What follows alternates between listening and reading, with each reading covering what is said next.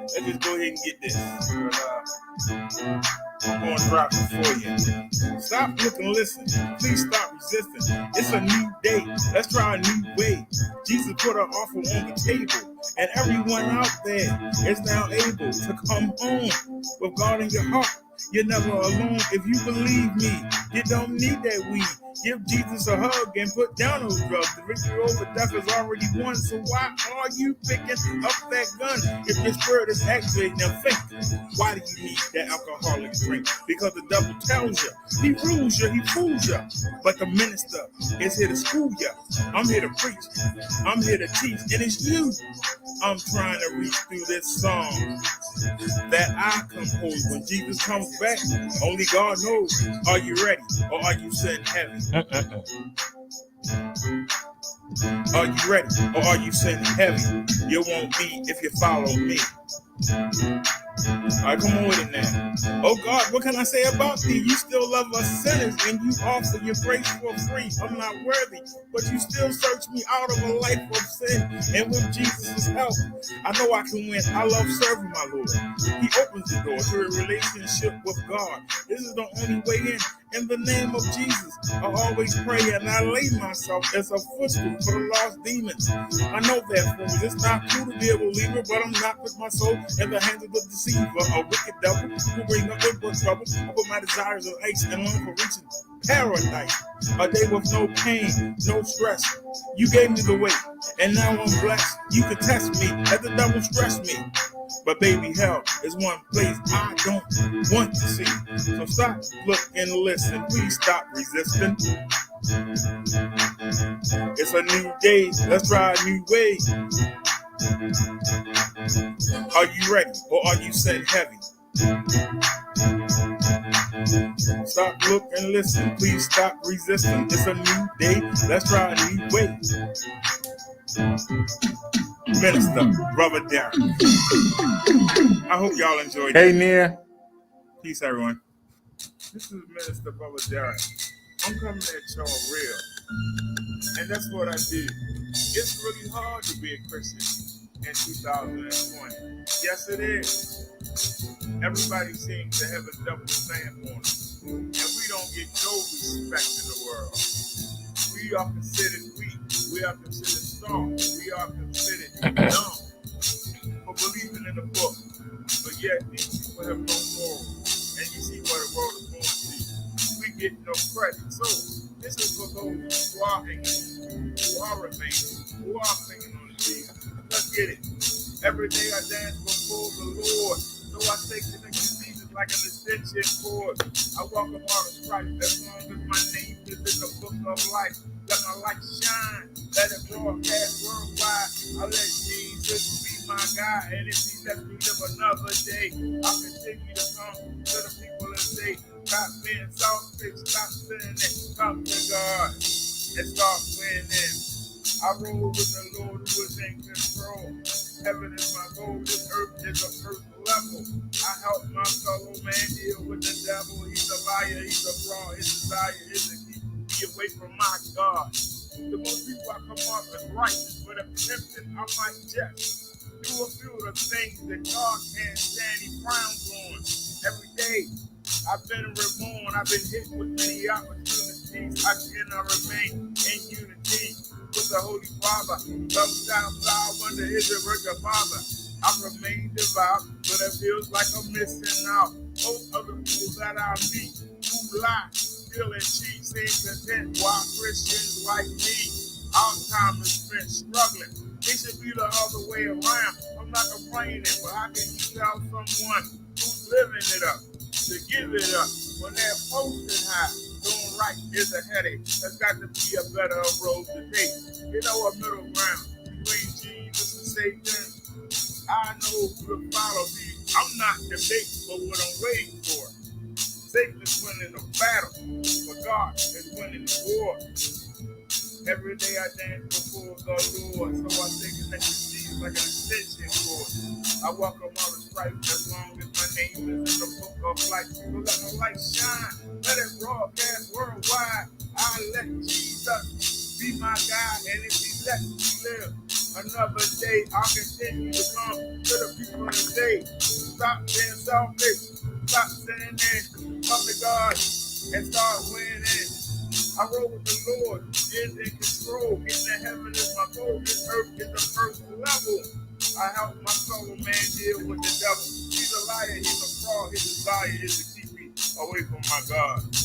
It's a struggle every day to stay on course. I'm behind the enemy line, so I use the word of God as my force, my resource. Becoming immune to the negativity that surrounds me. The devil has a bounty on my head. Sometimes I dread coming outdoors.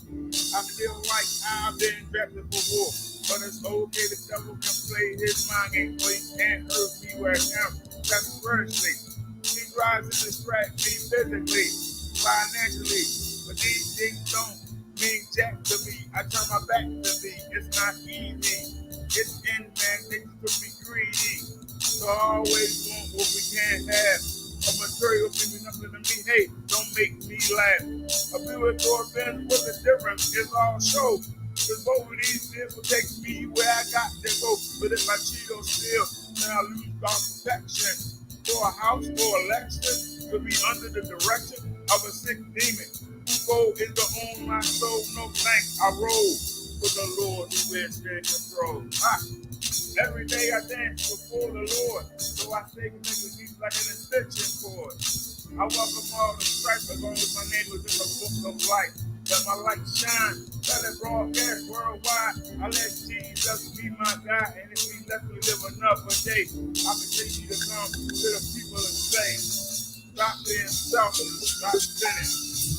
Come to God and start winning. That's right. Minister Brother Derek. Let's get it. Welcome to the Minister Brother Derek Show, and I am Minister Brother Derek. I just want to say that I love Jesus, and that's the title of this song. I love you, Jesus. We'll follow you Wherever you lead us. I love you, Jesus. Don't let the devil deceive us. I love you, Jesus. Can't get enough. Hey, I love my Jesus. But people say to keep it real. But here's the deal. If you're not saved, you're I missing love out. you, If you're not Jesus. born again, your future is in doubt. Your body wasn't made to last. I When time love you, comes, it will Jesus. be reduced to ash.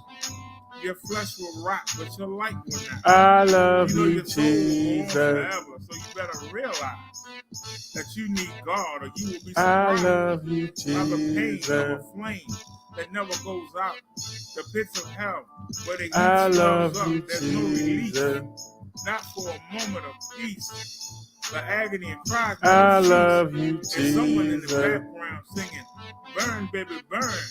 This isn't normal. I Burn, love baby, you, burn. I'm a Jesus. walking inferno. But seriously though, this will happen if Jesus comes back. I and finds love you you, natural. See, no one Jesus. knows the time of day. But if you follow the word, it won't matter I anyway. love you, Because in heaven, no Jesus. one will ever be sick or shed a tear. So in this realm, I show no fear. I love What you you, gonna do? Kill me? Jesus. Make me a martyr? Give me a head start? Put me on the fast track? I love So you, keep macking, Jesus. keep stacking, keep on shacking up, but get caught napping. I love you, Jesus. And I just want to say, I love you, Jesus. Follow you wherever you lead us. I love you, Jesus. I love you, Jesus.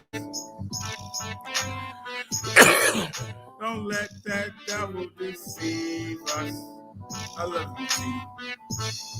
He there when we need us. Come on, be there for him. That witnessing to your neighbors is weird. Think of foreign country with statues of I love you, Jesus. People who don't know God. Only mythical characters like the Alabama. I love you, Most Jesus. Americans believe in one God, one superior being. Christians I love you, souls by the millions. Jesus.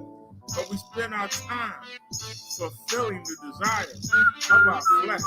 We won't give Jesus our best effort, but we ask for blessings that we don't deserve. And you wonder why our prayers are not heard. In church, you put down those you really admire. You know you have a desire to make that easy money, drive the fancy car. I feel love like a you, star. Jesus. When you enter the bars or clubs, deep down your spirit isn't for God or his ways. So why should anybody listen to a darn thing you say? I love you, Jesus. Follow you wherever you lead us. I love you, Jesus. I love you, Jesus. Don't let the devil deceive us. I love you, Jesus. I love you, Jesus. We'll follow you Wherever you lead us. Our Holy Spirit feed us. And one more time. I love you, Jesus. All right, y'all, let's get it. Let's get to the Bible study. The minister, Brother Derek Show. Let's get it. Welcome to the Sunday sermon, everyone. Wait a minute. That's our break song. Hey, everybody. Welcome to the show. Welcome to the show.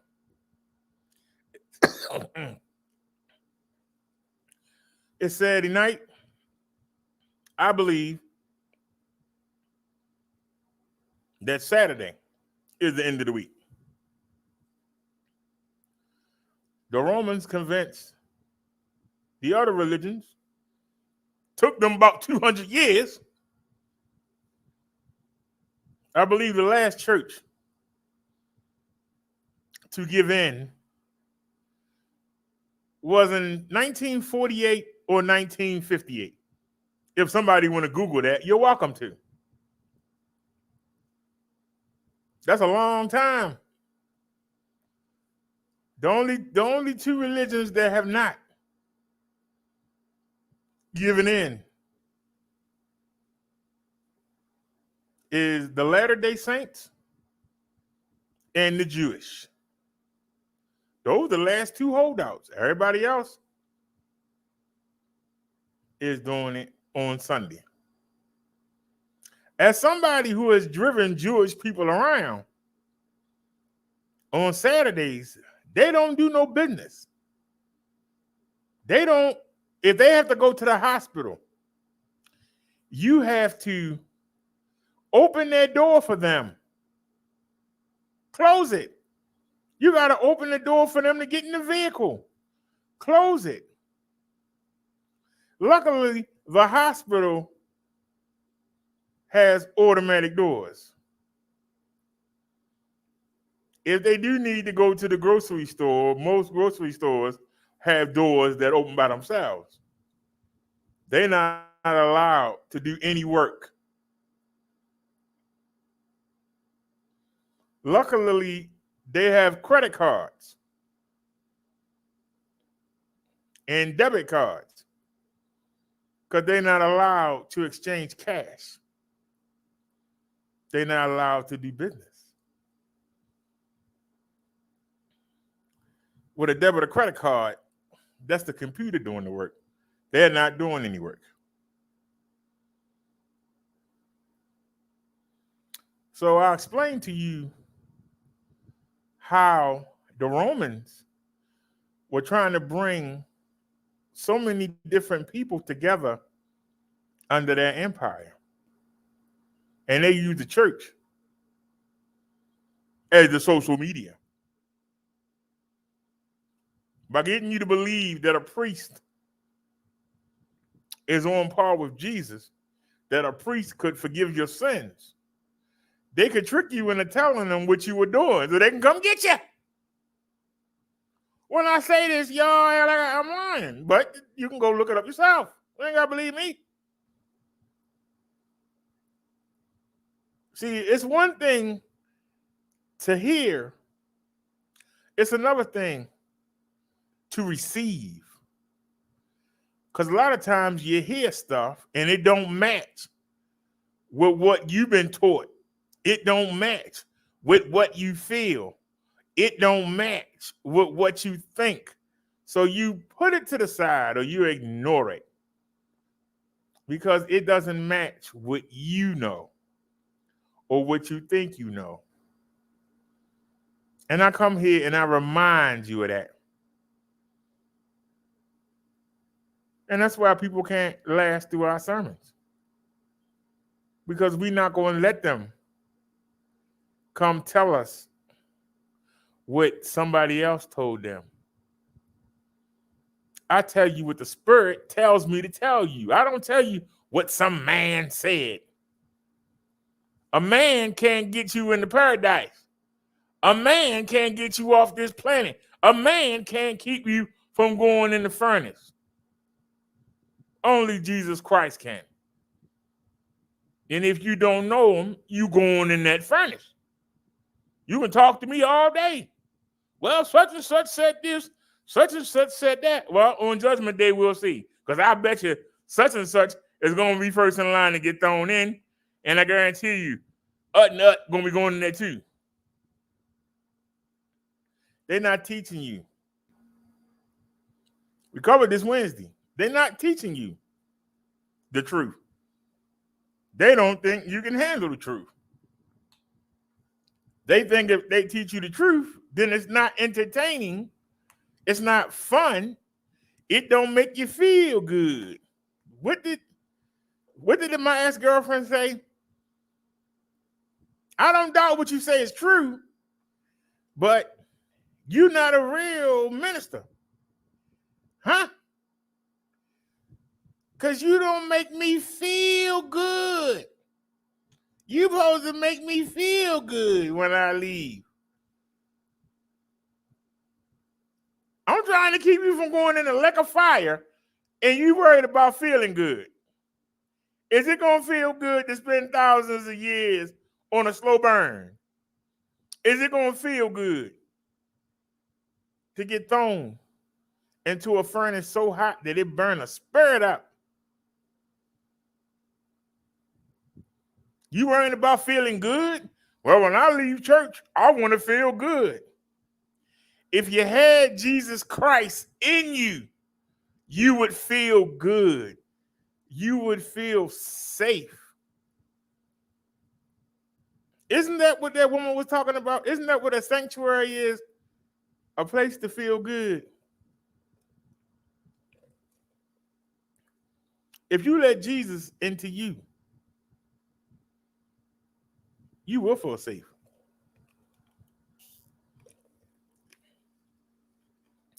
Our topic today is we're going to talk about the difference between the 7 seals and the 7 trumpets, because a lot of people get them mixed up. Now, y'all have to remember that 7 is God's number. Man's number is 6. And a lot of people think that 666 is the devil's number. No, it's our number.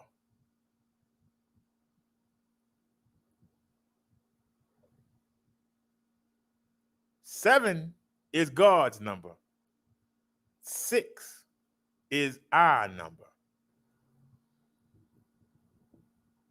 When they talk about the mark of the beast, some people say the mark of the beast is a seal or a chip that's going to be implanted in your forehead or hand.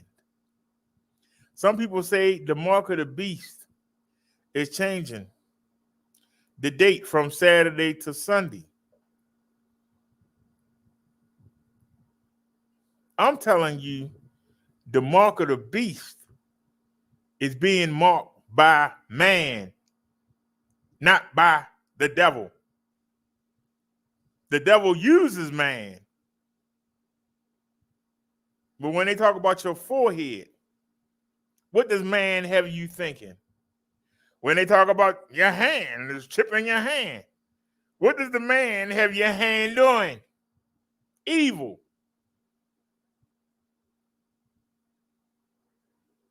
Influenced by the devil, yes. But it's man. So when you hear 666,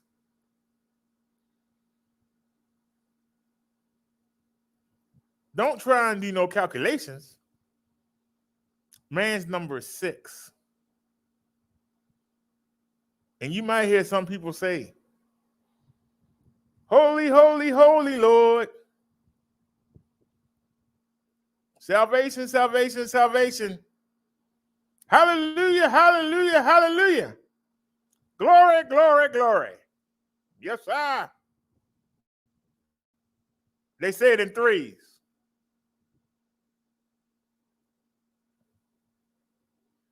In Revelation, they said man's number 3 times in threes. That's my opinion. With the Spirit telling me it, we'll see whether or not it's backed up. Anybody want to come in? Let me hit the let me invite. Anybody want to come in and debate me? Anybody had a cojones to come in here and debate me?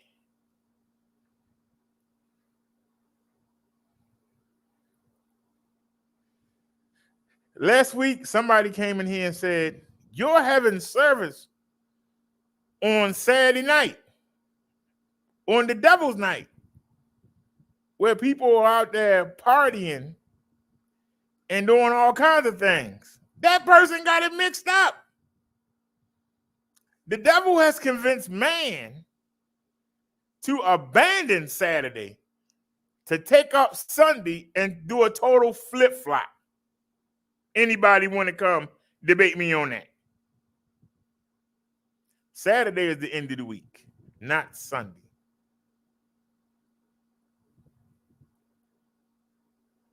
Saturday is the end of the week.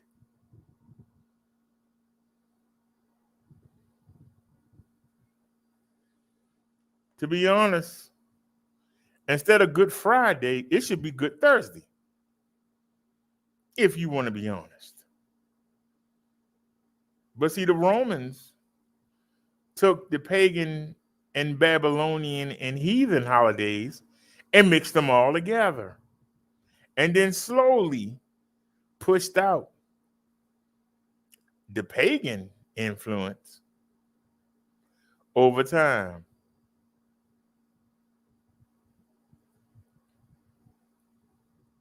But we still got the Easter bunny for Easter.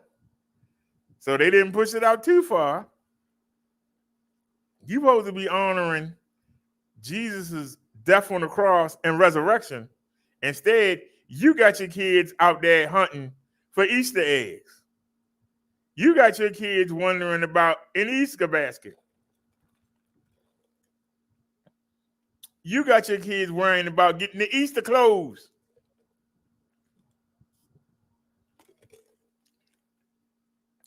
What they got to worry about Jesus dying?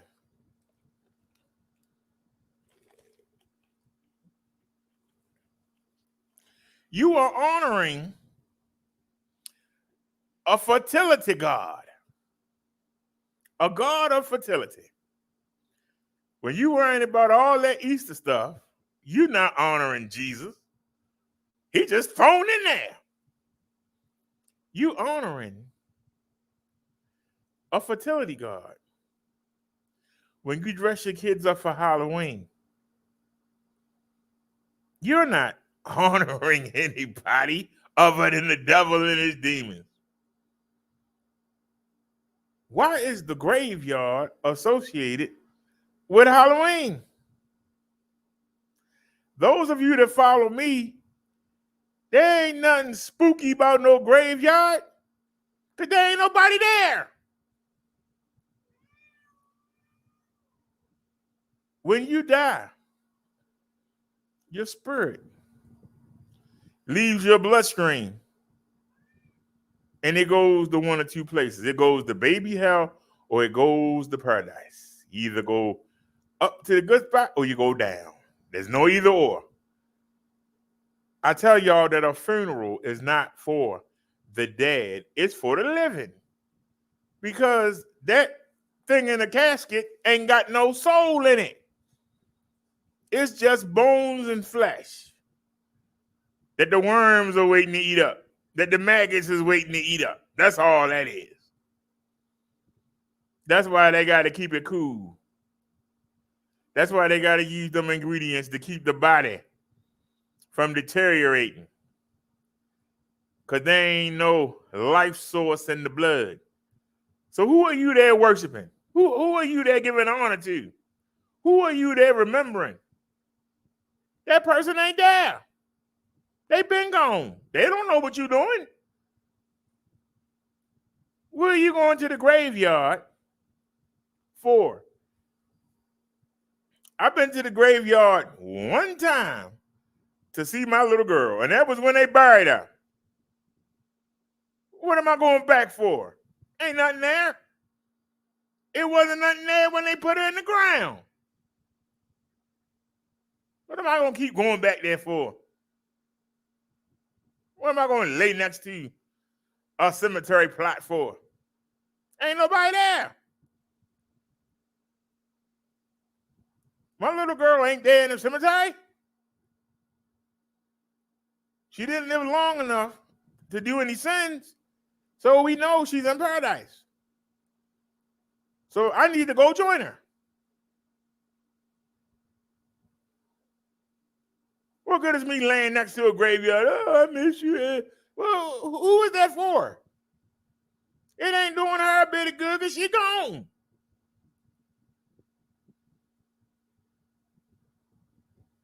It ain't doing her a bit of good. She can't hear it. Well, they looking down on you. Looking down from where? You know what? Your mother's looking down on you. Really? From where?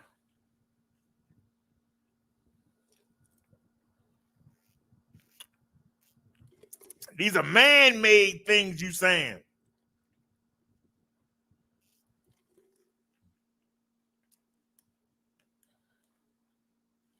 Where in the Bible it say somebody looking down on you? Anybody got scripture? Find a scripture. Tell me where it say somebody didn't gone is looking down on you. I'll listen. This is something that man made up. That's why I keep telling you. Will you keep saying, Minister Brother Derek, I don't see you on the radio stations. I don't see you hanging out at the churches. I don't see you mixing in.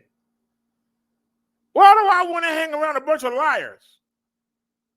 All they do is lie to you.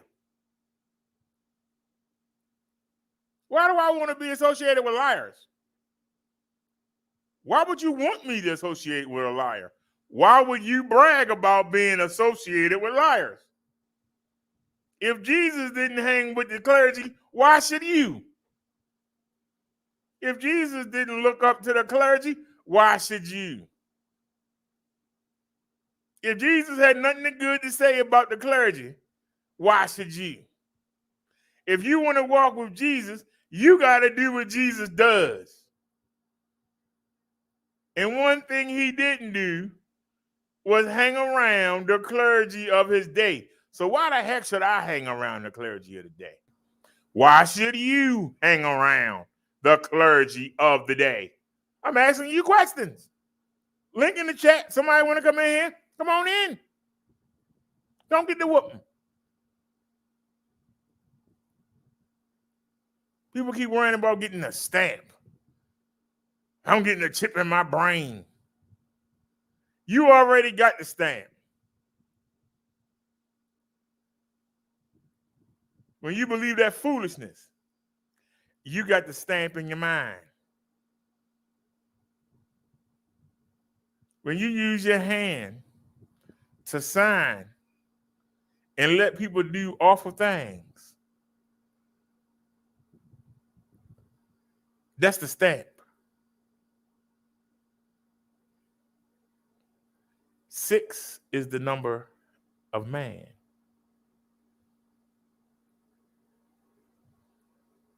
Remember,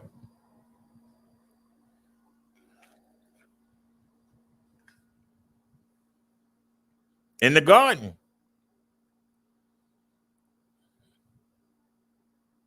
Adam and Eve was tempted.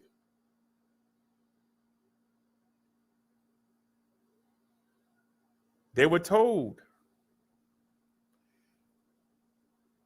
Actually, Eve was told, and then she told Adam, and his dumb butt went along with it, that if you eat this apple, you know everything like God does. You become equal.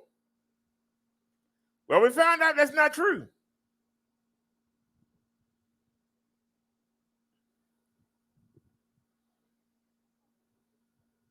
So they didn't quite make 7. That's why man's number is 6. We didn't make 7.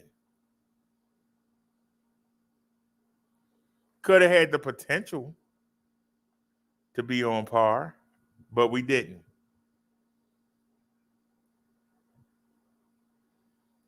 We sold ourselves out. And that's what a lot of people do. They sell out.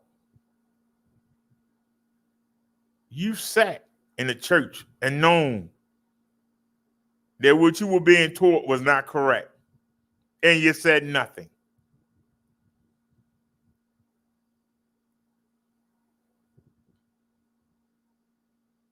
You sat in a church that got criminals sitting in the front of it. All kinds of abusers and cheaters and pedophiles. And they sitting right there in the front, and you don't say nothing. When you do that, you accept the stamp.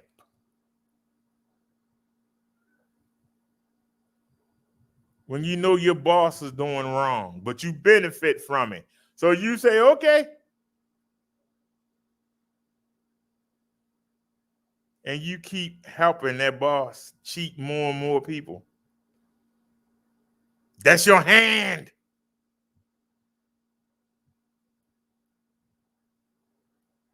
Everything you're writing to prove and let go out when you know it's cheating people. You got the mark of the beast.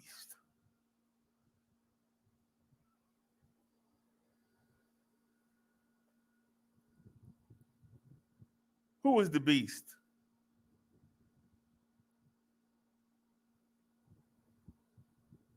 I don't know. But who tells you what clothes are hip to wear? Who tells you what dance steps are hip? Who tells you what songs are cool? Who tells you what's attractive and what's unattractive? That beast is in there somewhere, giving out orders and somebody's following them.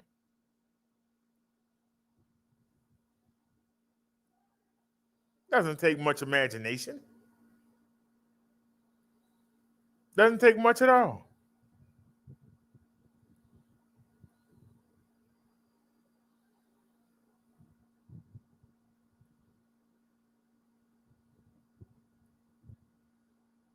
You got evil surrounding you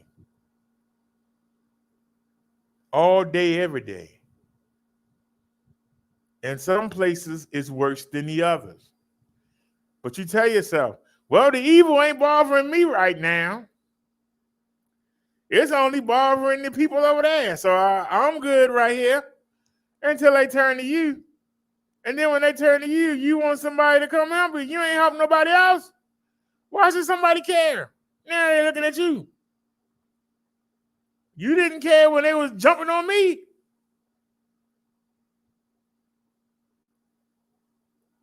That's called divide and conquer.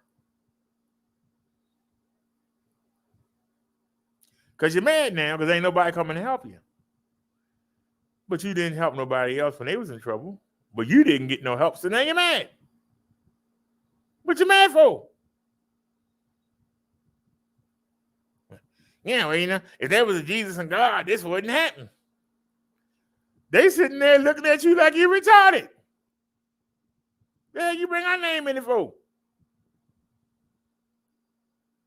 You didn't ask us to help you crushed the evil when you saw it, but now that it's on you, now all of a sudden you expect somebody to come help you.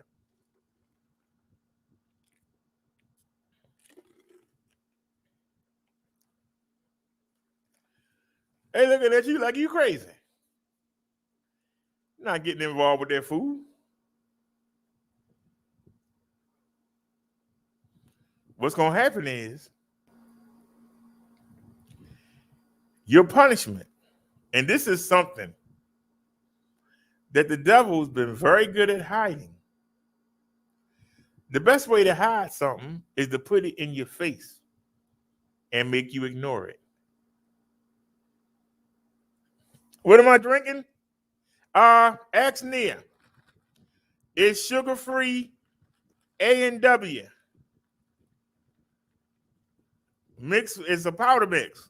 I put this much soda in it, this much diet soda, and then the rest of it is water with a packet of the power mix.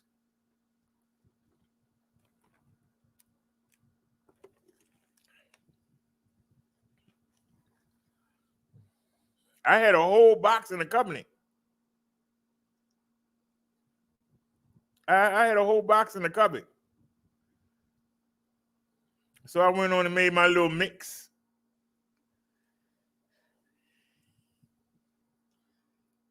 And why are you changing the subject, Great Gazoo? You got any comments?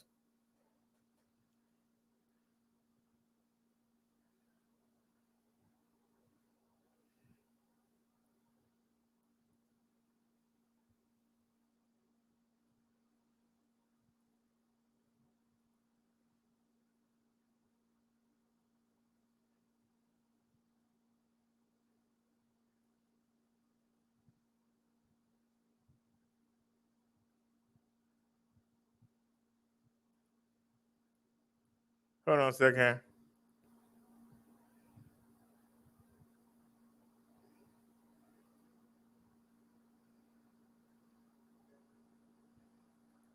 We're going to look at the 7 bowls and the 7 seals. A lot of people don't understand or they get them mixed up. But it's 2 different instances. It's 2 different events that's going to occur. Now, Wednesday, we talked about the rapture because you don't want to be on the earth when these things occur, when God dishes out the punishment. And a lot of people have different ideas on what they want to interpret it.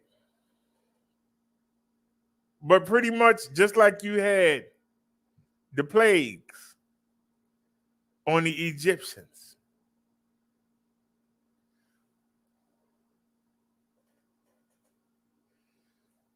the Great Gazoo said at this point, Satan is killing the game for humanity's souls. Jesus better catch up. To be honest with you, I think Jesus is in a tough spot.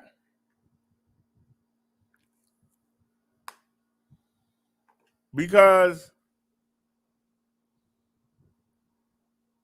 they have found out human beings ain't no good.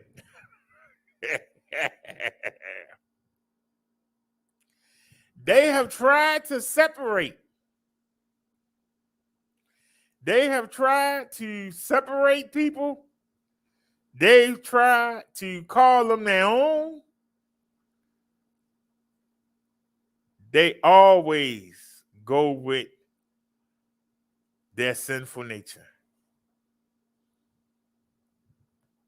That's the problem. Nia says she'll be right back. Hurry back, Nia. That's part of the problem, the Great Gazoo.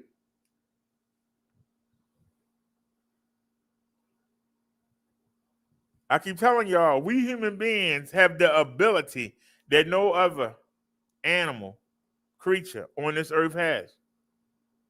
We got the ability to rationalize. And when we go through this, these seals being opened and these bowls being poured out, I want you to imagine the rationalization that's going to go on. One thing we know about any tragedy, there's always survivors. All the survivors want to learn from the tragedy.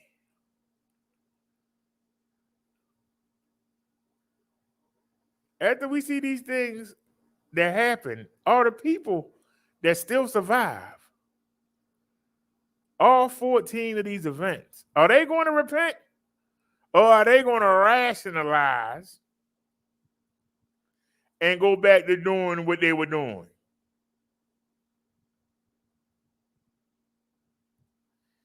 If even to the point that Jesus Christ comes down here and tries to teach the survivors, the devil can still be released and come back in and have more people behind him in the battle than it is sands on the beach. When you hear these horrors, and know that it only takes 1,000 years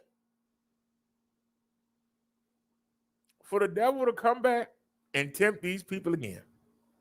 That's scary.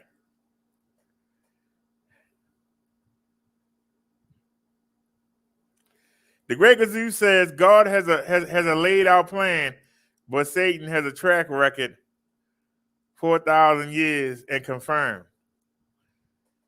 God has a plan. Because, see, they realize they can't make us do. See, the challenge the devil was to God, you can't make the people love you, but I can. See, if we weren't given free will by eating that apple, we would be just like the angels and everybody else. But because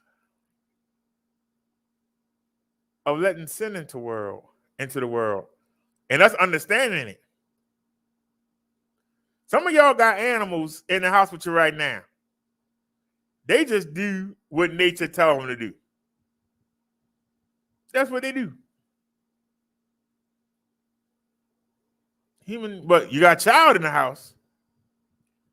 You can tell a child what to do all day. They still don't pay you no mind. They're going to do what they want to do. And that's what they learn. Even if you tell somebody the truth, they'll still change it around.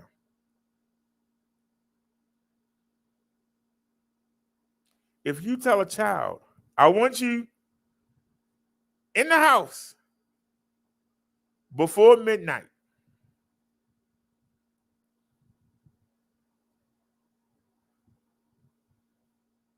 midnight will come, and you'll go look in their room, and they won't be there. So you call them on their cell phone. Where are you at? I'm right out front. Me and my friends is out here on the porch. You said I had to be home before 12 o'clock. We've been here since 11:45. Well, I ain't broke the law that you laid out for me. I told you to be in the house at 12 o'clock. Well, I'm in the house, out on the porch. I'm home. See, they have rationalized. Even though you said in the house, well, technically, we on the porch, which is a part of the house. So we're in the house. You expect them to be in their room, but you didn't say it. And so that's what they're going to rationalize. You didn't say that, Mom and Dad, that I had to be in my room. You said I had to be at the house. And I'm on the porch, and the porch is part of the house. See, that's rationalizing. The same way. Somebody can say, well, you told me that I couldn't smoke marijuana.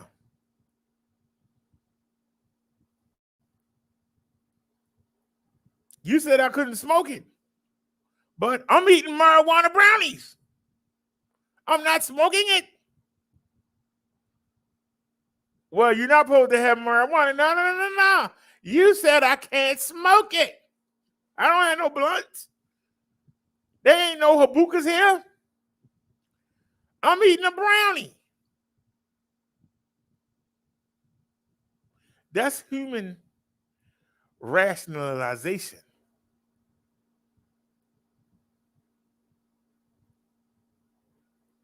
You tell a female, I don't want you to have sex until you get married. You find out she's had oral sex with 10 guys in the neighborhood. When you ask her about it, you said I couldn't have sex. I'm still a virgin. No man has penetrated me vaginally. Orally they have, but not vaginally. You didn't say nothing about that. As long as human beings can rationalize, you can never control them. You can never control them. After what happened in Egypt, after what happened at the Red Sea, and them seeing the waters being parted for them, and them seeing the soldiers drown, you can't go a couple chapters, a couple paragraphs without people complaining. They have forgot already. You guys out here walking in the heat. Their sandals never wore thin. But you guys out here in the heat, we ain't got no meat. It was better to be with the daggone Egyptians. You got us out here walking around. People were complaining after just seeing those great wonders. I don't ever turn around and go back.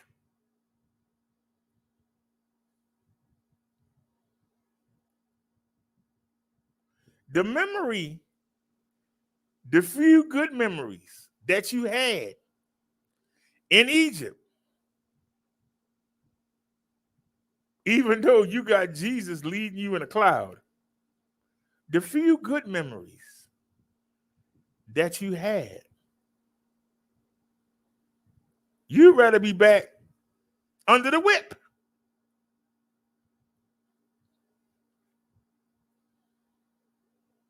Harriet Tubman, when she was leading the people on the Underground Railroad, she had to carry a pistol. She didn't carry a pistol for the white slave catchers. She carried a pistol for the people she was leading. Why? Because about halfway through, people started, well, maybe I should go back, Maybe they haven't discovered that we left yet. And she had to pull a gun out and say, go ahead and I'll blow your head off. You better get on here.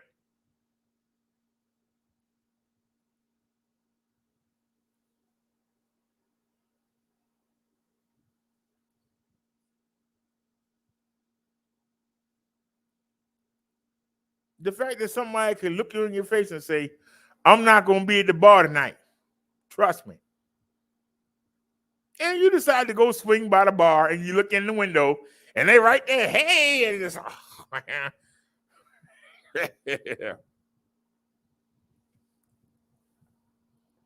You say the devil is winning. No, man is losing.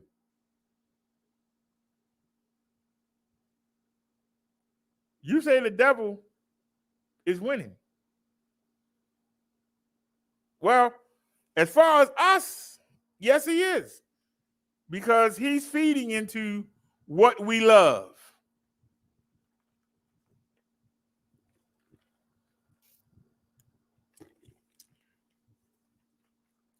Devil said, well, God don't want you to do that, but hey, look, don't let it happen until you do it. Go ahead and do it. Don't let it happen to you. Hey, there ain't no consequences. There ain't no consequences to it.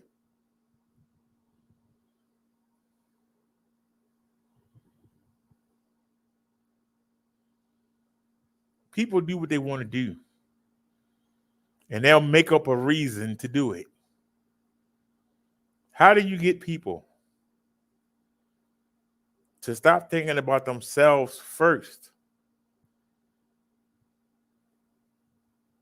I gave y'all the example.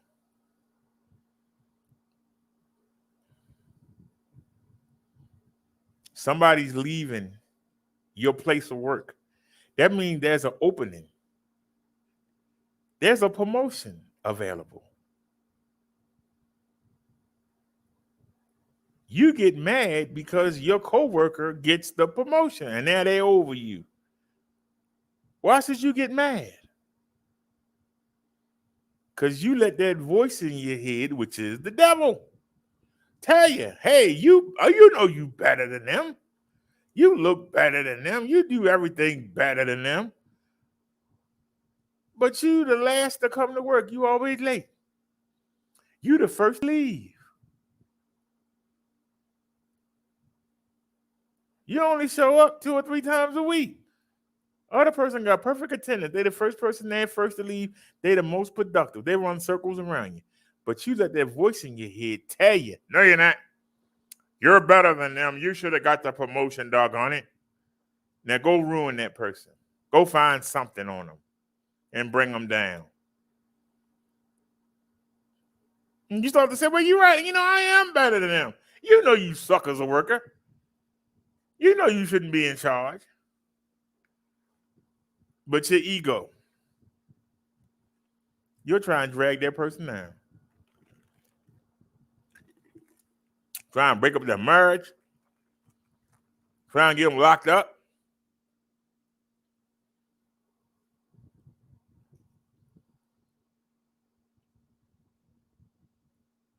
Everybody has somebody that wants them. The problem is you don't want that person. You want somebody out of your reach. And we got stories and tales of people doing all kinds of things. Even to the point of killing their rival who didn't even know there was a rival. Because you wanted that mate. Slashing tires, busting windows out, kicking in doors, jumping women in the beauty salon. Who telling you to do those things? Why do you listen?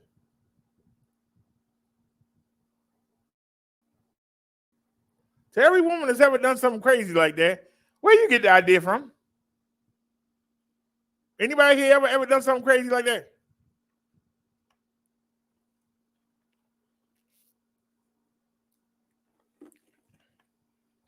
I've had my tires slashed.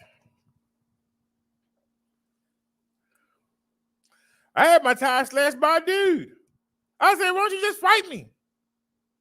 The car can't fight back. I had a dude throw a boulder on the car. Why you ain't throw that boulder at me?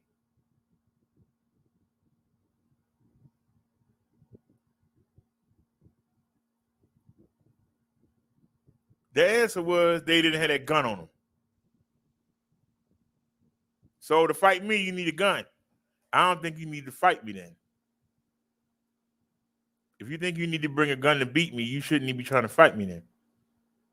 You should only fight a battle you think you can win. It'd be kind of stupid to see 25 police officers in the street and I go out there with a pea shooter and they got rifles. It'd be kind of stupid. So rather than deal with them, I'm going to break one of the windshields of that police car and run. Who comes up with that? That's the dumbest thing I've ever heard. But people do it. Because They rationalize. Because then you can go home to your buddies. Yeah, they took over, but, I busted out one of their windshields. And I'm like, really? What the car did you? But they think they done something. And people will do it. We showed you last night. They're expecting the tornado to hit. And they got equipment out there ready to sandbag and hold back the flood waters. Somebody went and damaged the equipment. What was going through somebody's brain to make them say, hey, I got property here, I got family here, but let me go make them not able to keep the flood waters back? Who in their right mind would think up something like that? It's not nobody in their right mind. They listening to what they're being told. How does you damaging a few pieces of equipment going to stop the people from coming together and dealing with the flood? It's going to make more people volunteer and give their equipment up to know that somebody that's stupid. It has the opposite effect. But at the time, you think you're doing something.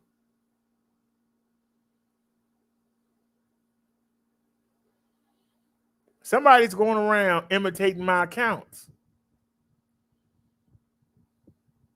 Somebody pointed out that they only got one sub.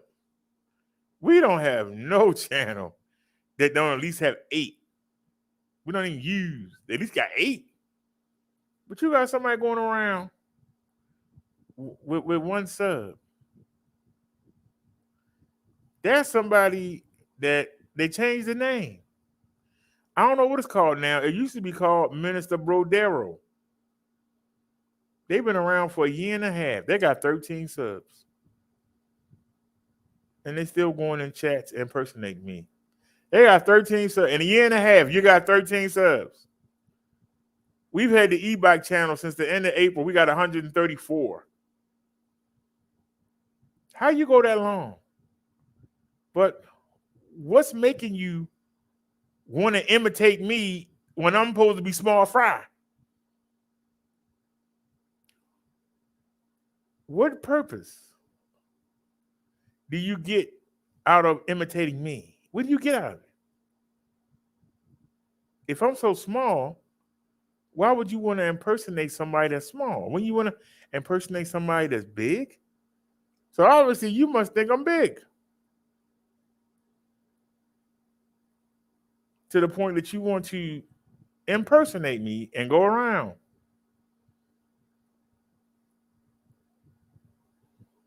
Somebody came into the chat last week and said, you need to go back to roasting. We missed you. You missed me. Yeah, we missed Brodero.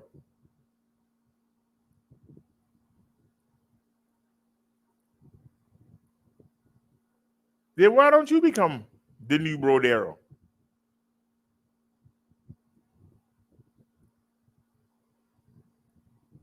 And why don't you go out there and do what you think he should be doing?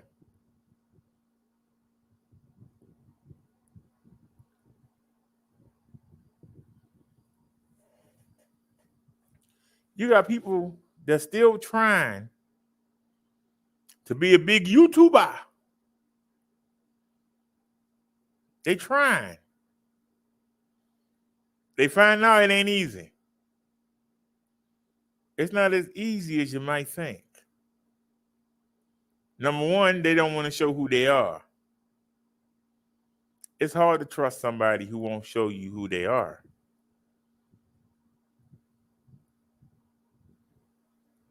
So they try to jump on other people. But just like I told y'all the other day, when I was riding, 2 young boys asked me to do a wheelie. I'm 51 years old. What do I look like doing a wheelie? 2, why am I going to risk my e-bike and damaging myself for 2 little kids who I never seen before in my life, don't know nothing about? Why am I going to risk? Why am I going to risk myself and my property for somebody who I don't know? To impress them. Who are they? I want to impress Jesus and God. I ain't worrying about impressing 2 little kids. What can they do to me?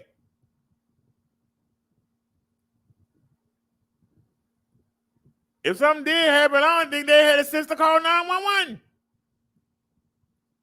But I'm supposed to risk my life.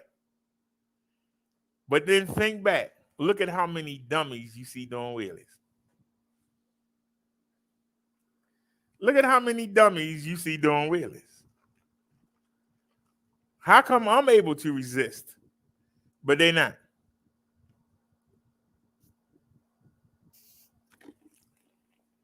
It ain't the first time.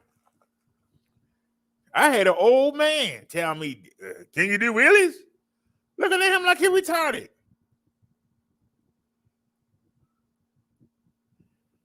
Hey, what's going on, RE?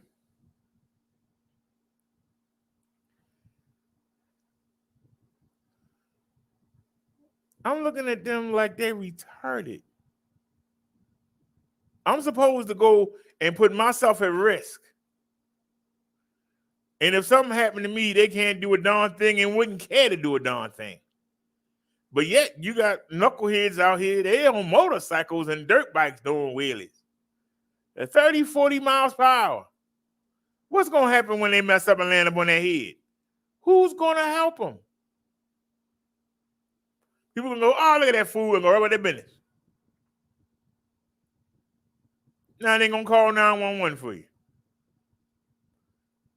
But you risk everything to impress people that you don't know. I don't know if we showed the story yet, but I didn't even watch the newscast if we didn't show it. But it said a 70-year-old man got robbed of a $300 chain. Why is a 70-year-old man walking by himself wearing a $300 gold chain? Who's he trying to impress at 70 years old? Who are you trying to impress wearing a thick gold chain at your age?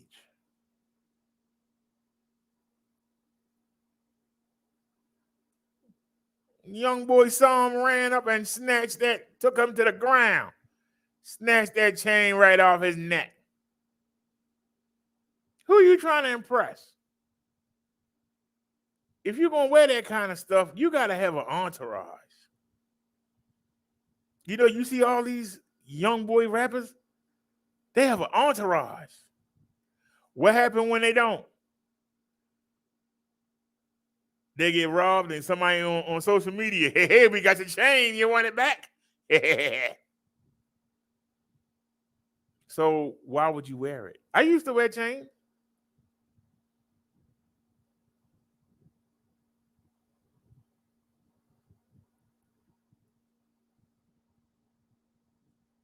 But see, them chains bring you attention, but it's not good attention. They bring you attention, but it's not good attention. Somebody see you wearing a chain and think you got money, and you become a target. Now, if you got an entourage, if you're Bruce Lee, Jackie Chan, Vin Diesel, but if you walking around with no gun and you wearing all these chains and rings, somebody's going to try you. Why would you want to attract the attention? Your personality ain't good enough to get you noticed. You got to have fangs to get you noticed. Do y'all understand what I'm saying? Your personality is not good enough for you to get noticed. So you got to have fangs. for people to notice you. Don't nobody pay you no mind unless you got things.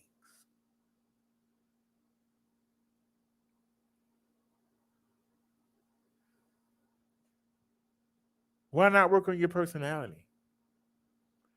Why not read some books? Why not watch some news stories? So you have something to talk about, so you don't have to hide behind some chains or some money or some cars. Why you just can't be you?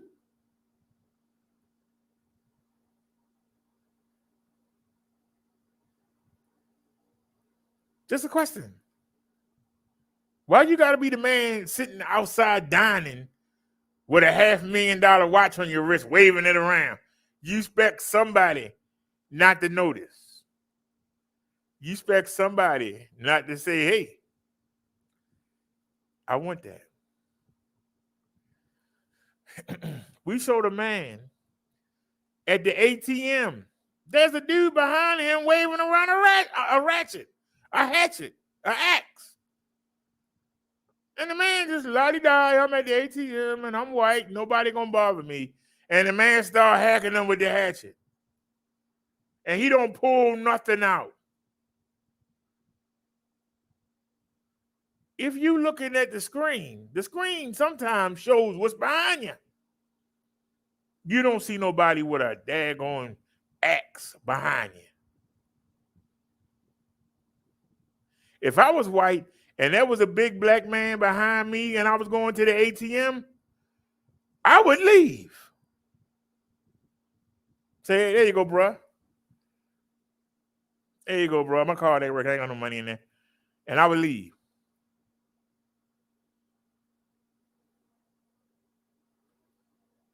We showed a video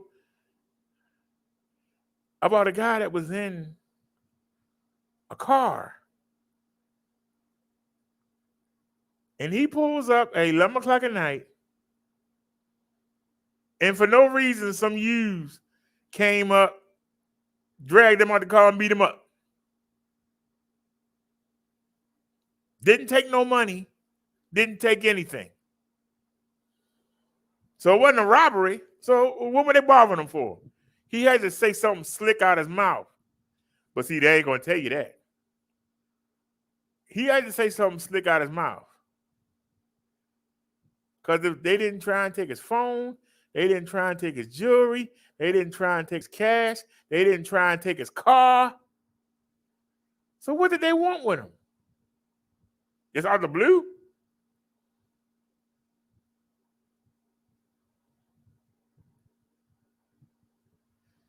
If you ask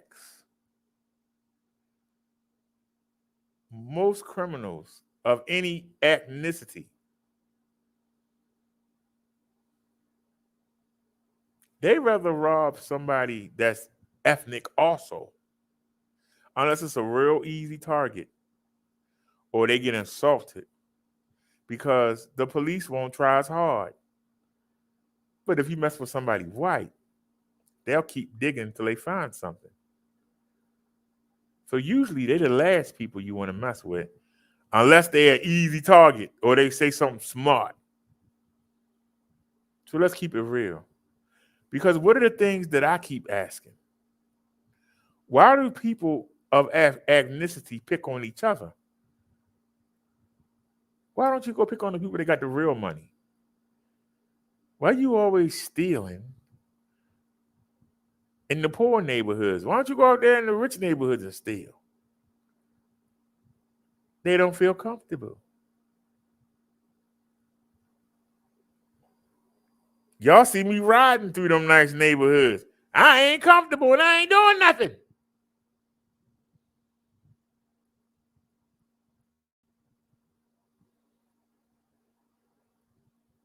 What do you think the criminals feel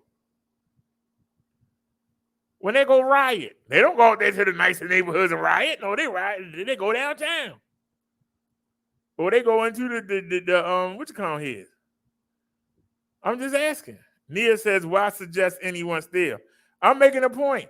You can't rationalize your way out of everything, but people do it every day. I've given you example after example after example after example. Because the great Gazoo said that the devil was winning.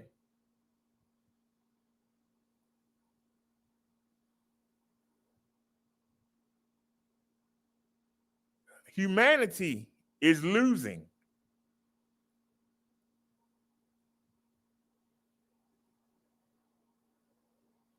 The devil is winning at keeping us apart from Jesus and God. But the devil going in the furnace, and so is the people that listen to him. How are they winners?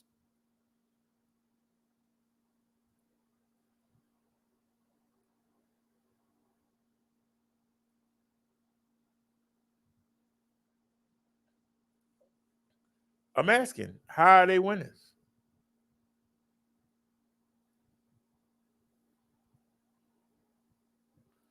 You listen to somebody who you know going in the furnace.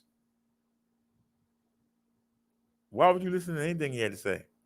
He ain't got the sense to not go in there. And it's been written for 2,100 years. If he had any sense, he would have been straightened up. So we know he don't have any sense. Why would you want to be like him? Why would you listen to him?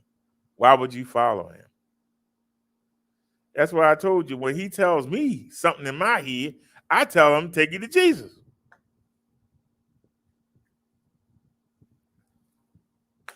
And if he don't stop, I tell him, kiss my butt and take it to Jesus.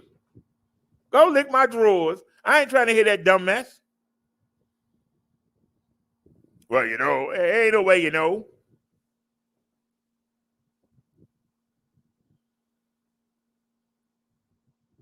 I'll give you a true story today. God darn it, one of these channels is still sub to that lady. She popped up on my suggestion list.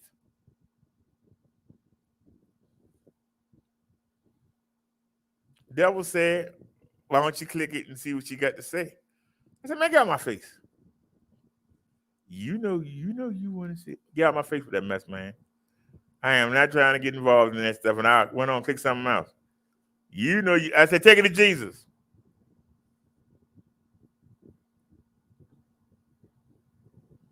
Because the punk won't do that. He know he ain't got nothing for Jesus. Tell him, take it to Jesus. I don't know what happened and don't want to know what happened. But the devil was trying to get me to go see.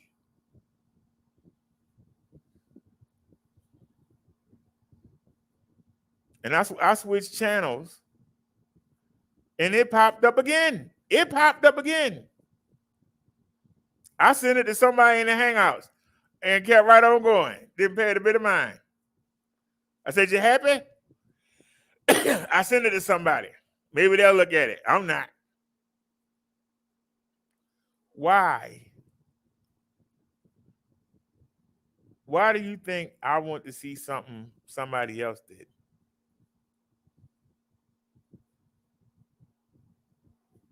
Because he wants it restarted. We ain't doing that. We moved on. We're not going to go back. He wants me to go back. I'm not going back.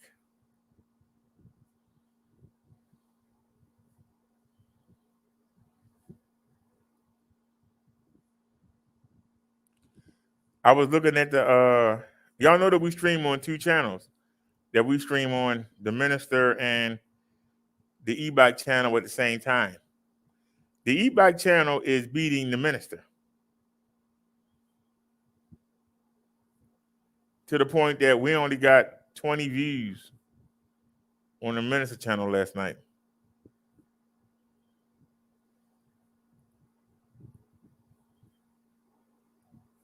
But yet I wanted to go see what the video quality was last night.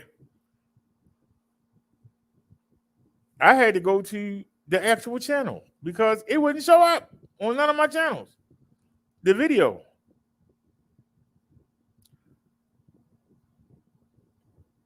I was looking on my channels. Why wouldn't my video show up?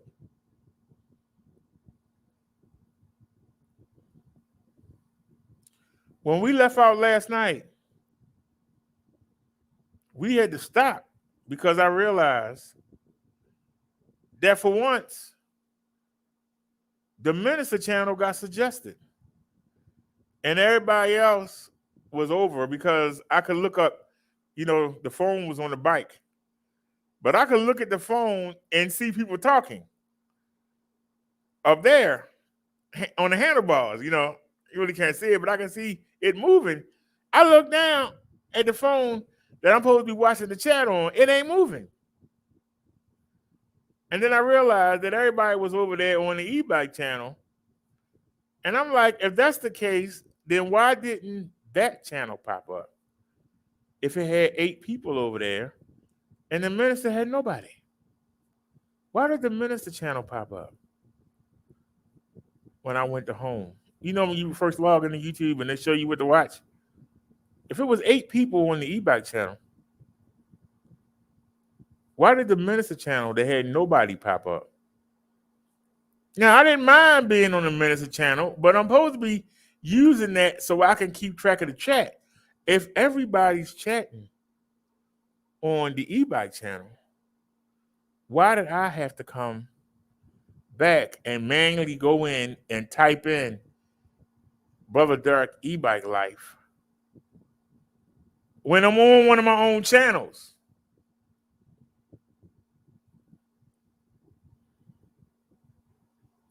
The Minister channel with nobody in it kept being suggested.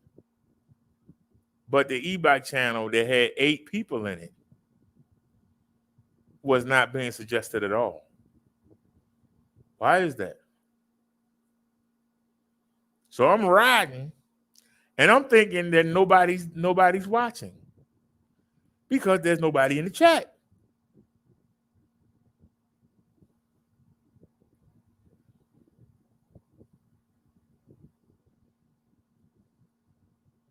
And that was like, see, you out here, ain't nobody even with you. That's what made me stop and look. I said, wait a minute, I'm on the Minister channel. There's nobody here. Let me go over to the e-bike channel. You got to ignore that voice in your head. You have to ignore it.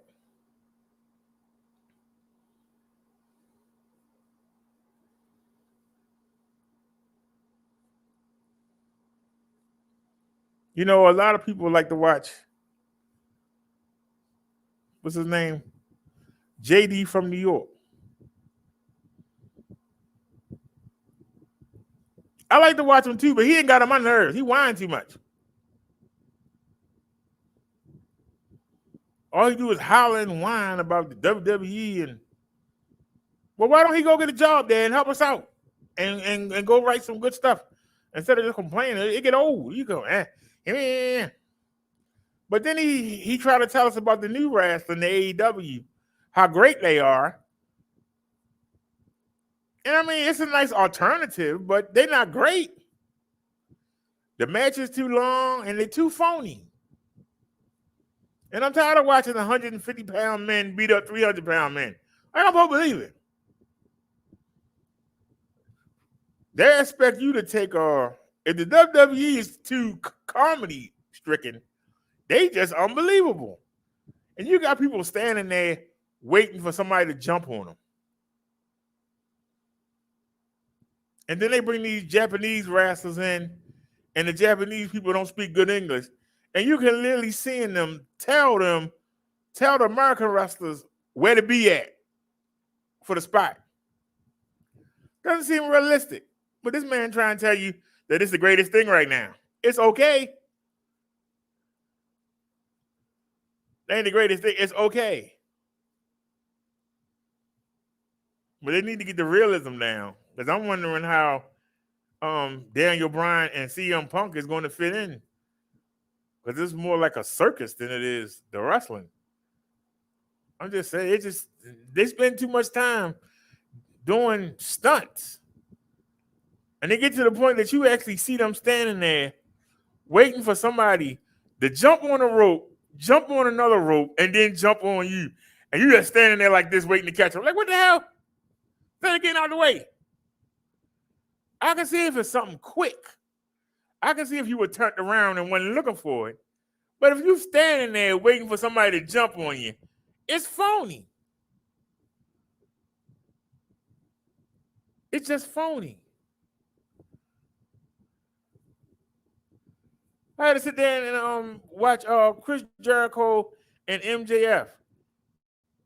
No, it was the match before that. It was Wardlow and Chris Jericho. He hit the man in the face with a bat, but he had his hand in front of the bat. He had his hand in front of the bat, and he hit the man and didn't even hit him.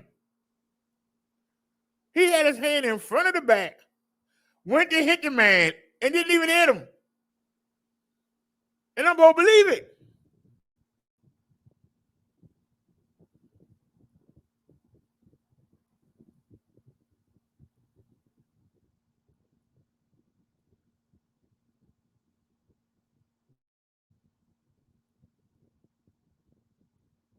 You put your hand in front of the bat. I'll draw it for you again. You put your hand in front of the bat. You hit the guy with the bat, and then you don't even hit him. The guy's, ah! Like, what? You know it's phony. Stop trying to tell me I don't see what I see. It's okay. I watch it. It's okay. It ain't great. The other wrestling could be better.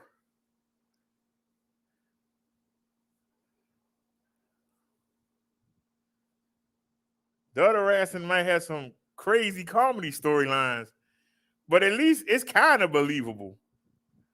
When you see somebody just standing there waiting to catch you, they did a spot where it was 6 people.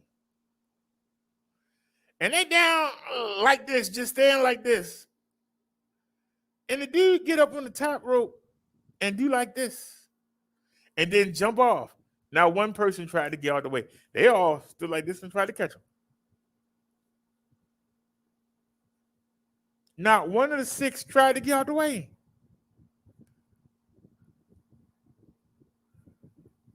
I'm sitting there like, what? All 6 of y'all just stood there and just leaned over,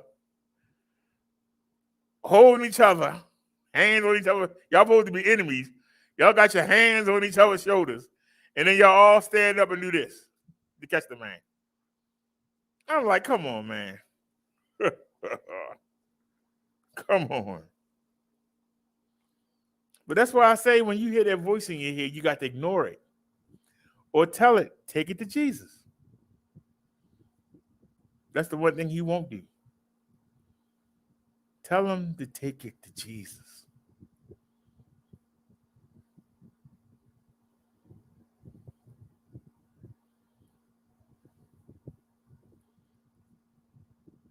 You know, we was on a ride the other day, and somebody yelled out, "Give me my bike. Where you going with my bike?" I was supposed to stop, turn around, bring my bike back to them and say, here you go. Tell me what kind of sense that made. Somebody flying by you at 20 miles per hour, and you yell at them, hey, bring me my bike back. Bring my bike here. Who tells you to say something that's stupid? Number one, it ain't your bike. Number two, I'd be a damn fool. Especially since I passed you by and I'm out of your reach. Why would I turn around and bring you the bike back? Why would I turn around and hand you my bike?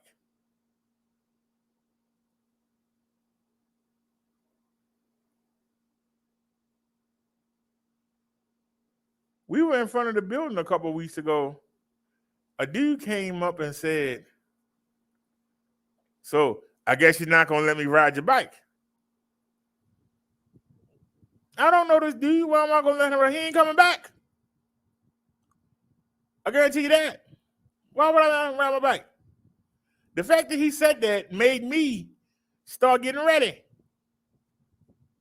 Y'all gonna tell me, "Oh, there you go." No. Why would you ask that dumb question? He didn't say, "Can I ride the bike?" He said, "Well, I guess you're not gonna let me ride it." I don't know you. Why would I let you ride my bike?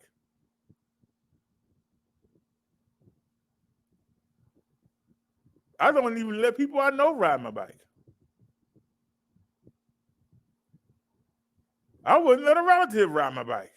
Get your own. You need to ride my bike for.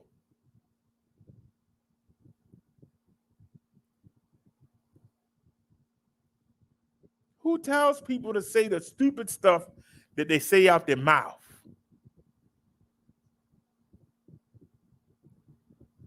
Nia says, "Don't blame it on the devil." Well, who tells them to say that stupid stuff out their mouth?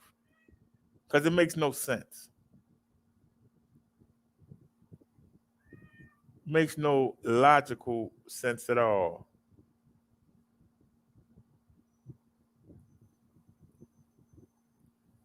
Yesterday, we were talking to a lady in the market. Somebody in the chat said, "That could be your wife right there." This woman was of the same ilk as that lady I was telling you about from my same city. The kind of ilk that I would never be around. Why the heck would I want to ask her on a date? She came and got into our conversation and didn't know what the hell she was talking about. And then she started saying the same kind of stuff that you hear out these churches. You got to claim it. You can claim something all you want. If you don't know Jesus, you ain't getting nothing.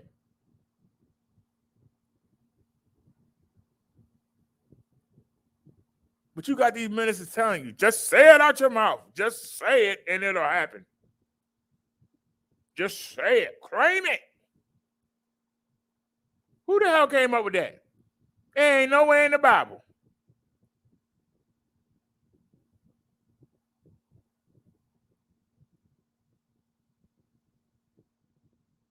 The Bible says to be humble. And that's what I was. I said, if I make it. I'm being humble. You don't say it, you claim it.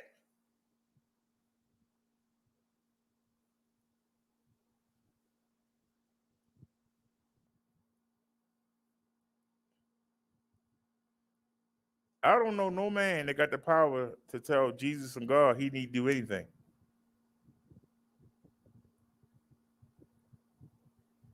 But see, they listening to people that's teaching them wrong. What make you think that when they make the new heaven and new earth, they want people up there demanding stuff? I don't want to sit in the back, God darn it. I'm sitting in the front, Jesus. I'm doing it, God darn it. You think they want that up there? Who's teaching you that mess? Her dress is longer than mine, doggone it. I want that dress. Take it off or give it to me right now. Her dress got more diamonds on it. It's more shimmery than mine is. Take it off. You really think they want you up there with them? Who the hell's teaching these people? Who's teaching them? Man is. And if you listening to what man says, you're going to join man in that furnace.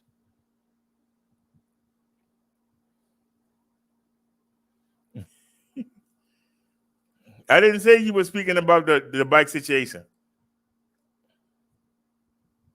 You were saying you were talking about the other situation. I still don't know which channel.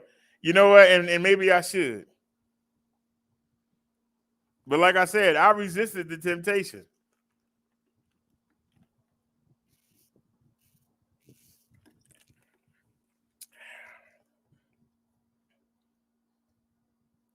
But I saw the comments.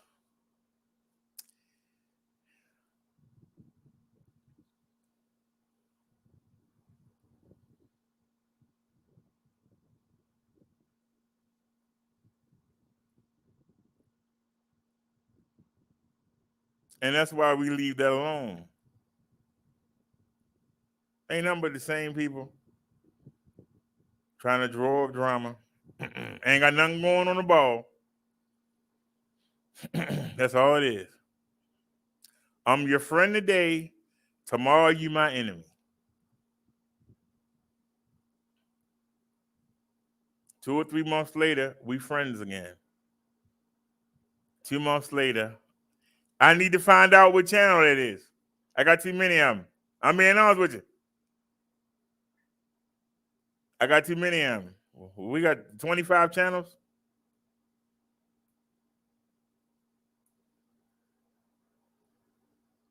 And when I'm looking for something to watch,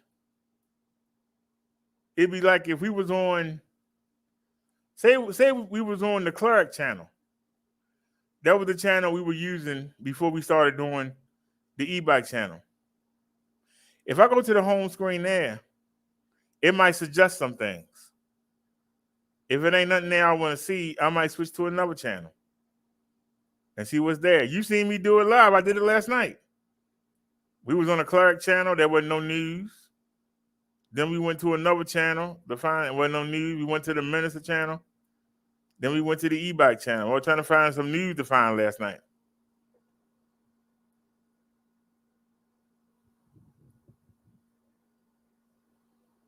But see, the channel that she was on when we were going at it, that channel she took it down. So this is an older channel that she wasn't using. And it keeps popping up.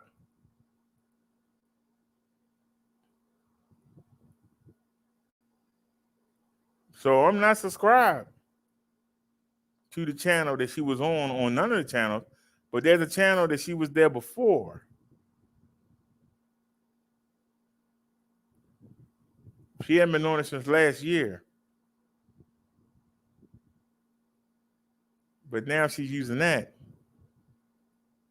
And we were cool then. So that's why one of the channels is still subscribed. I got to figure out which one it is. When that happened, I should have just went on and unsubscribed. It didn't occur to me. Now I'm thinking about it. That's what I should have done. And I will do that. Because I don't want to be tired. I don't want to be lured back in. They doing the same old, same old. That's all it is, the same old, same old. It's getting boring. It's been boring. I wouldn't know how come nobody won't call in. Let me put the link in the chat and deal with this topic. Nobody want to talk about no real stuff.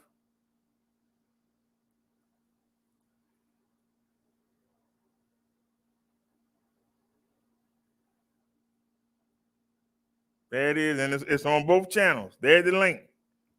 Why don't somebody call in and grill me? Come on in.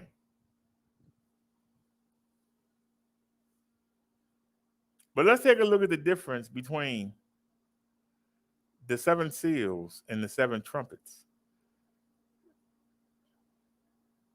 Because it's easy to get them mixed up.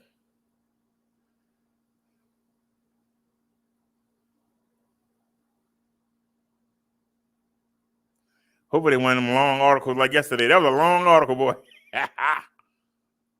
All right. This is called the end times. What are the 7 seals of Revelation?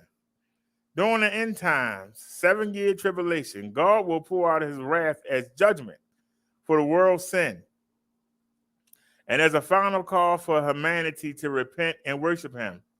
In the book of Revelation, John describes the vision God gave him of this future period. The seven seals are the first series of God's judgments during this time, and they are described in Revelations 6, 1 to 17, and 8, 1 to 5. In his vision, John sees an angel searching for someone who is worthy to open a scroll that will commence judgment on the world. John weeps because no one was found worthy to open the scroll or look into it. But one of the elders tells John not to weep because the Lion of the tribe of Judah, the root of David, has conquered, so that he can open the scroll and its seven seals. Revelation 5:5. John looks, and between the throne and the four living creatures and among the elders, he saw a lamb standing as though it had been slain, and he went and took the scroll from the right hand of him who was seated on the throne. Revelations 5:6 to 7. John saw Jesus, who had died to pay for the sins of the world, and is the only one worthy of opening the scroll to judge the world. The four living creatures and 24 elders fell down in worship of Jesus. Revelations 5:8 to 14. Then Jesus broke the first seal, revealing the first judgment on the world. The first four seals are known as the four horsemen of the apocalypse. Seal 1. A white horse, and its rider had a bow, and a crown was given to him. And he came out conquering and to conquer. Revelation 6:2. The first seal allows the Antichrist to come into the world. As the white horse and crown symbolizes, he promotes peace and is someone with power. However, the bow reveals that he is a wolf in sheep's clothing with the intent of deceiving and conquering the world.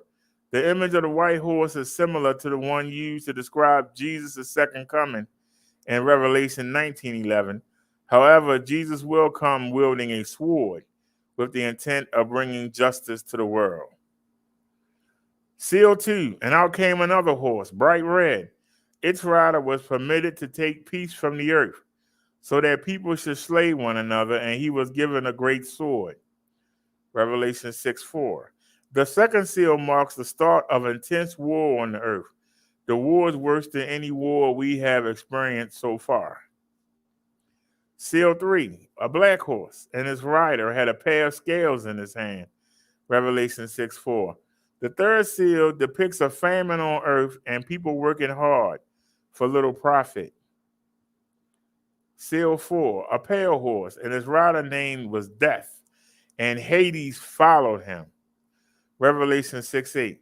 The fourth seal will allow death to kill a fourth of the world's population through war, famine, and wild animals.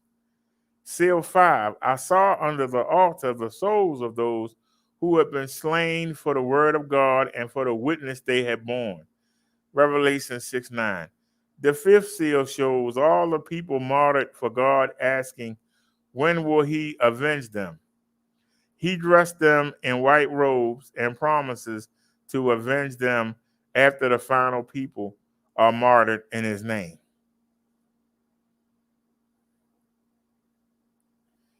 Seal 6, there was a great earthquake, and the sun became black as sackcloth. The full moon became blood, and the stars of the sky fell to the earth as the fig tree sheds its winter fruit when shaken by a gale.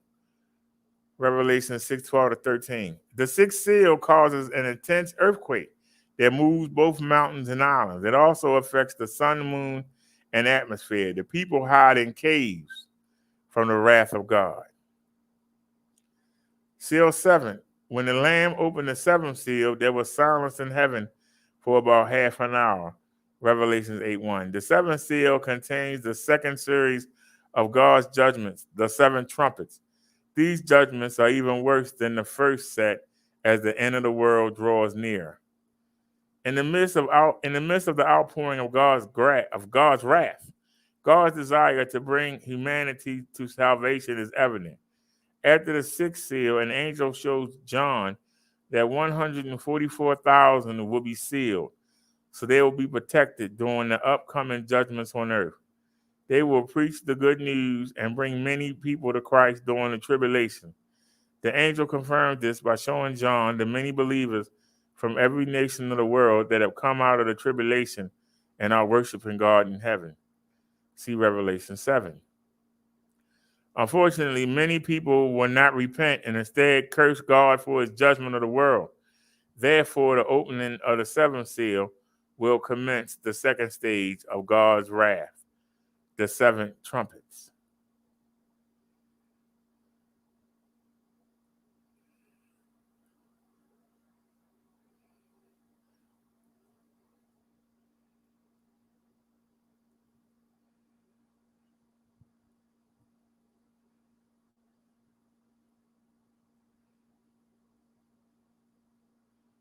Wait a minute. We're not ready for that yet.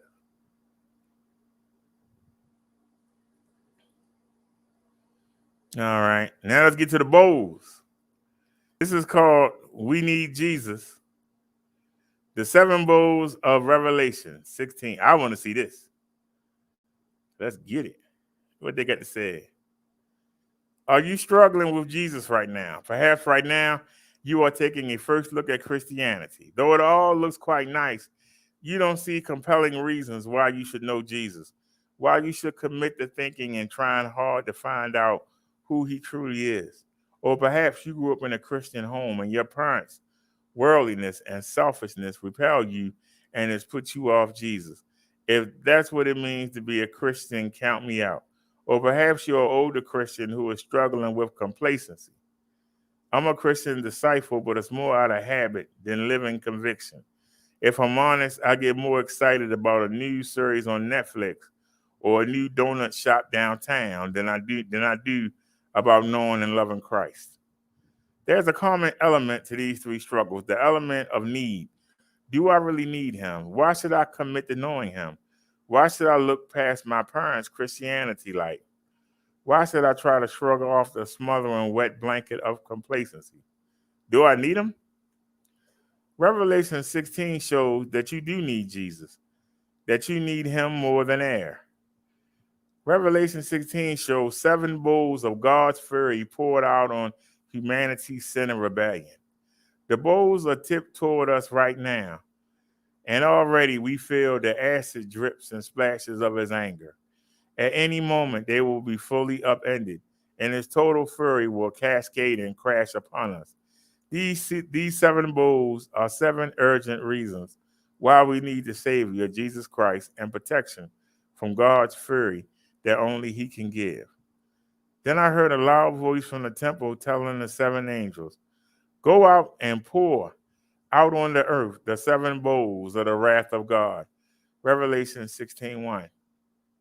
As we examine the bowls, note how each one corresponds to the destruction of something made in Genesis 1 or 2 for the life and joy of God image bearers. Note also how each one corresponds to one of the 10 Exodus plagues on Egypt. Egypt's catastrophe shouts out, if God brought such terrible plagues on sinful humanity before, then he can and will do it again, but this time globally. The first bowl, loathsome sores. So the first angel went out and poured out his bowl on the earth, and awful and painful sores came upon the people who bore the mark of the beast and worshiped its image. Revelation 16:2. Here God's fury is poured on humanity himself. Created on the sixth day of Genesis 1, it corresponds to the sixth Egyptian plague of boils and falls on those who have received the 666 mark of the beast. Revelations 13-18. On those who have chose to worship the creature above the creator. You need Jesus to protect you from this first bowl. So the first bowl is harmful and painful sores.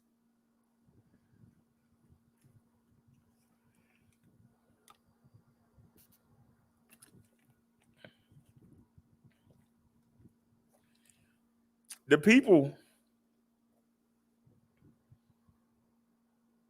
most of them won't repent. They'll walk around with the painful sores and deal with it. As long as they can keep doing what they're doing. And y'all know I'm telling the truth.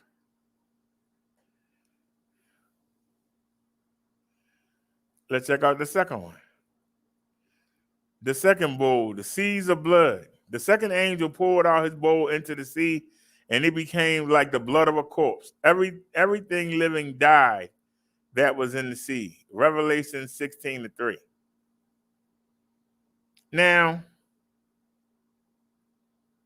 the second angel poured out his bowl onto the sea, and it became like the blood of a corpse, and every living thing died that was in the sea. Now, I could see people going, so what? We still got the streams. We still got the lakes. We not going to bow down, even though we got these sores. You've now made ocean travel really hard now, because blood is thicker than water, so it's going to be hard to navigate the boats through. But we'll make special rudders, and we'll make stronger motors to make sure that we can maneuver the boats through the water. But you killed all the sea creatures.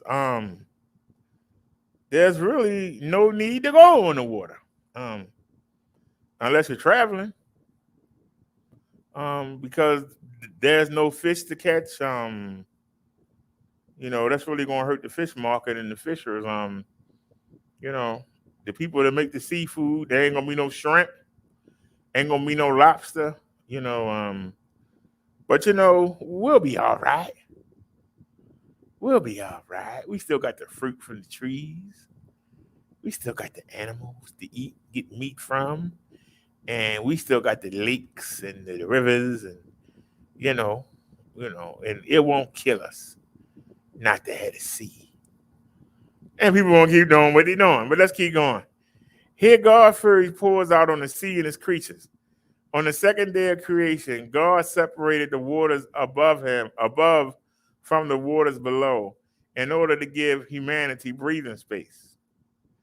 The oceans also provide us with climate control, transport, and a thing of great beauty to wonder at and plunge into.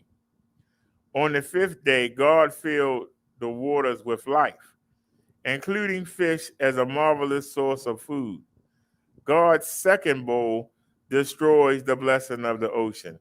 This corresponds to the sixth plague, when God slew the waters of Egypt, making them a source of death. If y'all remember that, when he turned the water into blood and it stank, and the magicians was able to produce water. They already had water stored in the palace. So, you need Jesus to protect you from the second bowl. Let's get to the third bowl. Oh, wait a minute. Uh-oh. I had already gave the people some way to rationalize their way into dealing with that. I got the painful boils. I'll take some aspirin. I'll be all right. We all got the boils, so we all gonna look ugly with all these boils on us. You know what I mean? All right. He took the sea from us, but we still got the rivers and the lakes and the streams, so we can get clean water from there. You know what I mean? We gonna be all right. Forget you, Lord. Jump in the lake, Jesus. Hell. Well, guess what? Here come the third bowl. That's why I told you. You can't outthink Jesus and God. You can try to. But check it out. The third angel poured out his bowl into the rivers and the springs of water, and they became blood. And I heard the angel in charge of the water say, Just are you, O Holy One, who is and who was, for you brought these judgments. For they have shed the blood of saints and prophets, and you have given them blood to drink. It is what they deserve. And I heard the altar saying, Yes, Lord God, the Almighty, true and just are your judgments. 16:47. Here God's fury is poured upon the rivers, whose creation is described in Genesis 2:6. And a mist was going up from the land and was watering the whole face of the ground. Rivers irrigate humanity's crops and orchards and supply us with fresh drinking water. The third bowl replicates the first plague on Egypt, when all of her waterways were turned to blood. This punished Egypt for throwing the baby Hebrew boys into the Nile, as though God was saying, You use the Nile as a tool of murder, and now I will make you see and even taste the blood of those innocent babies. Thus, Revelation 16:6, for they have shed the blood of the saints and prophets, and you've given them blood to drink. It is what they deserve. God's judgments so often hand people over to what their sin craves and causes. Romans 1:24-28. All right. So I haven't read these ahead of time. So I just gave y'all a good example of how man will rationalize and deal. So now, the water, there's no more ocean. The ocean is blood. And everything in it is died. So now it stinks. You got all the whales and fish and sharks and everything dead in the water. So now the water stinks. But I can see the people saying, well, you know, we still got the rivers and the streams and the lakes. Well, guess what? The third bowl. See, you think you're going to outthink God. The third bowl. Now, some of y'all say, well, you know, maybe the people will get used to drinking bloody water. Well, it get worse. Because now you ain't got no water. You got boils on your body. That's painful. Now, the fourth bowl, the scorching sun. The fourth angel poured out his bowl on the sun, and it was allowed to scorch people with fire. They were scorched by the fierce heat, and they cursed the name of God who had power over these plagues. They did not repent and give him glory. Revelation 16:8-9. Here God's fury is poured out on the sun, which was created with the moon on the fourth day. The greater light to rule the day and the lesser light to rule the night, and the stars. Genesis 1:16. The sun given for light and life, food and warmth, now becomes a tool of death. So now you got no water to drink, you got painful boils, and the sun is literally scorching you. And the people still won't repent. Well, you know, it's all right, you know. You say, astronomers tell us that the sun is cooling and swelling, that in 5 billion years, it will be a red giant that will swallow the inner planets, Mercury, Venus, and then Earth. Christ will indeed make the sun his tool of final judgment upon the wicked, though don't count on billions of years until that happens. You need Jesus to protect you from this fourth bowl. Let's get to the fifth bowl. Darkness. The fifth angel poured out his bowl on the throne of the beast, and in his kingdom was plunged into darkness. People gnawed at their tongues in anguish and cursed the God of heaven for their pain and sores. They still did not repent of their deeds. Revelation 16:10-11. Instead of scorching the wicked to death, the sun is here snuffed out to them, entombing them in blackness. This corresponds to the penultimate plague upon Egypt, with a darkness to be felt in all the land of Egypt. 3 days. They did not see one another, nor did anyone rise from his place for 3 days. Exodus 10:21-23. It echoes Jesus' description of hell, a people thrown into the outer darkness, and that place There will be weeping and gnashing of teeth. Matthew 25:30. Note also the perverse Pharaoh-like stubbornness of the rebellious heart. Though God must prevail and his judgment is very terrible, our delusions of autonomy are so precious that we would rather spend an eternity in hell than give them up. You need Jesus to protect you from this fifth bowl. The sixth bowl, war against Christ. The sixth angel poured out his bowl on the great river Euphrates, and the water was dried up to prepare the way for the kings from the east. And I saw coming out of the mouth of the dragon, and out of the mouth of the beast, and out of the mouth of the false prophet, 3 unclean spirits like frogs. They are demonic spirits performing signs, who go abroad to the kings of the whole world to assemble them for battle on the great day of God the Almighty. Revelation 16:12-14. The scene is set within Old Testament histories. Rivers obstruct invading armies, and here God dries up the Euphrates, cradle of the Babylonian Empire, to prepare the way for the kings from the east. It also evokes the horror of the second plague upon Pharaoh and Egypt.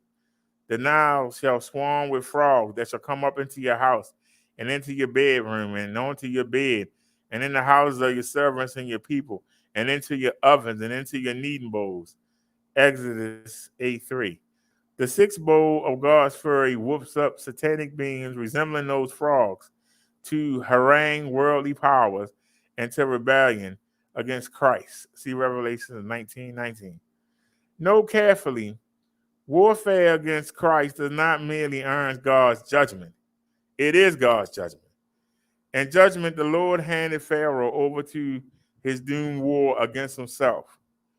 Hell will be a perpetual war, a useless striving of the soul against God, of a wax party candle against a furnace, of a tissue against a typhoon, and full of anguish. People gnash their teeth in either agony and rage. In hell, it will be both.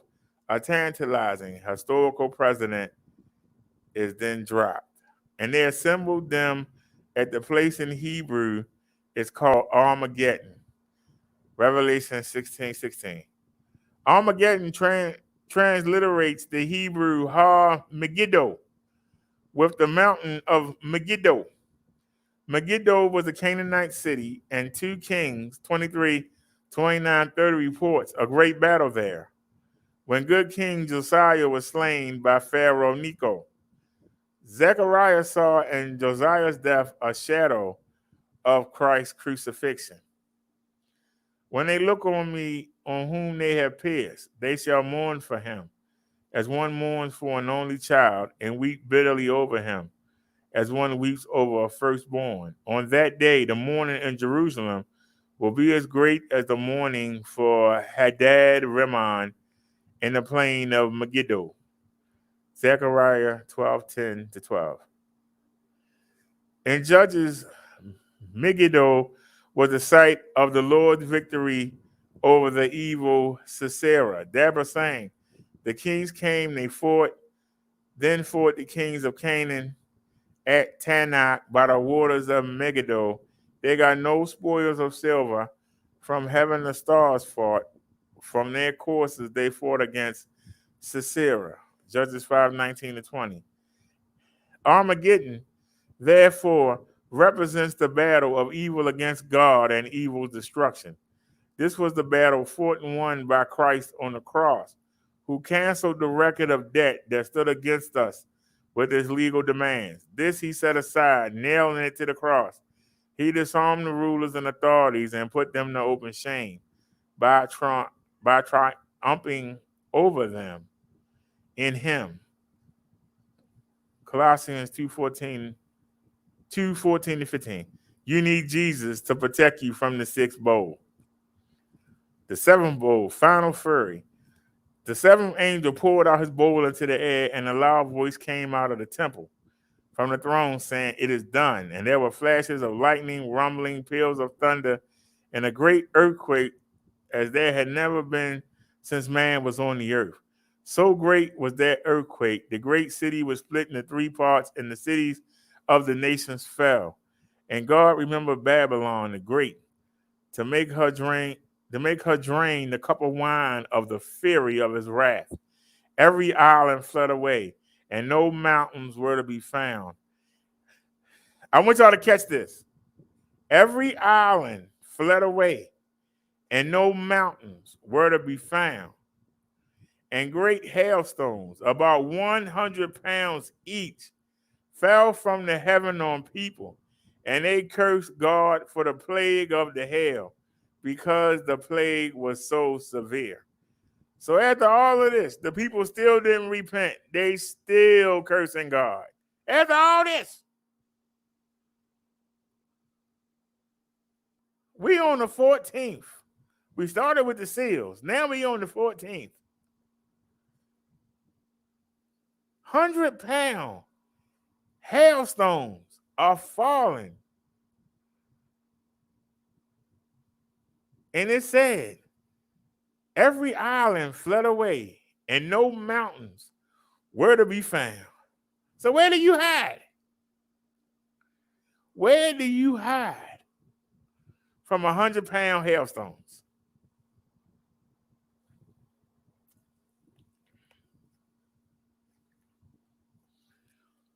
And people still cursing God. I'd be like, all right, God, I got you. I'm with you. Hold on. Oh, I'm still going to do what I want to do. I ain't listening to you. I don't care what you do. Drop them.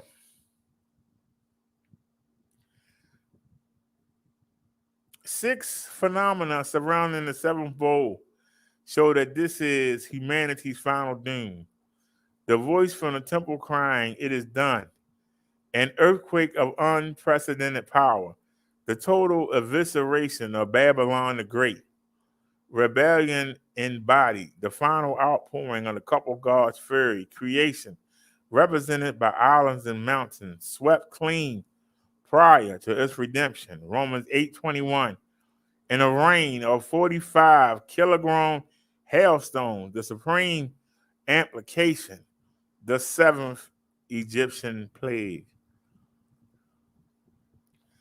Do you remember the final defeat of the evil and seemingly invincible T-1000 liquid metal machine in Terminator 2 Judgment Day?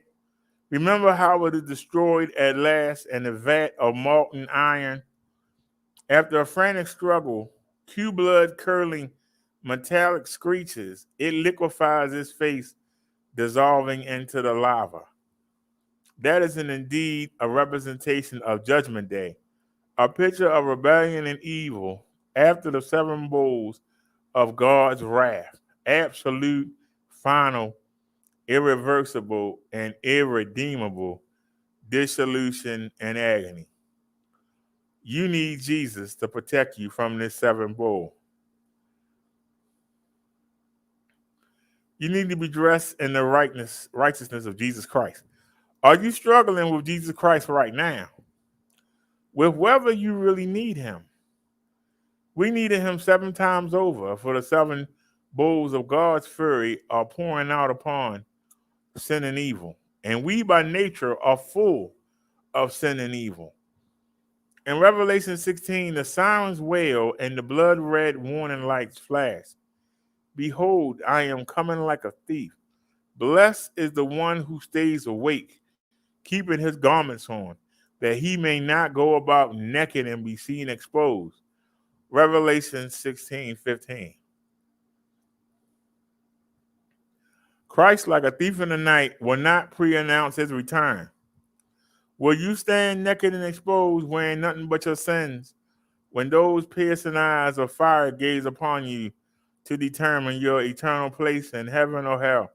Be wide awake, face and hands washed in cold water, keen and ready for the final judgment.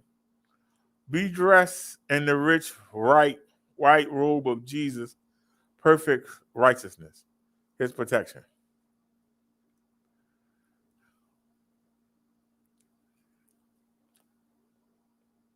May the seven bowls of God complete wrath drive us to sevenfold and complete dependence on God's Son and Savior, Jesus Christ. Woo.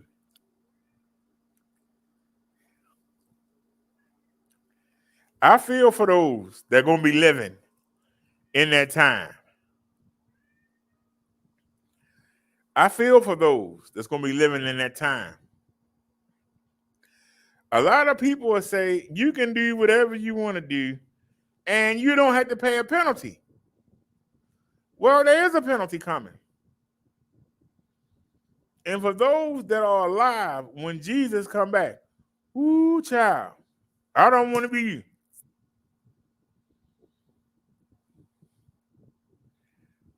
The painful bulls is bad enough. The earthquakes, the sea being turned to blood and everything living in it, which means it's going to start to stink. You know when something dies and you don't bury it, what it do? Stink. And I gave you an example, and God had got it covered. I said, hey, you know, you took away the sea. We still got the water from the lakes, and don't nobody drink water from the sea anyway. Put on the ocean. We still got the lakes. Yeah, that next bowl took care of that. So you got nothing to drink. You got painful bowls on you. You got earthquakes. That was just the first 7. That was the seals. But then this one, you got 100-pound hailstones.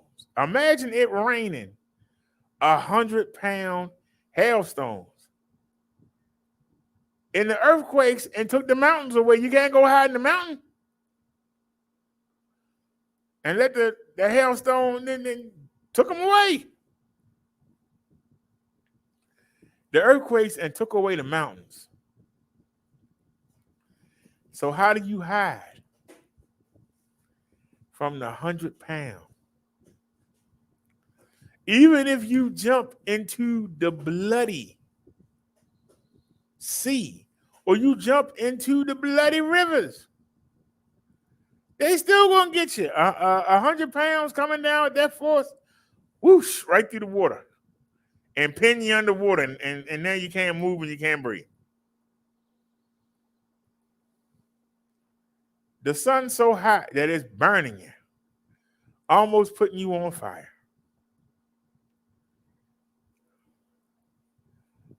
And people just get, well, you know, we'll get used to it. You know,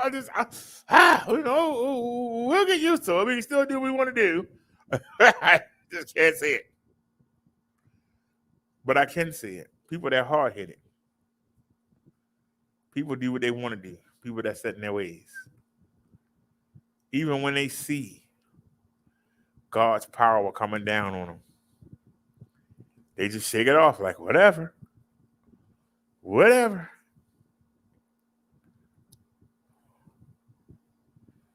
100-pound hailstones. We was out riding the other day, and it was raining, and we were riding about 20 miles per hour, and those raindrops was hitting me in my face. I can't imagine 100-pound hailstone. Where do you hide? Seriously, where do you hide? You can't hide in the mountains. The mountains away.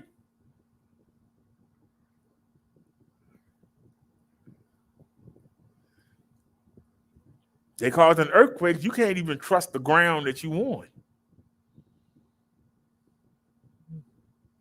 How you going to maneuver yourself away from the hailstones coming down when you can't even trust the ground underneath your feet? That's going to be a time. I hope not to be alive then.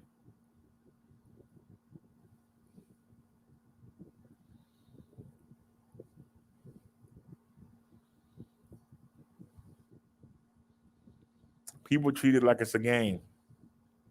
God gonna get his revenge. Y'all keep thinking that Jesus and God are punks. They're giving you every chance to avoid this. They're giving you every chance to avoid this.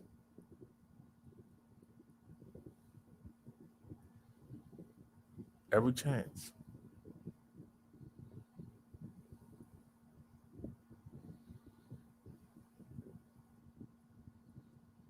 We can keep rationalizing. We can keep making excuses.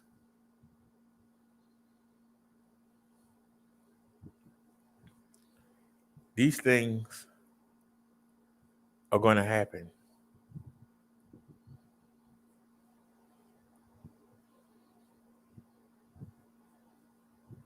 Will you go to Jesus now, or are you going to wait till the last minute? Because the people that know Jesus, he's going to take them up beforehand. You're not going to have to deal with any of those 14 things. You won't even see it happen. You won't even know about it.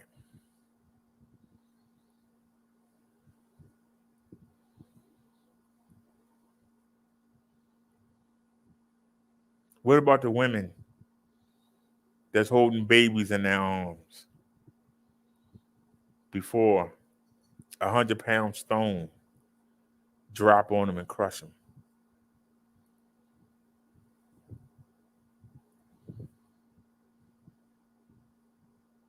Think about that. And won't nobody be able to help you.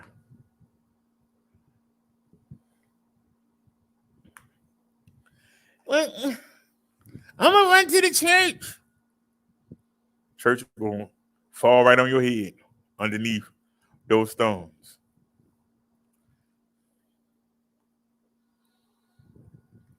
Anybody got any questions, comments?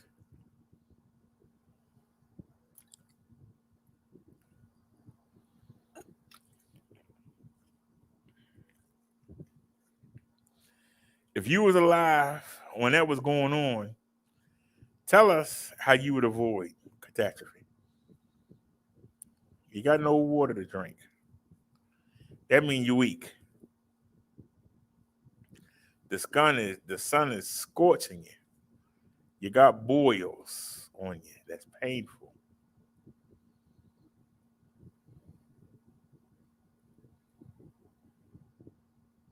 We only covered those 14. We didn't get to the cicadas.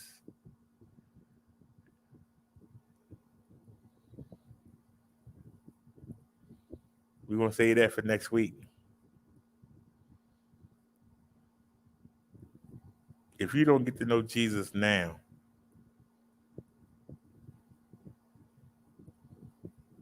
before you close your eyes, don't put it off. Do it tonight. Do it tonight. Have a conversation with Jesus tonight.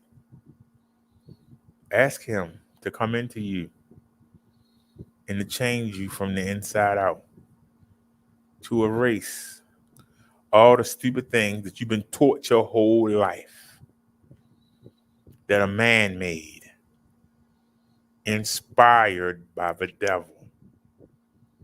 Ask him to erase all that from you, to help you control your sinful desires, whether it be drugs, alcohol, sex, gambling, whatever your issue is. Ask him for help. Stop being stubborn. Get your life together. I'll ask one last time. Anybody got any questions?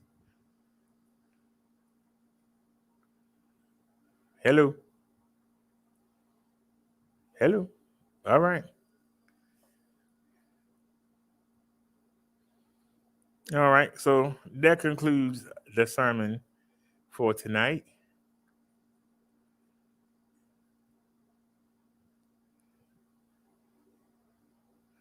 So we actually got a backlog of video to watch. We got a backlog of video to watch. We haven't been showing them.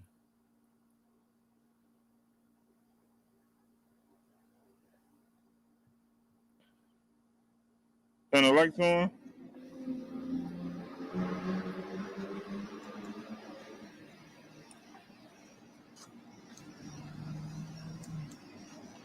This power bank and turn this off again.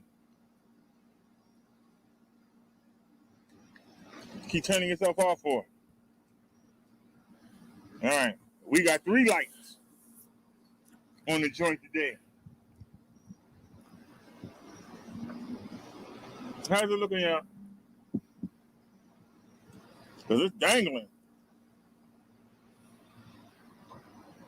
I wasn't expecting it to dangle. I might be better putting it back in the front of the bike. Of course, it's raining. At least it ain't raining hard. But it's raining. We were trying to avoid. Give me any key, dude. Turn it around. Set her up. Hopefully she don't do what she did last night. But it wasn't her fault. It was the racks. That rack was a bad idea. All right, y'all. It's 10:19. We left out of here at 11:19 yesterday. So we got a whole nother hour. If we don't make the market this time, I don't know what to say.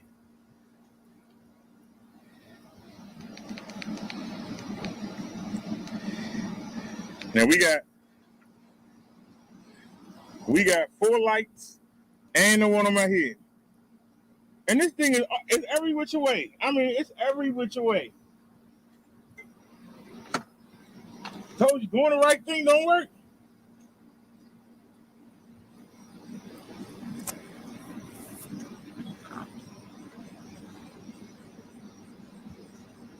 We can't never get started.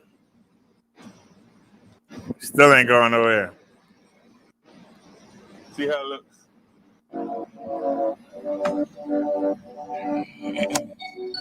Now, I can get on it. And help push out. That was the problem we had yesterday. All right, what are y'all getting the view up? Before we move. Still ain't going nowhere yet. Light.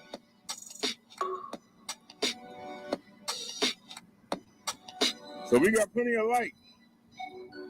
All right, y'all, let's rock. I got people in the way. How y'all doing?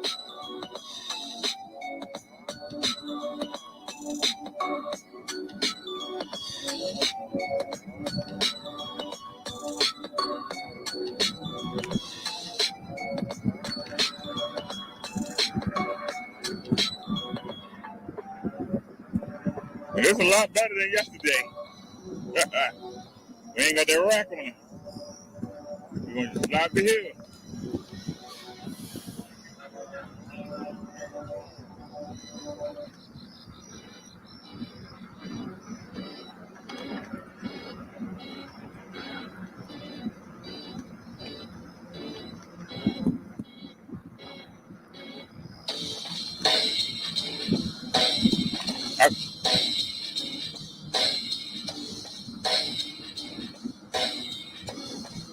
There's a car coming. I hear it. How you doing?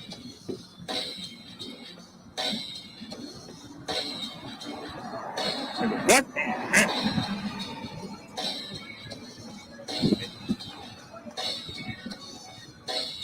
Well, damn. Anybody else? Let's see if we can beat it.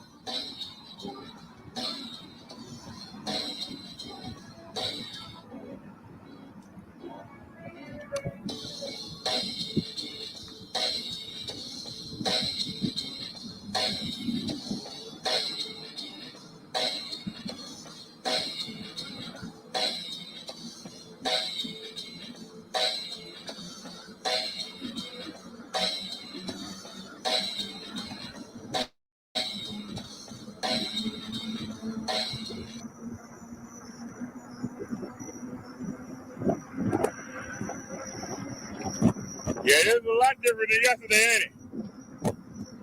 Hey, dear, happy Wednesday, dear.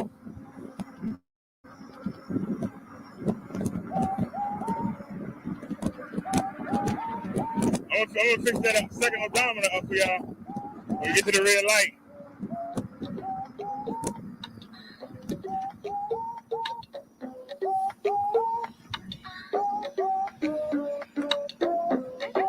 First, we can't do it. We actually got the green light. I don't believe it.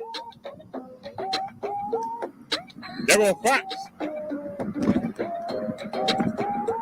Now, you know I was going to adjust the odometer right there. That Fox said, heck no. You ain't coming here, boy. He might be rabid.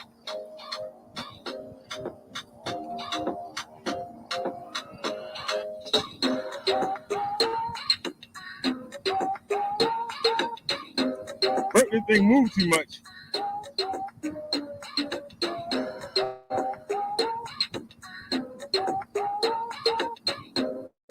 I could try to turn it over. Is it straightening up?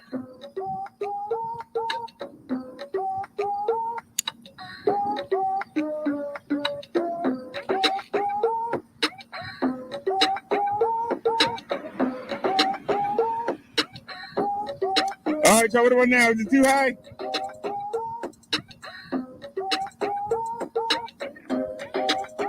Is it too high? All right, what about now? Now, let me... I really watch the commercial. I hate when they do this. Uh-oh. Can I move it up? We still sitting there. Bang around. Soon as we came out, somebody right there. Y'all still... And now you can't see the odometer. I got the second odometer so y'all can see it. I knew it. There wasn't nobody coming all that time. Soon as we came out. Soon as we came out, somebody right there. You know what I mean? I'm just saying.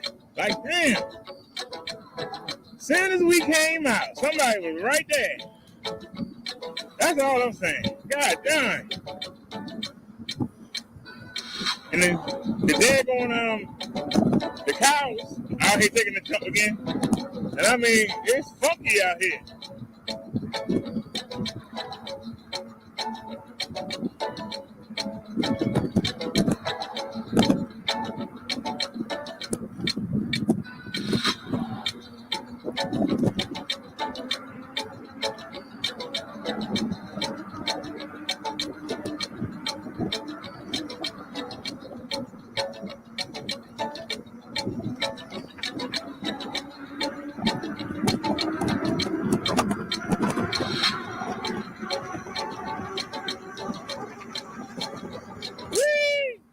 That's all I got to say. That's all I got to say is wee. I got that sign. All right. Y'all see the memory card? It's down there somewhere from last night.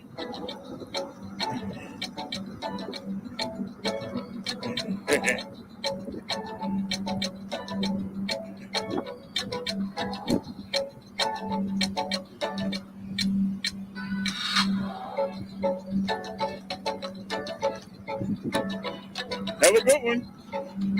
Fellow Becky. Well, I wanted to get into the lane, but somebody couldn't wait. I mean, you know, somebody couldn't wait.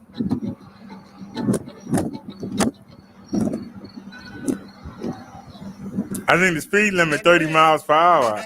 We got smoke. We got smoke like a cigarette. We ain't gonna sit here and lie. You know what I'm saying? We got smoke. Yeah, we doing about 15, 14. He coming up to the light. I'm expecting it not to stay red. And now you see we up to 14, 15, 17, 18.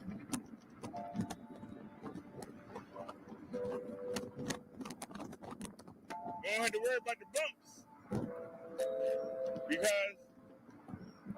the rear suspension on this is excellent, and I'm wearing it. How you doing, buddy?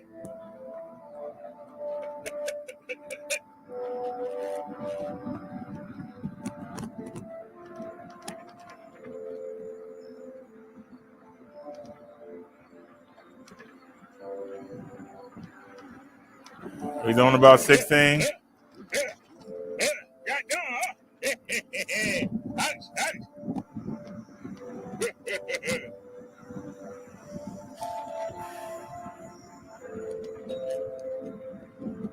front shock's a lot. I might have to unlock myself.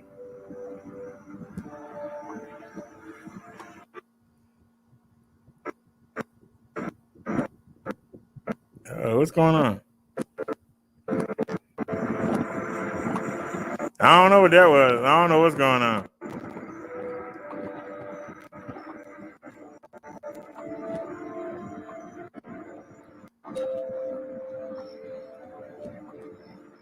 Trying to get as much momentum as we can get to get this hill.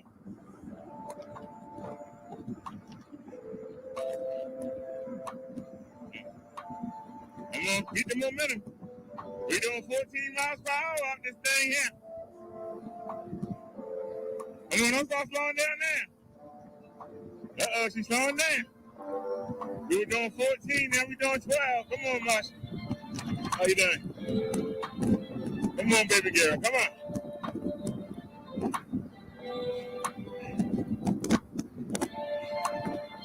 All right, we down to 10.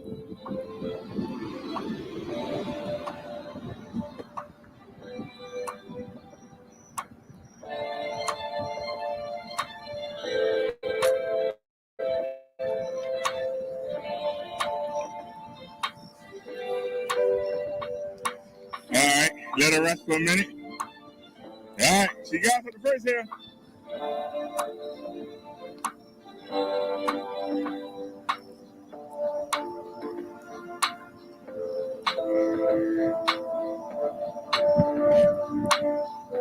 Now we got 4 lights working.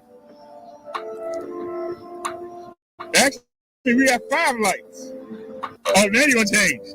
I'm looking behind me. 5-0. That whole time I had the police sitting right next to me. You know it. Clear that way. I don't see him. Oh, now you're going to change. Yeah. I'm looking behind me. I had a cop sitting next to me the whole time. Come on, Bessie.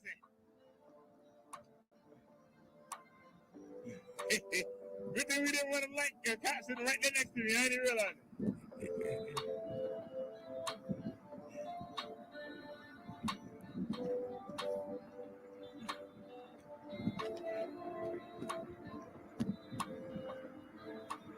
We doing 18. I'm trying not to run it hard because we got to go to the hill. We survived the first hill.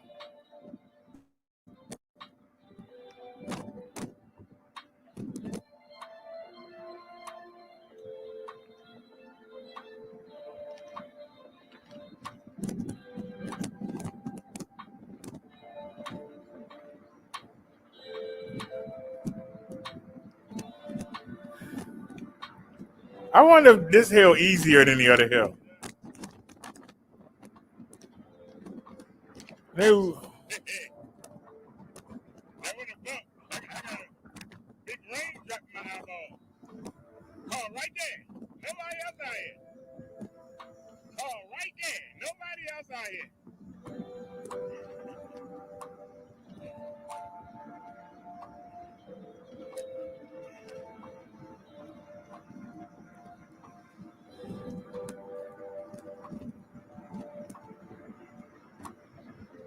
Can we get that green light? Can we get that green light? Hell no. How we gonna get the green light? Come on, man. Give us the momentum. How we gonna get the green light? Oh, you gonna horse. No momentum. Oh, there you gonna do it. After we stop. Oh, that's terrible. Uh-oh. Uh-oh. Come on. You know you're wrong for that. You know you're wrong for that. You know you're wrong for that. Y'all saw it. That was some bull crap. And y'all saw it. Don't act like you didn't see it. You saw it. That was some bull crap. So we got no momentum. Y'all know this hill kills this bike. Let's see if she can do it. And your sweet name. Get us up the hill in your sweet name.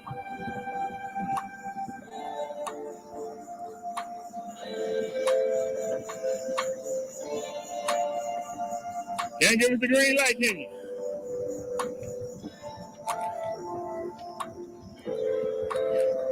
Ain't nobody coming. Let's go.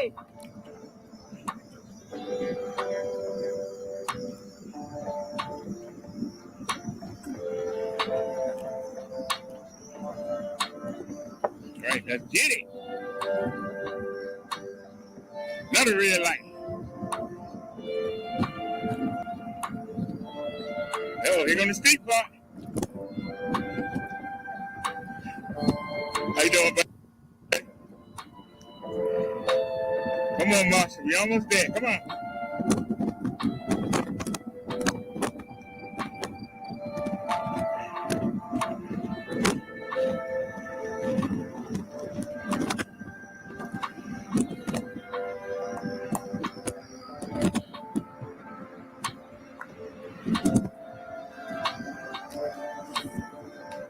Yeah, Mud Duck, she did it. She did it.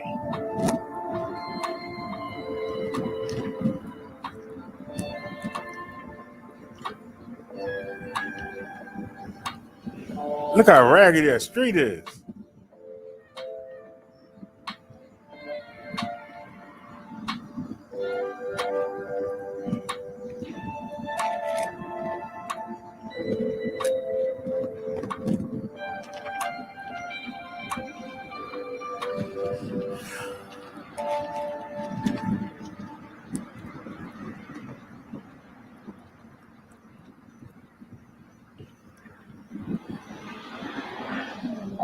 Somebody right there. Nobody else out here. What you doing? How you doing?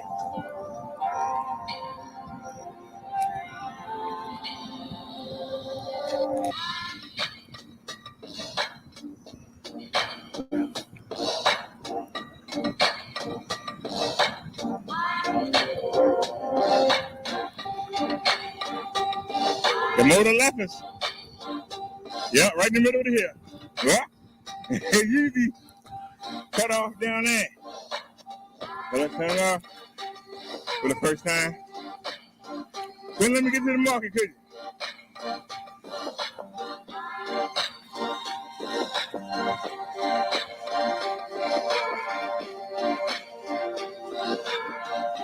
Come on.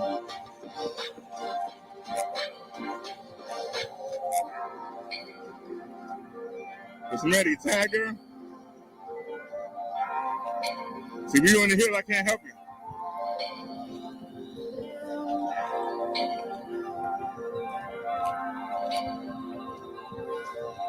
We on the hill, I can't help you.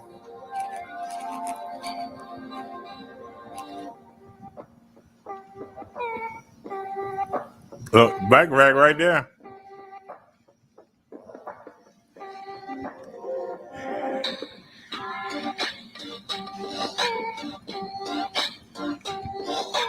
Nope, it's locked out. It's locked out. So we got off. We walking it. Oh, now you want to run. I get off. Now you want to run when I get off.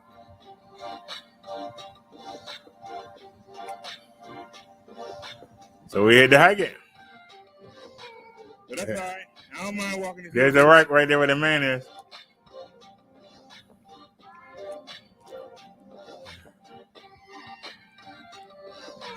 She got us here.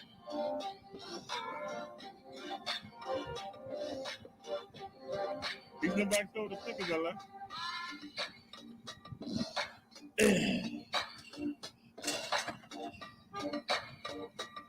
Oh, talking about the 2 stickers right there. And one on the other side. All right.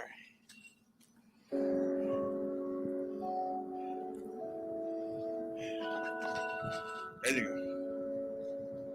Woo.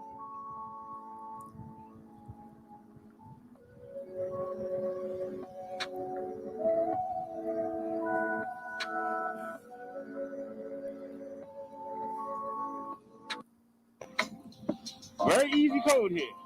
Not complicated. But for some reason, and now I get to see what y'all say.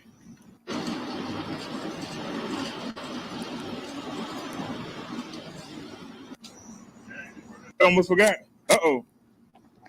That's all right. Don't even get mad about it. Just untangle it. We always forget the damn alarm.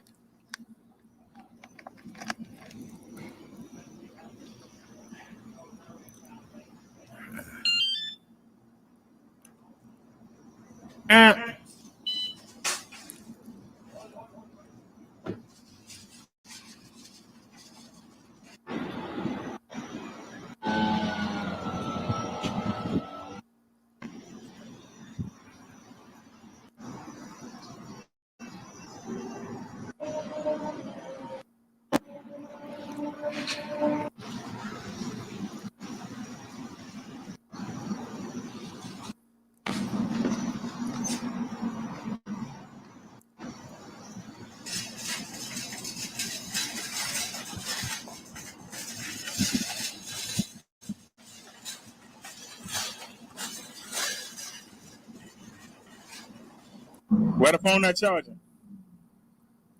Why the phone not charging? That look like it'd be a good spot. One more lock to go, y'all.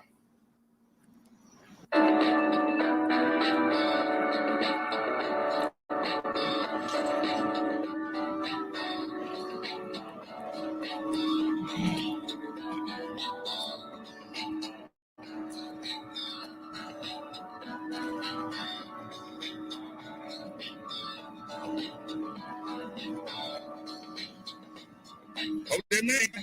No, I ain't.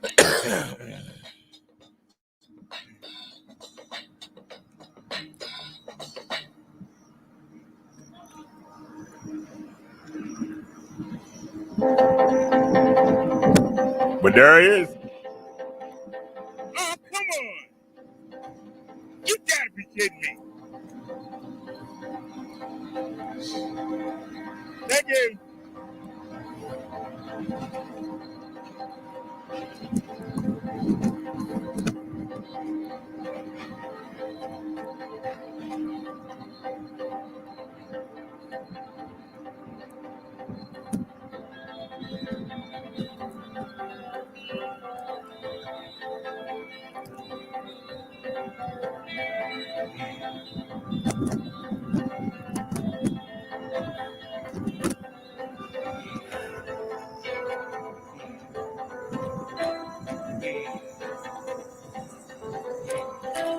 That humidity tearing me up.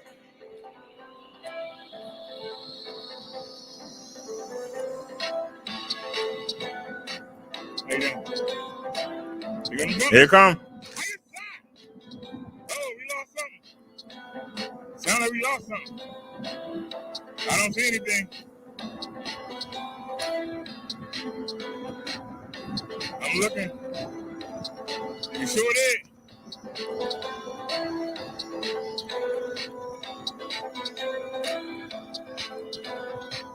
We did lose something. Screw you, devil. And I mean that. I said screw you. I know we lost it. The alarm, again, for the third time. That's what where is it?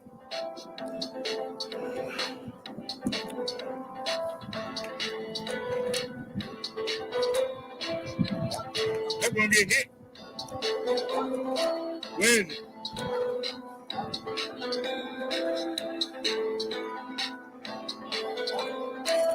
I don't see it.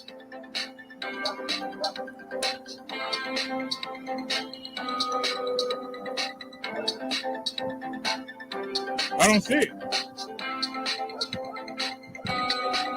I know we lost it. It's in my pocket. I put it right there. Yep, we did lose it. Hold on, sir. Let me get out the street. That's why I said, ain't nobody upstairs. Where they at? Where the hell they at? She letting this punk stuff happen. Where they at? Yeah, they don't have a good mobile line.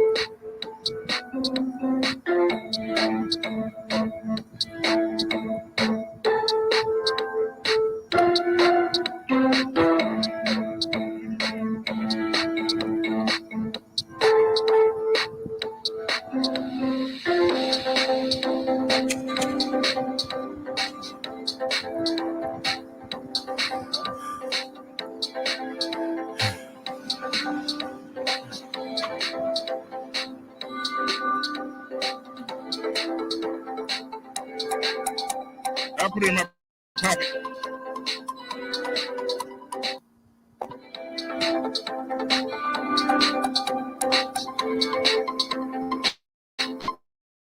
All right, y'all, let's go.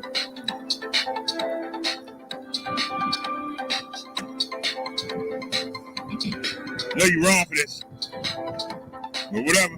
We got through it. Yeah, no cars came. Still ain't happy about it. That's bull crap. Yeah. I'm ticked off, but no, this day before yesterday. We ain't got the yesterday's ride yet. That's why I say we behind. All you can do is take our stuff. That's all you can do. Take our stuff.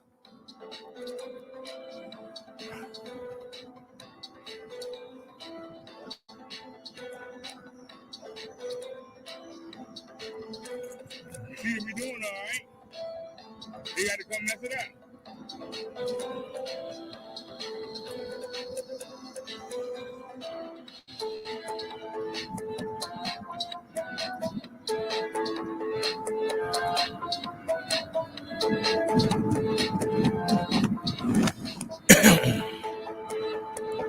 Woo, woo, woo, woo. We running the police, running the lights. And I knew it when I put it there. It wasn't a good idea. When I said we can make it home, Is Danny left? Yeah. No.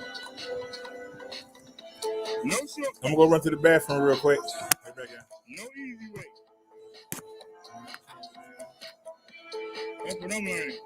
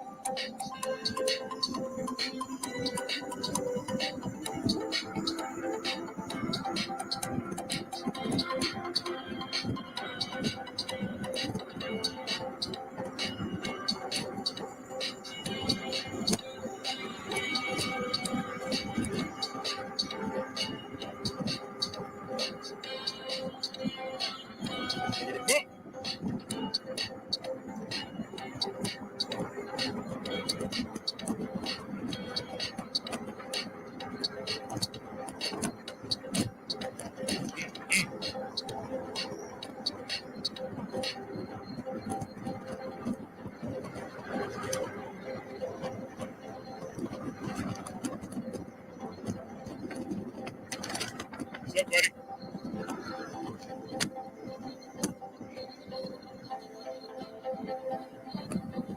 Can we get up to here? We got the momentum.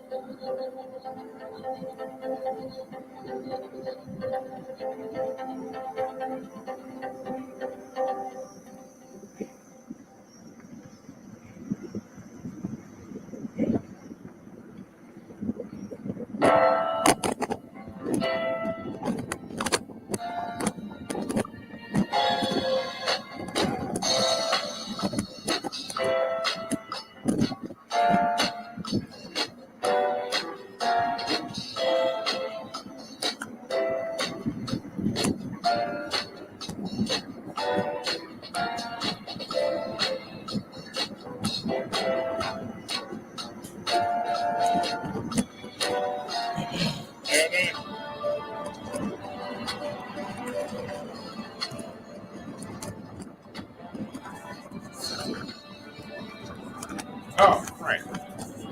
I knew I forgot something.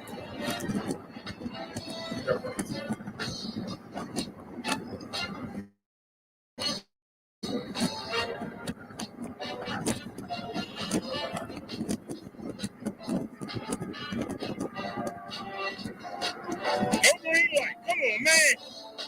All that time, lights still red. Come on. Don't make no damn sense. Lights still red. Why I hate coming this way? But it's the way I know. What's up?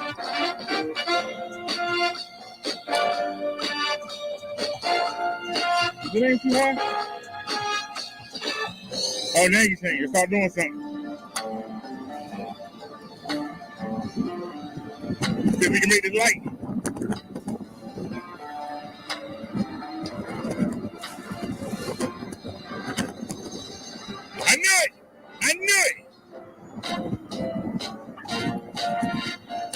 coming there.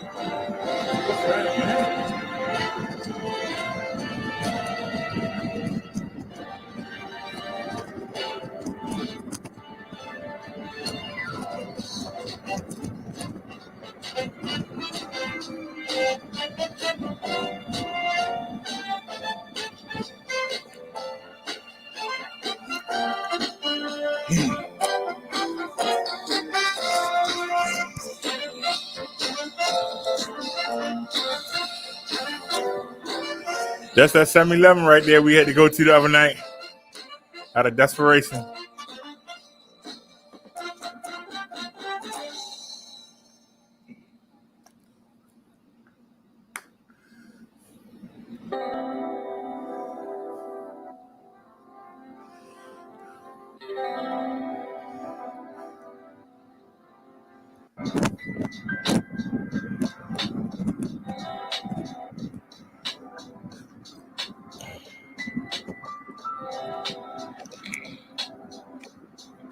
Right to another red light. Never fail. As soon as you get some speed going, red light or stop sign. Ridiculous.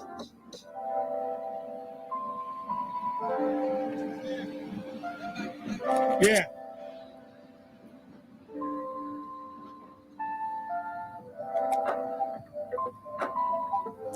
They asked me with that electric bike. Car full of hooligans. That green light hit. I let them go where they had to go. Come on, Bessie. Marsha, come on. There come the bumps. Look how raggedy the street is. I'm trying to avoid the power hose.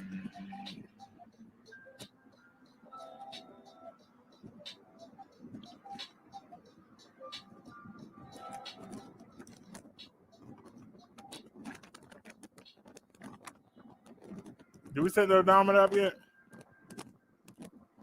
Yeah, we were doing 21. Now we're doing 15.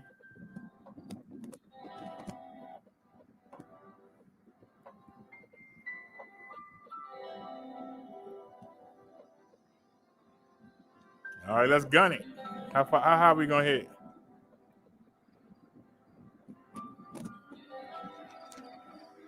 $18, $20, $21, $23, $22, $24, $25.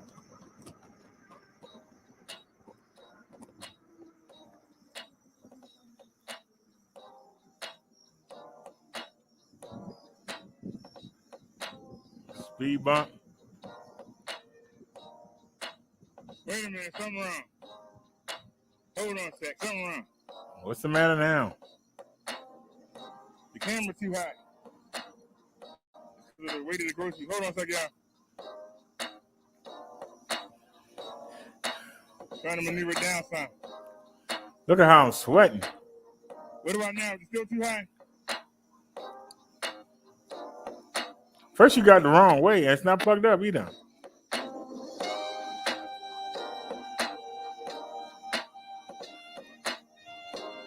Oh, shoot. I didn't say break it. What about now? Is it still too high? I got that. It should be right here. It shouldn't be there. I got the wrong way. Why somebody didn't say something? Wait a minute, I'm looking at it right now. Okay, that's good. Let's go. Looking at it on the screen right here.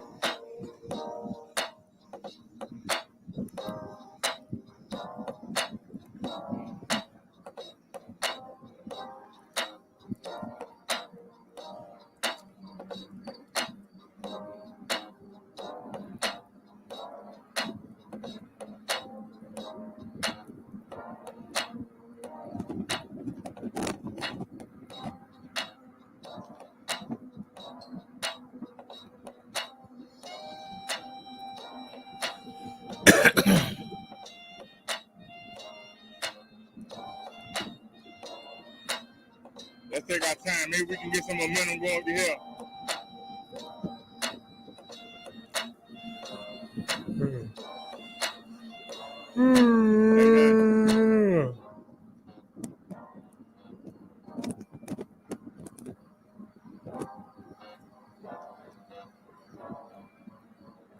Darn it. Ain't got no lights on. I knew it. We finally get up the hill and somebody in front of us. There's Mosey with no lights on. Come on, man.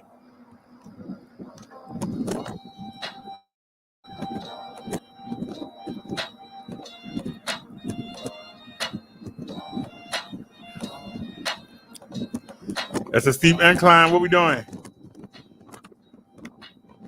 You were doing 13. Now we're doing 11.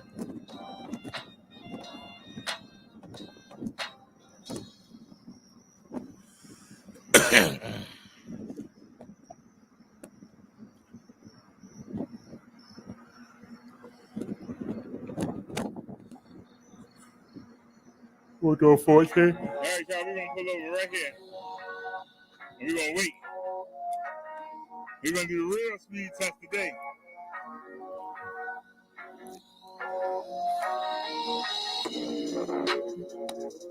Y'all ready to do the real speed test?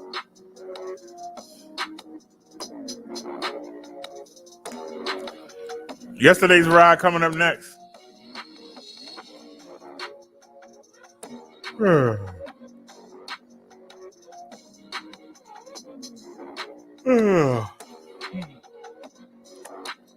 going to do the real speed test.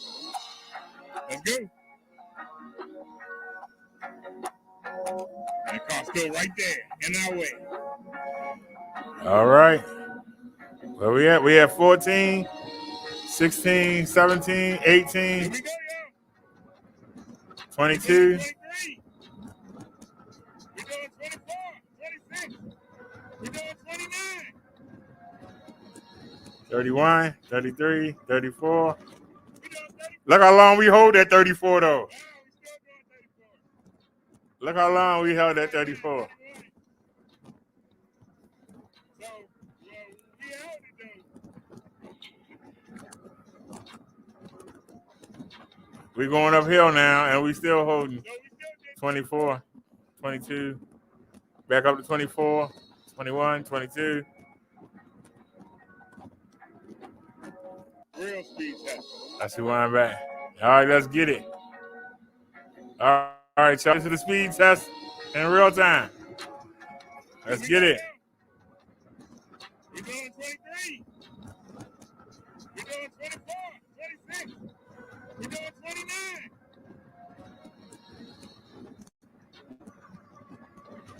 We're doing 34. Wow, we're still doing 34. We're doing 33 right now, 31. So, we held it though.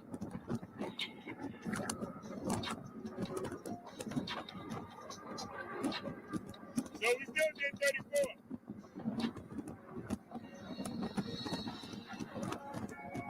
34. Oh.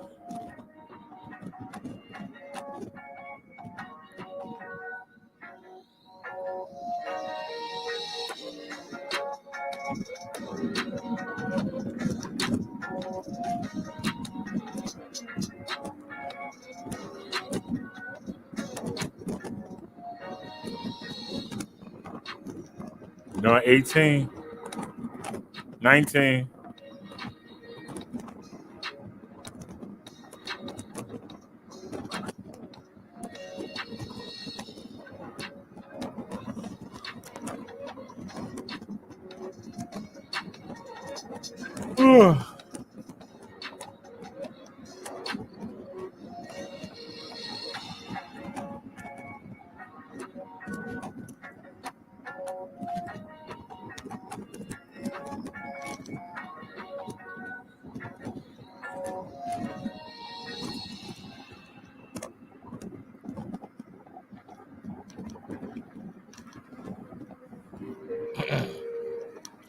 Now, yesterday, Rob, we went straight.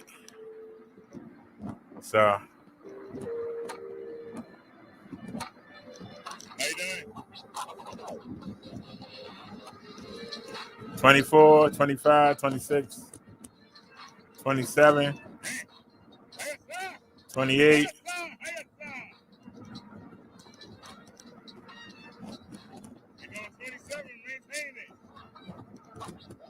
Like that. All these daggone bucks. Victory right is hell. When you say he say highest star, that means the bump. Highest star, highest star. Highest star. Highest star. Oh, that was fun. Oh, Lord. I don't know if she gonna like this hill. I ain't making a mistake, y'all. I don't know if she gonna like this hill. You make it step. This hill ain't no joke. All right, let's get it. Come on, Marsha. Come on, girl. Don't back down. Come on, let's get this hill, girl. Come on, I'm with you. Come on. Come on, girl. I'm with you. Come on. Come on. Come on. We're going to steepest part. Let's get it. We working together here. Come on. Me and Marsha. We killing this hill. We're down to 9. Yes, sir. Hey. Hey. Good girl. I thought we were going to get stuck. You did a good job. Good job, girl.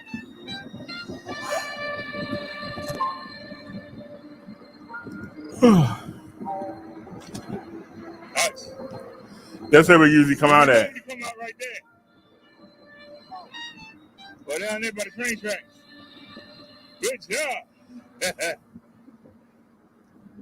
But don't get lazy. Right back to going uphill. Now we got to give this here. It don't stop. Don't get lazy on me, guy. It's all uphill the rest of the way up. Don't get lazy. We're doing 13. Don't get lazy on me. Oh, we got stop sign coming up.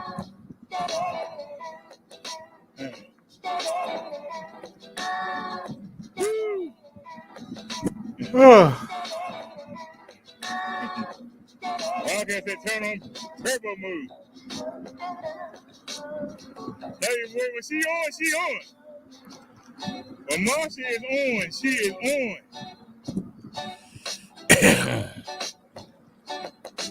I couldn't imagine if they would have sent me a good one.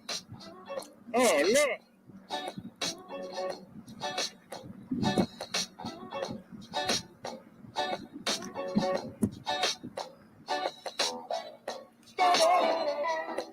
You gonna time out right there.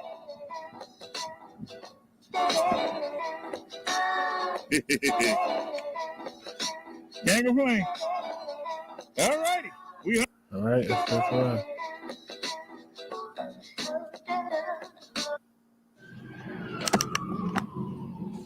it. Yesterday's, I forgot to start the camera until we was already in the store. That away? You don't need it?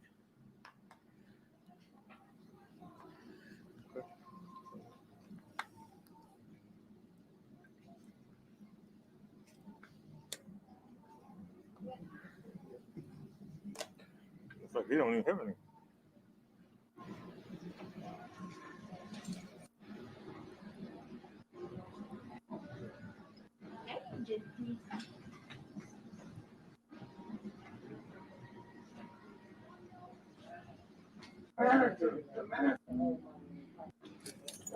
Come on, Dad, let's get moving.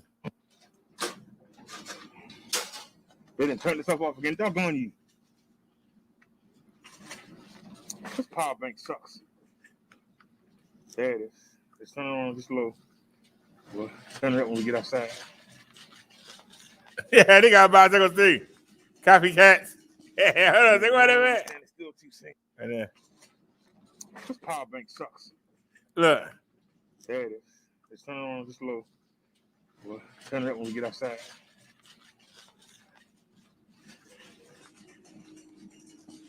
Yeah, you don't want to be standing still too soon. You don't want to spot. At least you got security in here.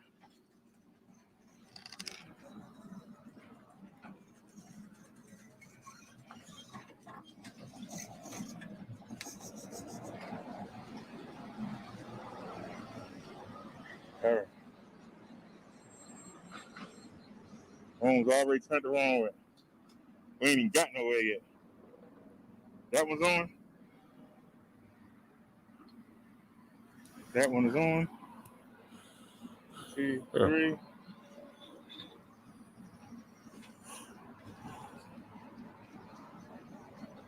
All right, let's go.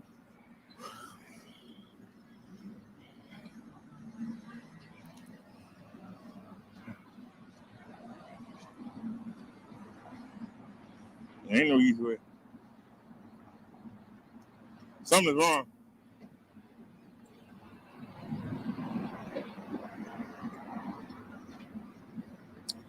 You never can let us leave. I don't understand. We can't never leave.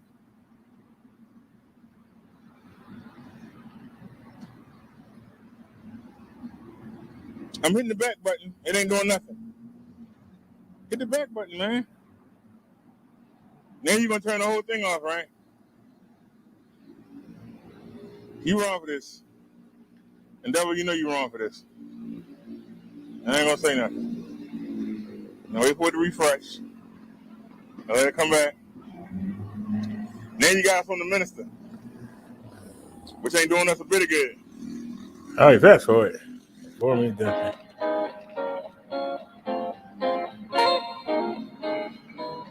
What you want to stop for, man?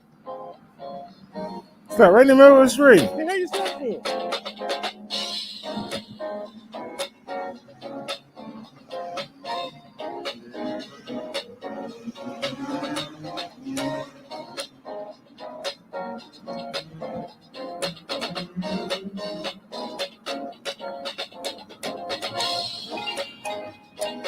Whee!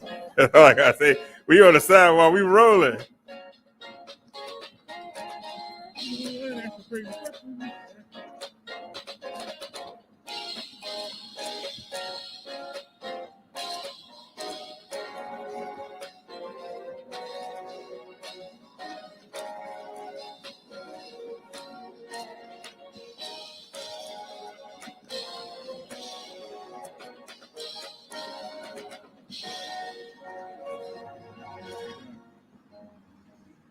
Hit the pole.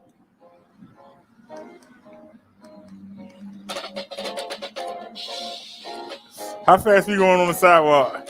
We breaking the law. I don't have a domino on. I don't know why.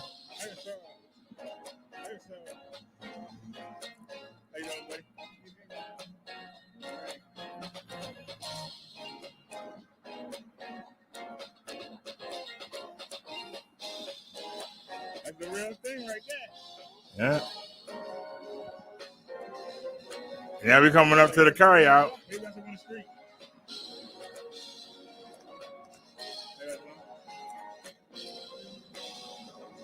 That was the liquor store. And it's the carryout. Look at the car. They're waiting to get their grub.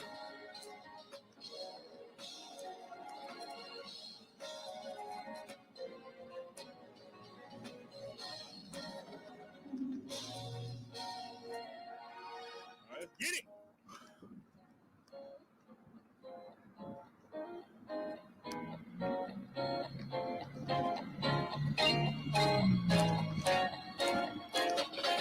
Now we're not gonna turn. Y'all probably say he just went down this road on the other video. Never fail. This 25th Street. Remember, we're not using the Samsung. Look at this. Everybody in that mother. Nobody else. We ain't never came through here and people been coming up. We had no momentum. Look at that rat. Yeah, we got them in Baltimore.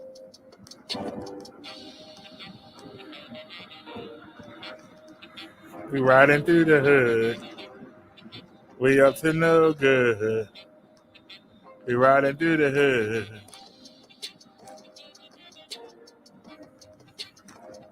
So raggedy right here.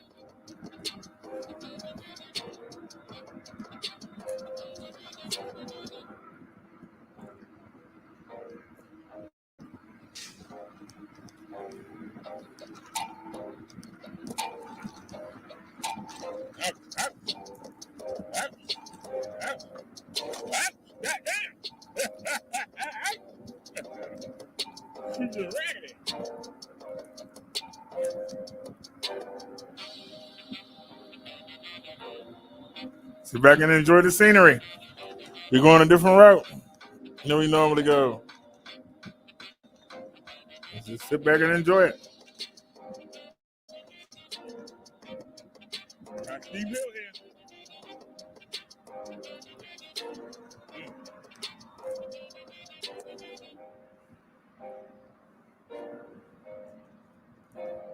here. Smart to my butt. Cloverland plant rocking tonight.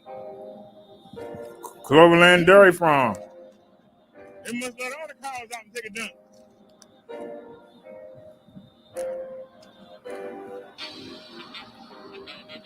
Then let me go, bitch. Then let me go.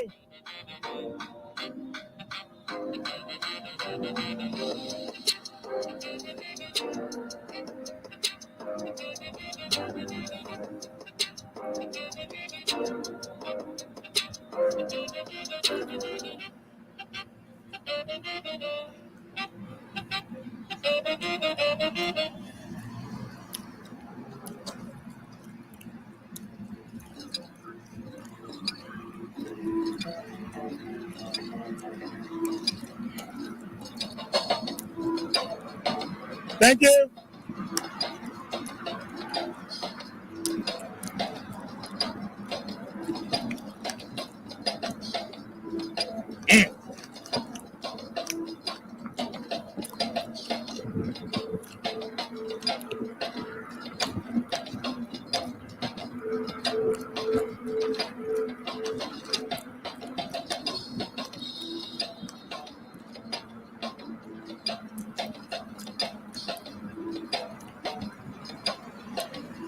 Everybody and their mother.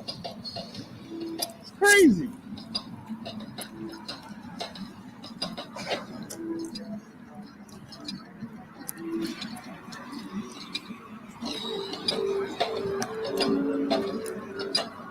I'm going right uphill.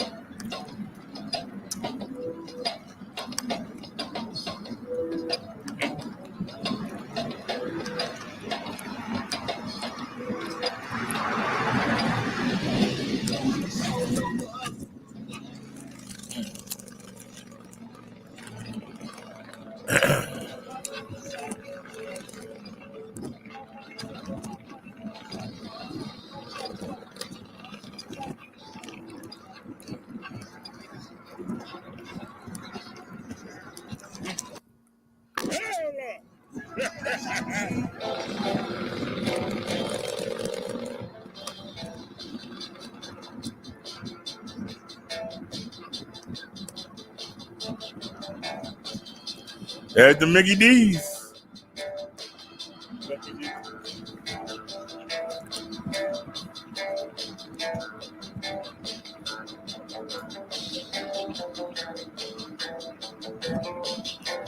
Whee!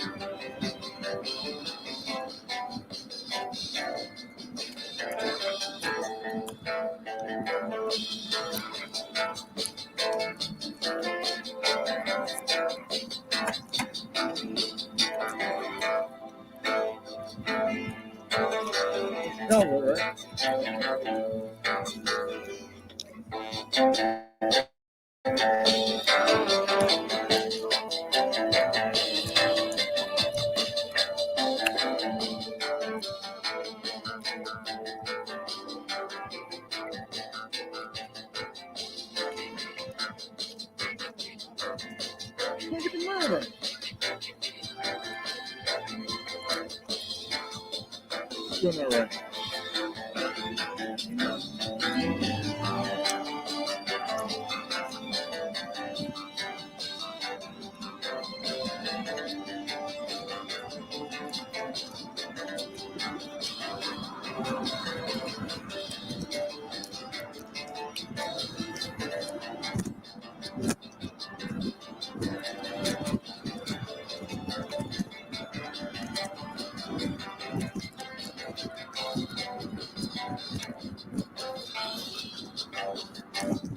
We got a bump coming up, and I'm looking for it. Ain't nobody behind us, so slow down. You know it's a bump coming up, but where is it? It's a bump, they just stole everything. There it is. There's that bump. One hit T. All right.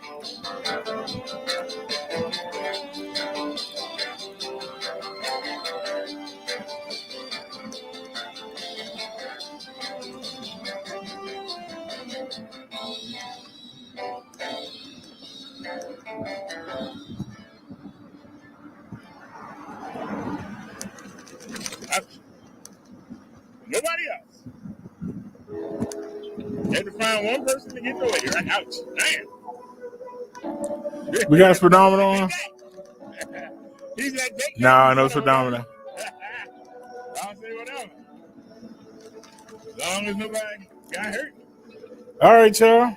You can hurt my feelings, I don't care. 2 different trip videos, but they ain't the same. I'm trying to avoid the hill. I'm still going up a hill. This John Hopkins University. The object was to avoid the hill. All we doing is coming back to the same hill. That's all we doing.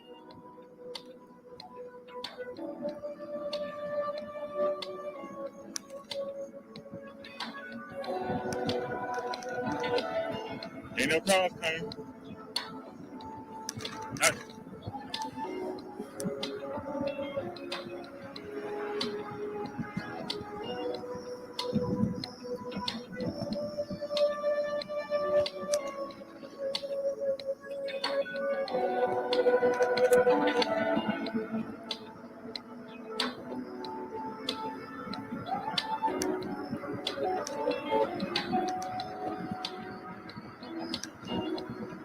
Y'all want to go for a nice ride? You know this bike gonna time out on it. But you know what? Let's get it. This is where we got in trouble at. Here we go. All right, we ain't got celery. It's gonna rain. That's all right. This is just fun. You're not even gonna celebrate. You're gonna enjoy the ride. Not me to turn right at the light.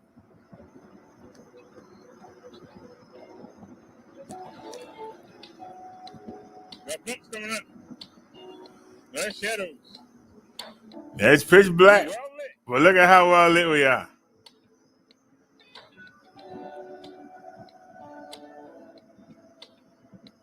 Gotta go for the deer.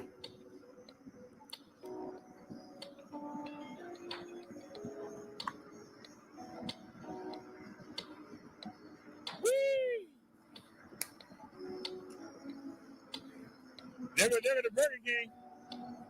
Wish I had Burger King money. Anybody want to donate? We can go to Burger King.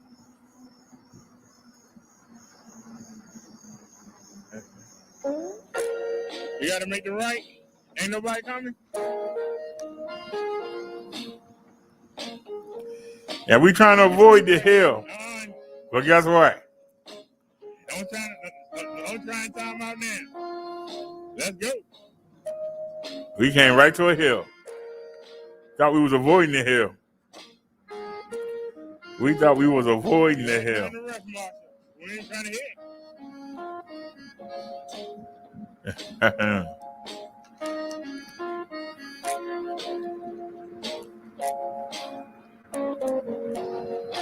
Hey, y'all know we've been riding for a minute. Hey, Nia, we were trying to avoid the hill, but guess what? We were trying to avoid the hill.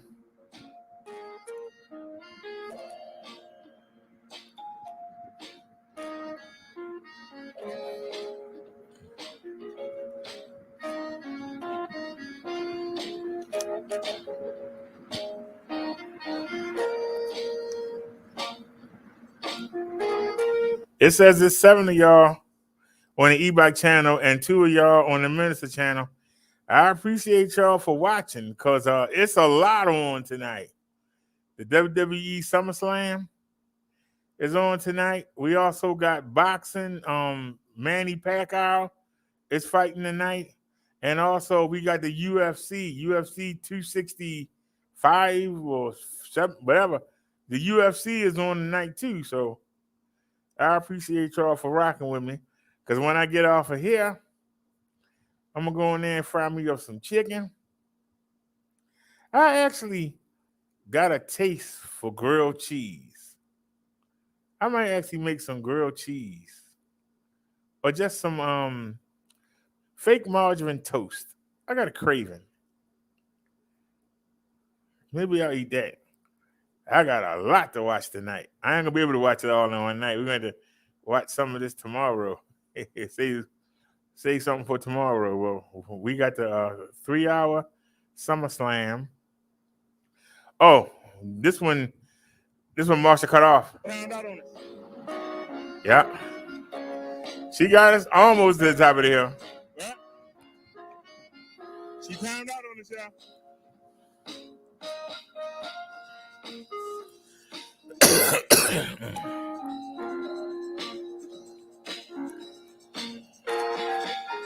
So that's a little rough for a minute.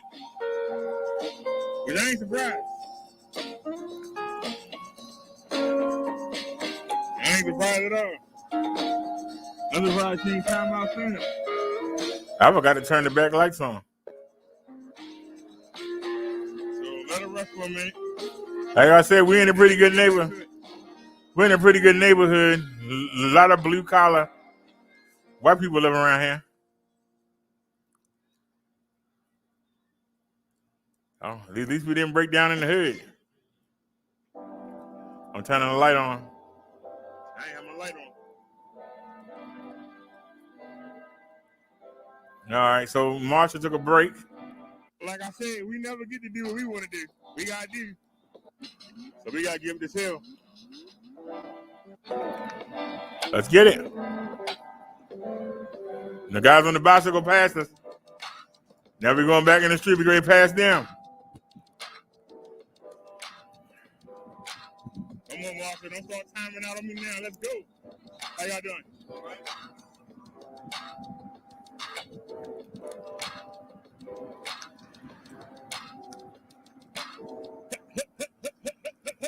Right to another hill.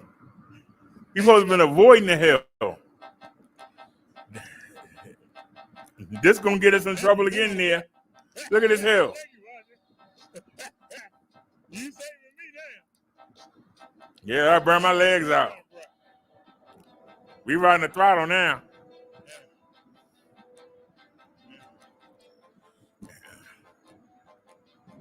Look at this. Look at the whole street. And leave us no room.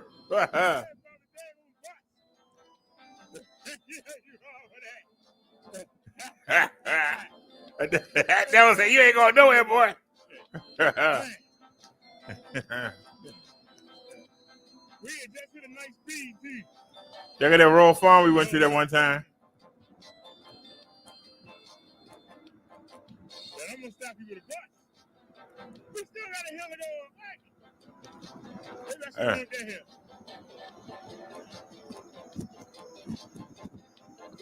So this is how we talk. Yeah. I wanted to give y'all a different view and take y'all a different way. But this is worse than coming up the hill. All we doing is going uphill.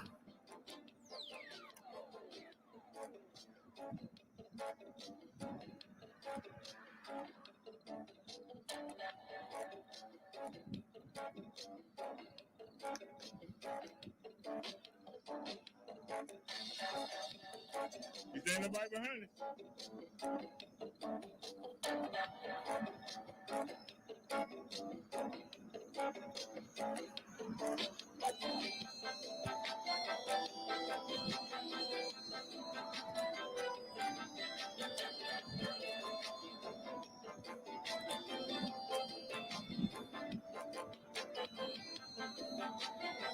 Hey, light changing.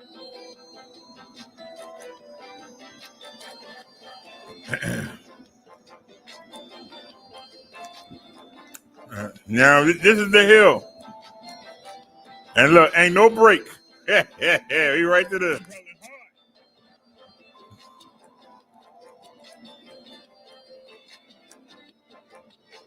How you doing?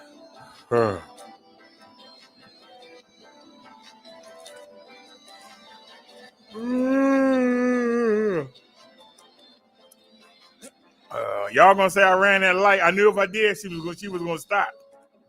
I knew it. Come on, man. How you damn light? Let him go, Reggie.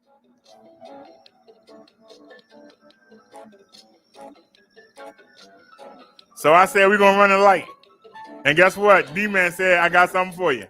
Cut the motor. You don't want to stop. I'm gonna cut the motor while you're running. Now what you gonna do? So now I'm pedaling. I'm literally. There's a bitch right there. I'm literally pedaling. This is me. Bike ain't doing nothing. This is me pedaling. Trying to make it to that bench, and we made it. Now remember, the last time we lost the remote in the intersection, remember?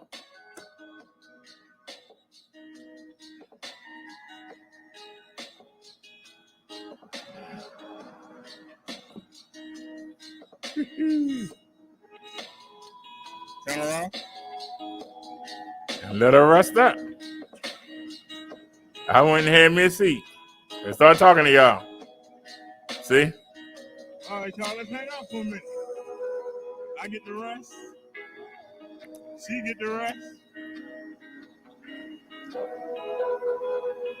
Y'all see me? It was really humid that night. Look after that chili. Shoot. She getting the rest. I'm getting the rest. I get right here. I'm good. I get to sit down. The rest.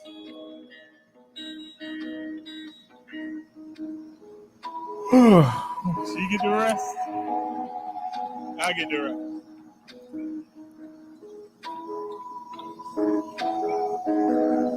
I tried to avoid the hill. I thought that was going to be level, but it was uphill. So I defeated the purpose. I tried to come a different way, and it backfired. We avoided one hill, but not the other.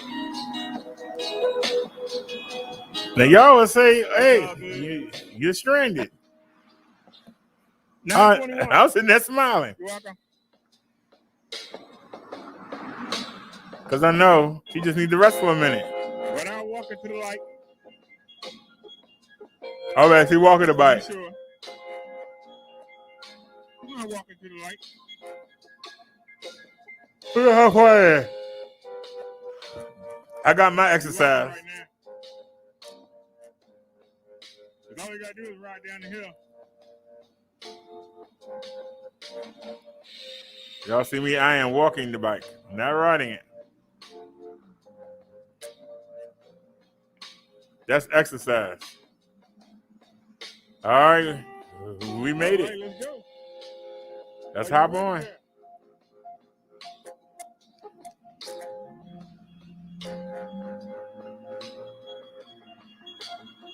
People, everybody and their mother. As soon as I come out, everybody and their mother want to come out. They want to go left. Look, all of them going left. Anybody else? He went right, family. He going left, though. All right, let's go. He was in the left-hand lane. Yeah, time to rest, man. Let's go. That's the bump that knocked the alarm off right there. You can coast down the hill. You ain't got the crater, I should say, not a bump. The crater. There's a crater right there. We avoid it.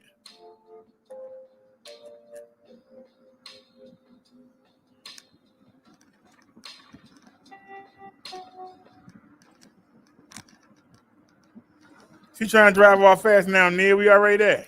Yeah. We appreciate it. Trying to keep the momentum. How you doing? Now, this is where we got off last time. Go ahead, we call right there waiting for us. Slow us down. But we let her rest. So now I know. When you run hard, let her rest for a few minutes and then get back to it. Mark's trying to drive us into the wall. She's trying to drive us into the wall. Where was that energy at when we was on the hill, girl? You know what I'm saying? Where was that energy at when we was on the hill? And I like having that. And I gotta go to the bathroom and all that.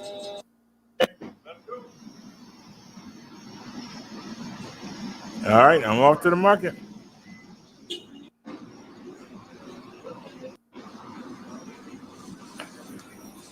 Oh, yes, somebody asked me last night, you going to the market again? Well, if somebody want us to go other places, you know, I like to go to that McDonald's down there on Falls Road. If somebody want to make a donation, well, we going out tomorrow. If somebody want to donate, we can go hit the McDonald's on Falls Road. We can go hit the Burger King. We can hit the Subway. Does somebody want to make a donation? We can go tomorrow. Anybody? Somebody, am I going to the market? As long as I got my food stipend, yes.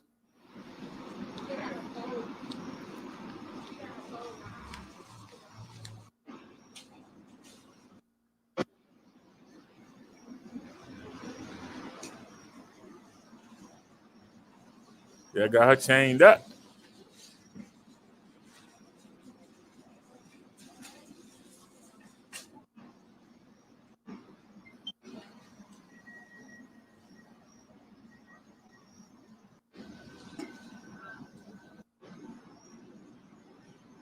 That's no way up to the ceiling, no way up to the break of it.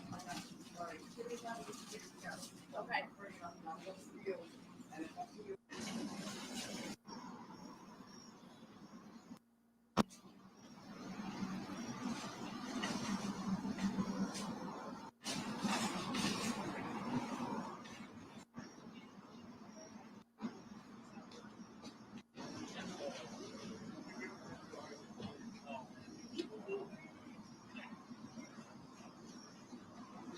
Seeing if anybody messing with the bike, that's all. That's why I told you that I don't mind leaving it there. You wrong for that. Oh. You know you wrong for that. And you still gonna do it.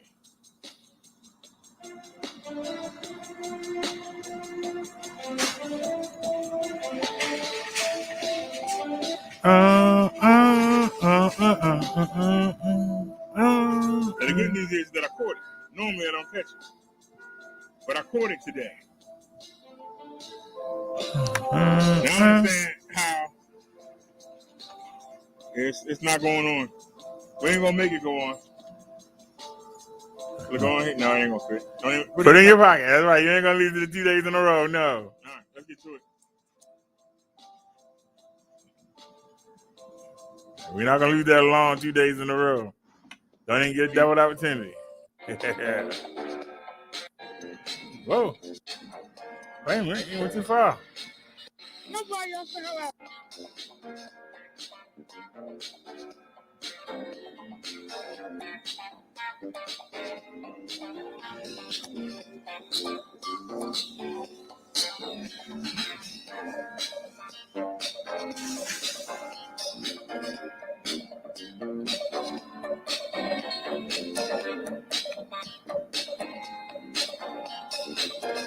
I knew it. person. Ain't nobody else out there. Look at that, nobody. And then that person You turned. just gotta find one person. Ain't nobody else out here.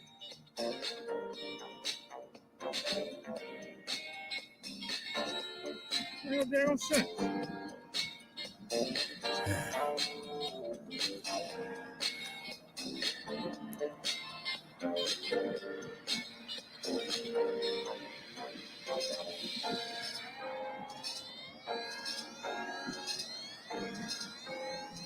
Same time. Yep.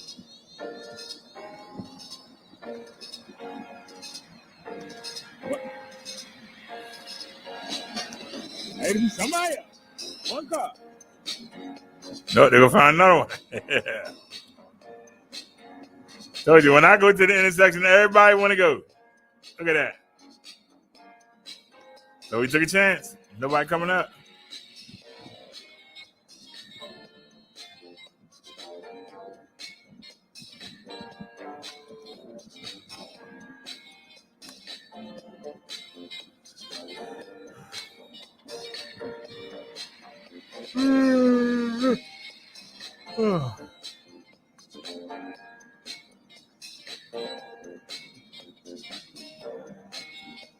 Yeah, that bread throwing me up. Yeah, the bread on the handlebars. How you doing, sir?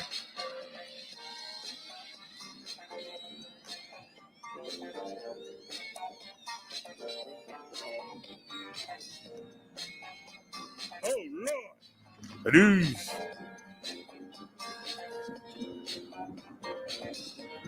That's the bench I was just sitting on earlier. It's all but a memory.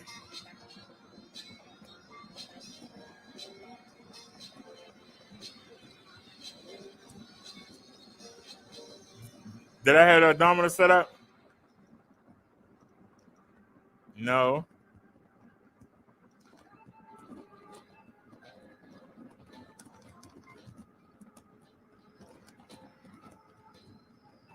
Lights had to change.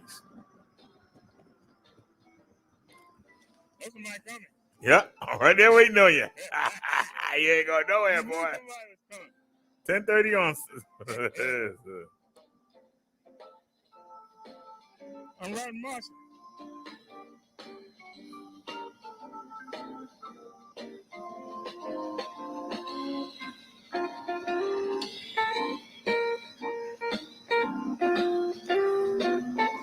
And of course, she ain't cut out. Come on, Marsha.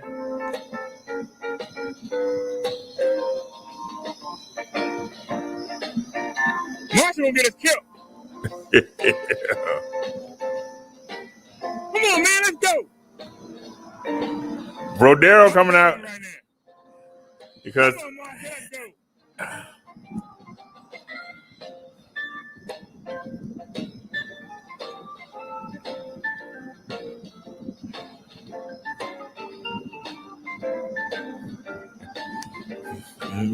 we ran Marshall hard last night.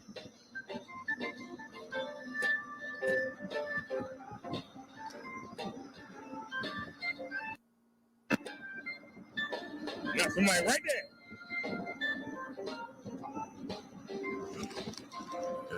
Light change for us. You know you're wrong for that. I ain't trying to hit. But it's okay. You know you're wrong for that. Now here she comes.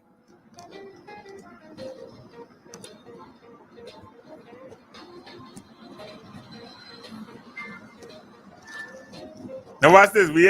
She came on. Look at this. Right through the bike lane, right? Right through the bike lane. See a bike coming. How y'all doing?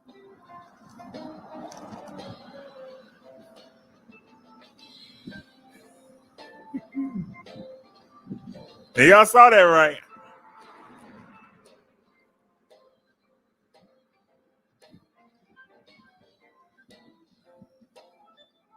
Y'all saw that, right? I just said that. Oh.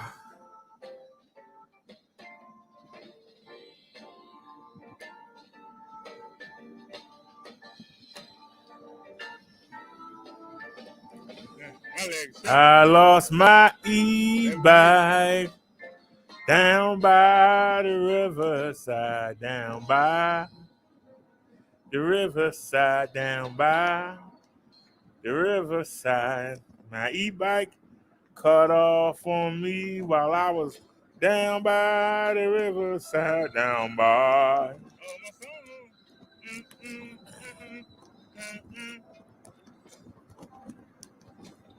Oh, if y'all don't mind, this is my song right here. We trying to get the speed. Trying to get the speed.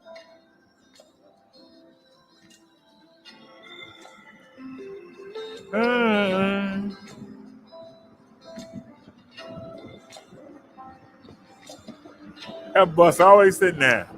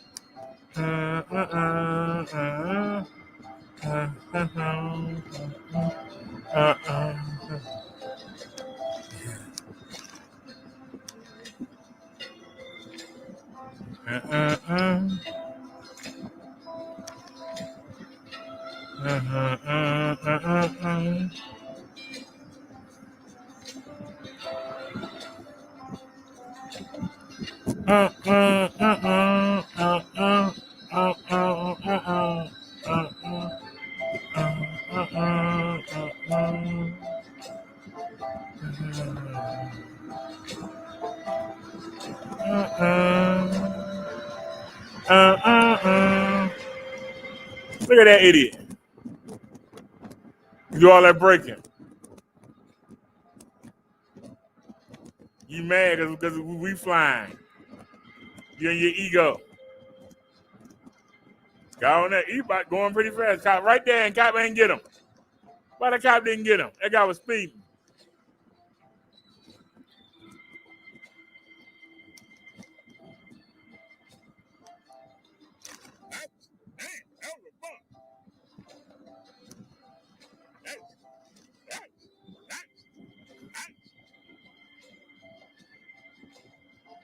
We're going to avoid that bump. How you doing?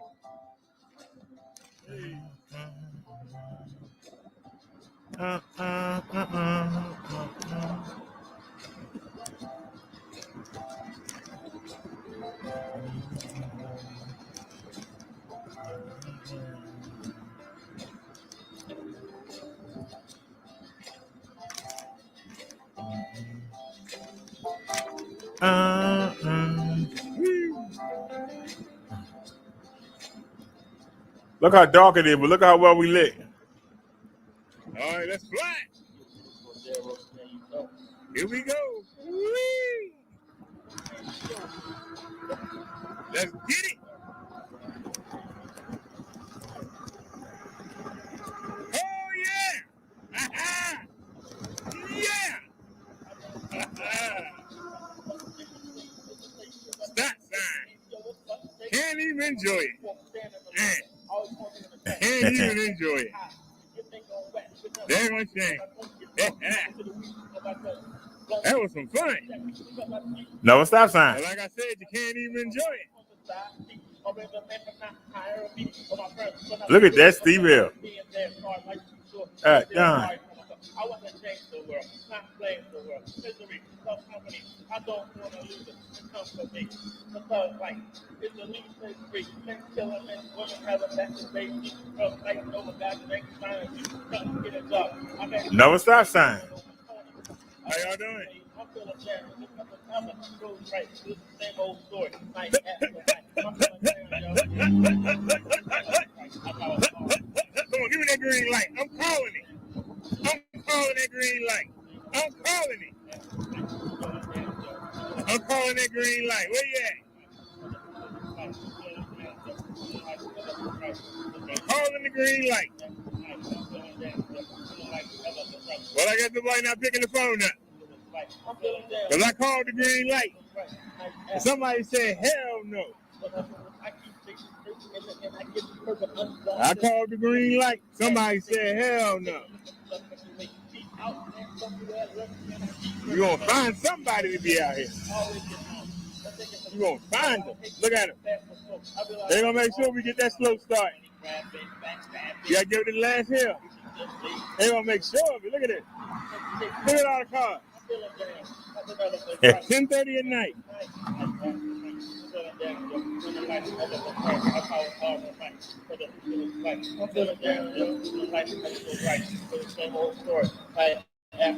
I got balls, don't I? Look at it. What somebody running light? You couldn't get me across that street no slower, could you? We had the green light though, but damn. You couldn't get us across that street no slower, could you? I mean, seriously. That's why I didn't chance it. I'm not bumping up the ball to the check no crazy criminals in my rap. I don't care about yourself. That's a cop out. You can't sacrifice your moves. That's selling out. It's all out. It's what it pop is all about. And if you never really cheat, you still cheat. They're gonna like changing. That's the cheat. That make it all the cheat. With your body weak, you're sorry, a strong, a loser, a bump. And if you locked up to that, and if you look up to that, so you don't, you won't take the effort to be right. But you hang out on the corner all night living in bed, but you can't show a big and easy money, but you blow it on fast. I didn't put the speedometer on. Hold on a second.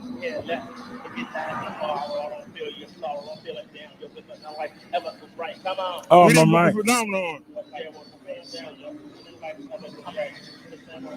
Smell like somebody's butt out here. They're on cows. I hope not, 'cause I don't want it to hurt nobody. I don't want anybody to hurt me. But that's what's gonna happen. Whatever they're looking for. Don't come over this way. I ain't in the mood. Yeah, the helicopter out there looking for somebody.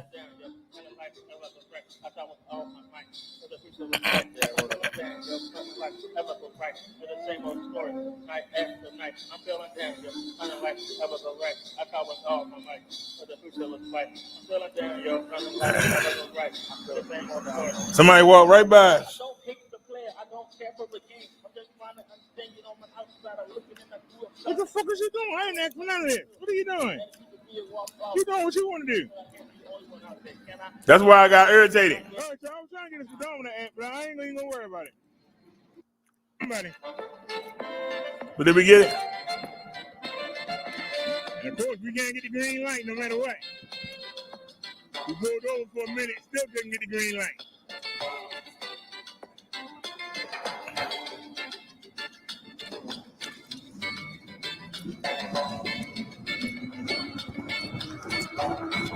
I don't know how fast we're going, but right down it, we're going fast. Let's just enjoy it. And be like, woo! That's all I gotta say. Is woo!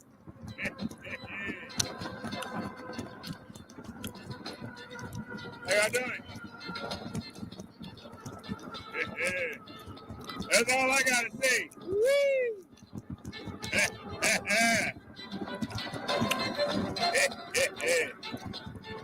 That's all I got to say.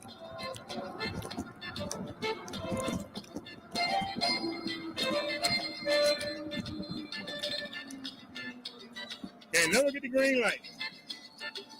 These ain't nothing coming. Let's go.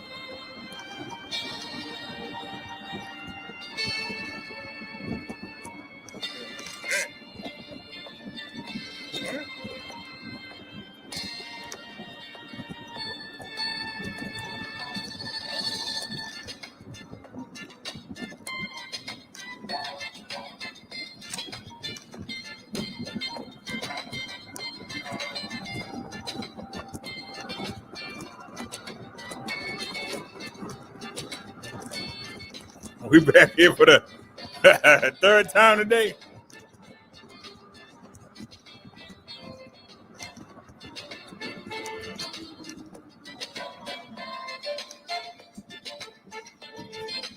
That train up there? No train to show y'all today.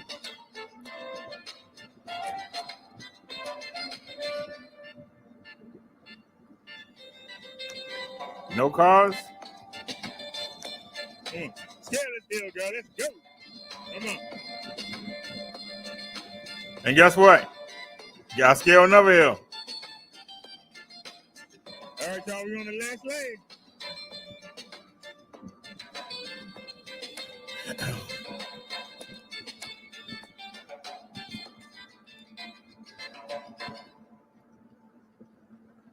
I don't know why I'm pedaling.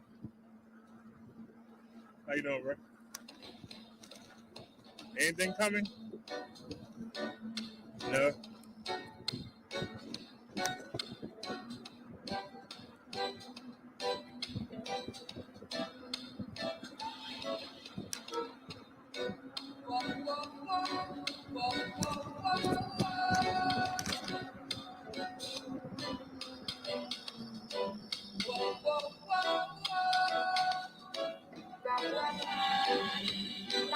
How you doing? Come on.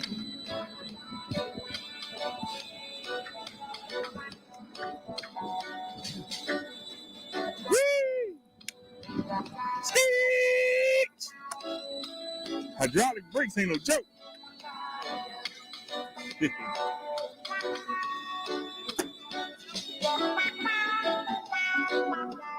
Look at the bread.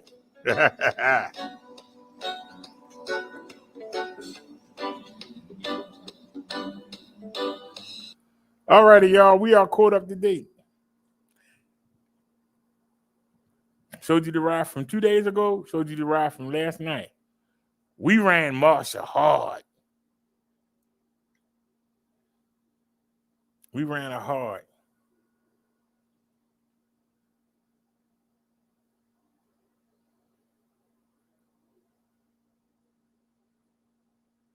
They sent me that bike damaged, and look how good it performs. I'm 283 pounds. And as you see, we got nothing but hills here. Every time you turn around, you're going uphill. These Pedelec bikes are dependable. I haven't heard nothing from the seller, but I wonder, are we selling anything?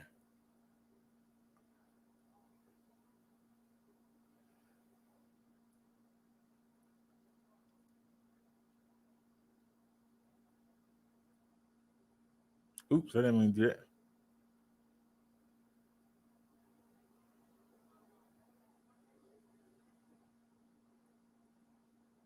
Let me bring y'all in.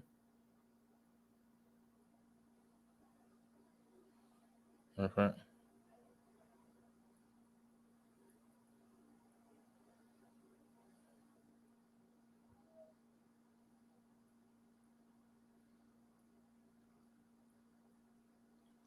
This is the bike that I was just riding.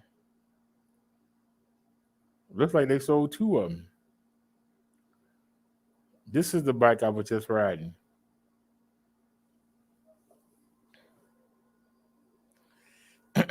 But we don't start with this bike. Let's start it off right. This is the other bike that I have. This is the Pedelec PX5. Now, we haven't rode this in a couple of days, a couple of times. And a lot of people ask me, well, why aren't you riding it? Is something wrong with it? No, ain't nothing wrong with it. But I got somebody else's bike to ride, so why should I ride my own and tear it up? I'll listen for somebody to give me a good reason. But what's the difference? Why do I, other than the fact, that I'm not tearing my bike up, why do I enjoy riding the GS9 Plus so much? Well, because it has premium parts on it.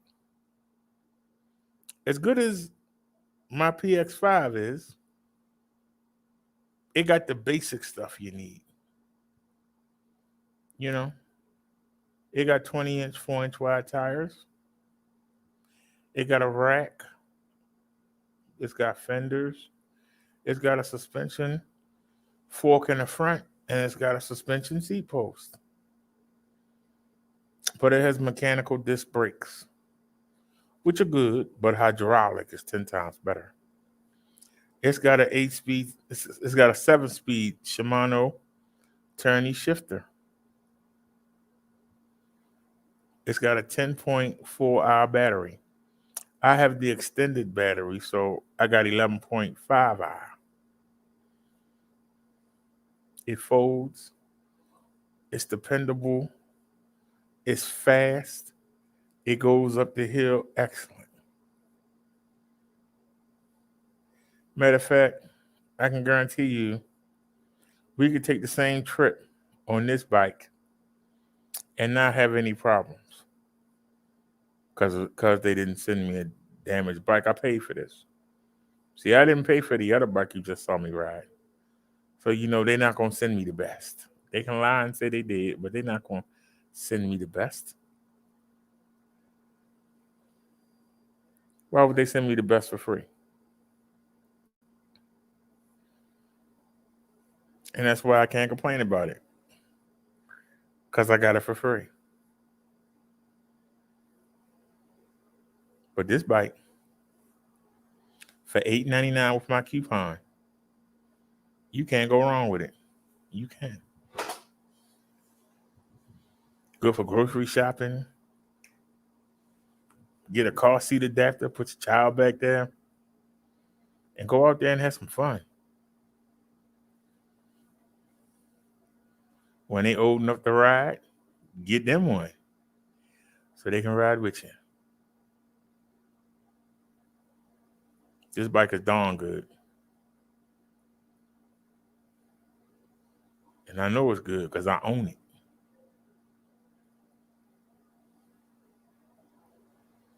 I can get you this bike at a real good price. There isn't another foldable that can hang with this bike at this price level. None. All you gotta do is use my code ButterDart PX5-W. Let me copy it.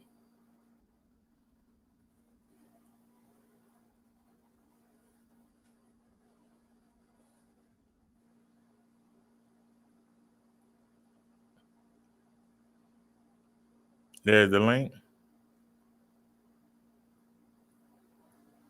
There's my coupon code. Let me show you what you do with it. This is the best deal on a foldable. We don't have any in black, but we got 20 in white. Nobody's bought one. I wonder why. They didn't have none for so long. Why haven't anybody bought any? I mean, it's a good bike. And at $8.99, $8.99, you can't beat it.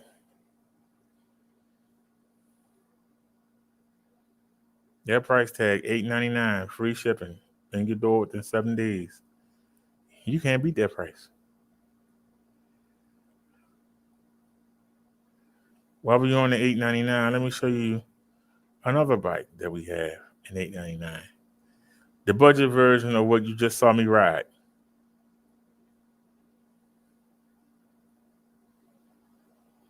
This is it in green and black. Isn't it beautiful? This bike is very similar to the one I just showed you. It's got a 500 to 800 watt peak motor. It's got front suspension. I can't guarantee you it comes with a suspension seat post. Spend $19 and get one off of Amazon. It's got a display so you can see everything. It's got a Shimano Tourney 7-speed shifter. It's got disc brakes, mechanical disc brakes. But this bike has a 17-hour battery. And it doesn't look like an e-bike. It looks like a regular bike. I was riding this older sibling. It's younger sibling, I'm sorry. This is the original, the G9. We call it the Cindy Brady. In the last video, you saw somebody holler out of a window and say, "Is that bike electric?" They had to ask me, was the bike electric? I was keeping a pretty good clip up the hill. And they were like, how this fat guy riding that fast? That's why they asked me, was it electric? They had to ask me. That lets you know that people don't know these bikes are electric. This is one of the great selling points of it. We have it in this beautiful color, and we also have it in this classy color. They sold one. When did they use my coupon to buy it? Look how classy that looks. That does not look like an e-bike. You can talk to me all day. Let me get you the link in case you might want to add this to your collection.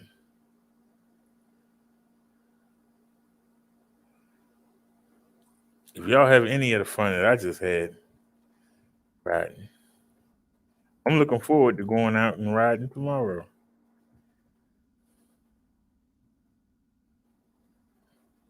This is my code. Let me copy it.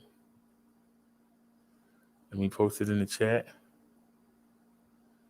This is the link for the Pedelec G9. $8.99. That's my code. Brother Derek G9. Let me show you what you do with it. Go to buy it now.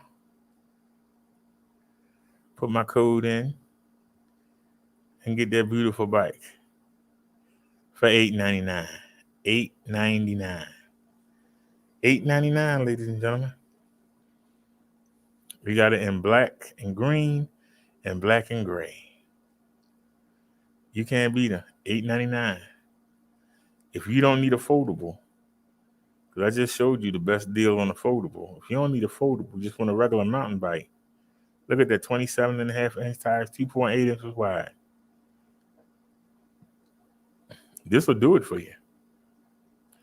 But if you want something a little fancier, that's not fancy enough for you.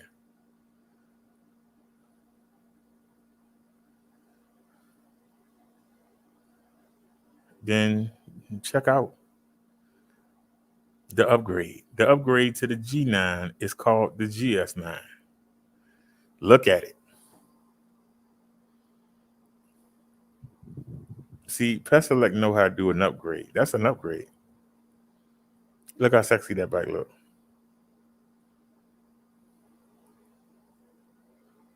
Micah from Electrek just did a video on it.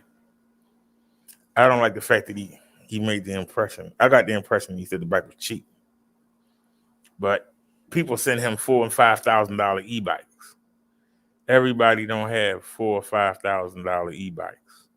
Everybody don't have money in the pandemic to spend $4,000 or $5,000 on an e-bike. So to him, this bike is cheap, affordable, budget. To me, it's right on time. People like me that want to get around, these bikes are a lifesaver. I get to go out there and ride with the cars.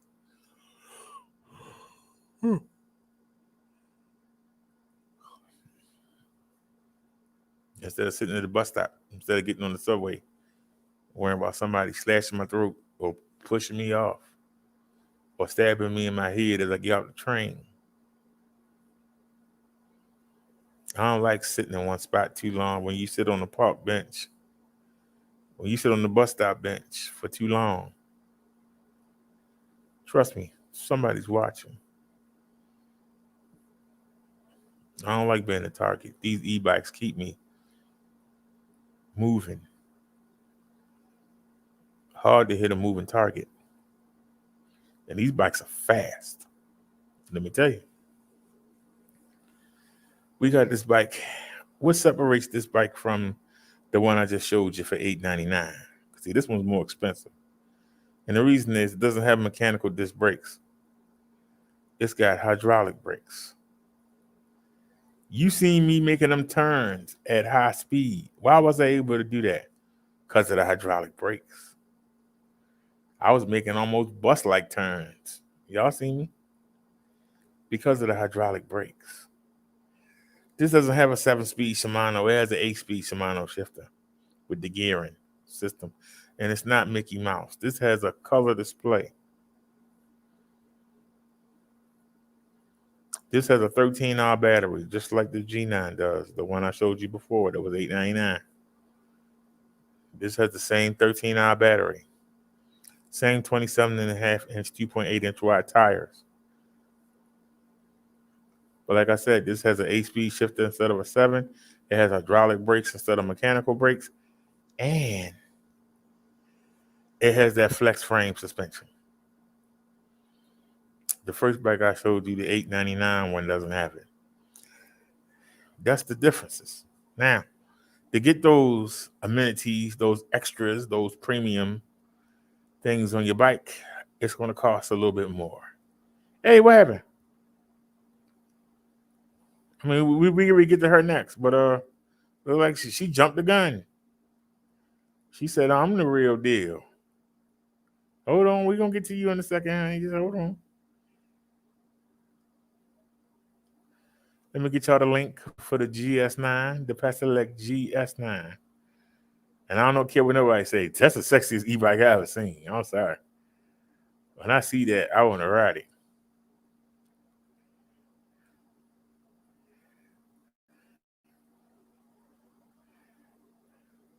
There's the link for the GS9. Let me give you the code.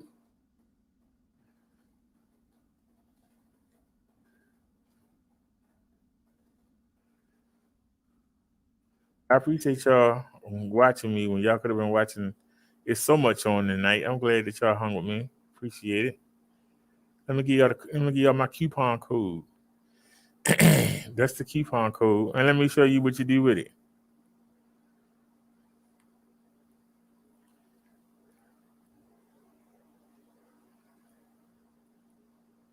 I forgot to show you the other color. Isn't that beautiful? Isn't that classy? I still like the black and green better. Hey, what are you doing? I ain't gonna get mad about it. Hit buy now. Put my coupon code in. And you won't pay $16.49 for this bike. You will pay $13.49. I know $13.49. It's a lot of money. But to get the hydraulic brakes, to get the almost 800 watt peak motor, to get the 8-speed gearing, to get the 13-hour battery, to get that flex frame suspension, it's worth a little bit more.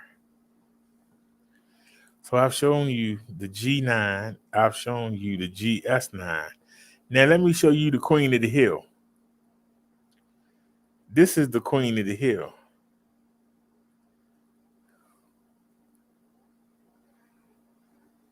Look at that beautiful display. This is the Queen of the Hill right here. Now, what makes this bike so special? All you gotta do is look. If you gotta ask that question, it let me know there's something wrong with you. If you really need to ask that question, I know that it's something wrong with you. I know it's something wrong with you. Because all you gotta do is just look. This is the bike that you've seen me ride for the past hour. This is the Queen of the Hill. This is the mother load, the mother chode. This is the bee's knees. What makes this bike so special? What makes this bike special is, look at those 26-inch, 4-inch wide fat tires. It's like riding on pillows. I love riding my PX5 with the 20-inch, but I'm going to tell you, ain't nothing like being on 26-inch fat tires. I'm telling you. A lot of the times you hear me saying bumps, and I think they're going to be bad, but they not because of them 26-inch tires. You got front suspension and you got that rear flex frame suspension. And I'm telling you, the whole frame flexes to absorb the bumps for you. That's the reason I had the problem with the rear rack, because we would hit a bump and the frame would go down to absorb it, and it would bring the rack down.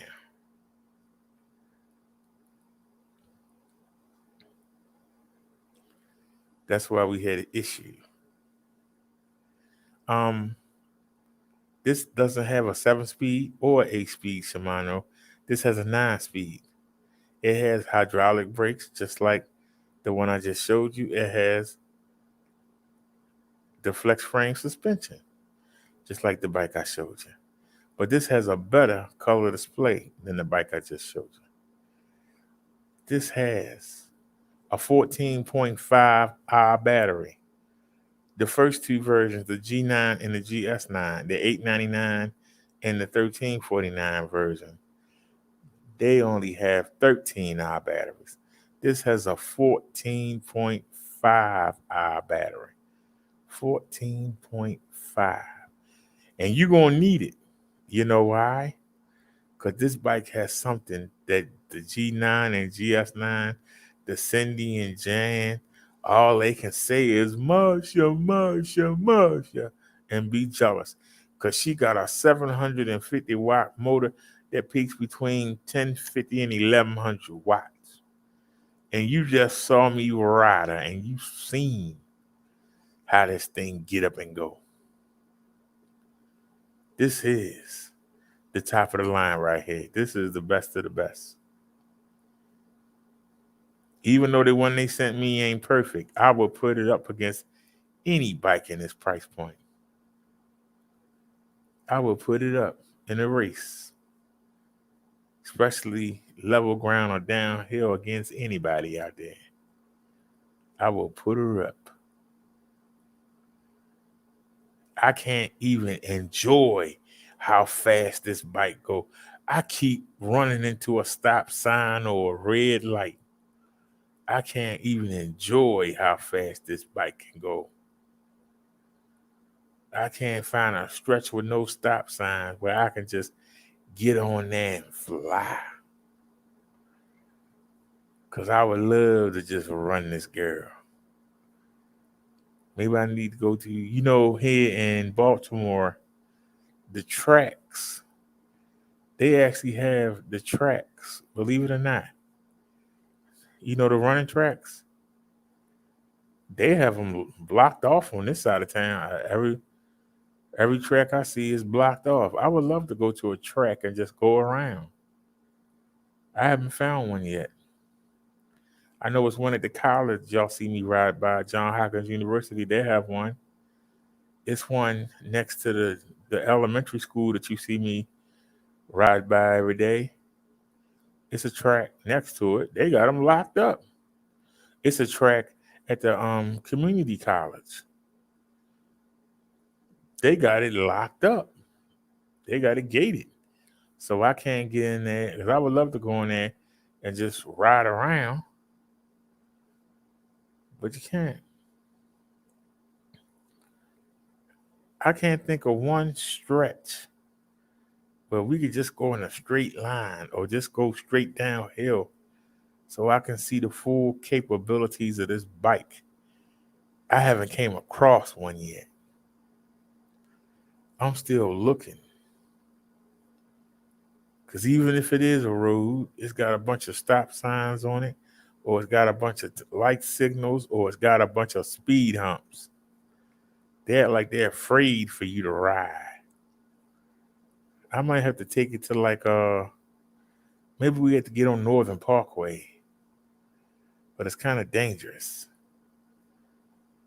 I'm trying to think of where we can go where it's not a winding road, but we could actually just test it out and really have enough time to get to the speed we want without nobody being in the way, without no lights, without no stop signs. I'm trying to think. Because you see the guys making the videos, they go to a parking lot. That's not enough. I took y'all to the hospital parking lot, and we was riding around it, and you saw every time I wanted to get the bike up to speed, we had to stop when you go into a parking lot. Majority of the time, every time you get the bike up to speed, you run out of room. So it's really hard to find a place where you can just go in a straight shot and just gun it and just see what it do. You know what I mean? Just gun it and go. Just gun it. Well, I'm going to find that road. And when I do, we're going to go out there and we're going to push her and see how fast. Because I know we can beat that 34 miles per hour. I know we can beat that. The last speed test, we were using the S8 instead of the Pixel.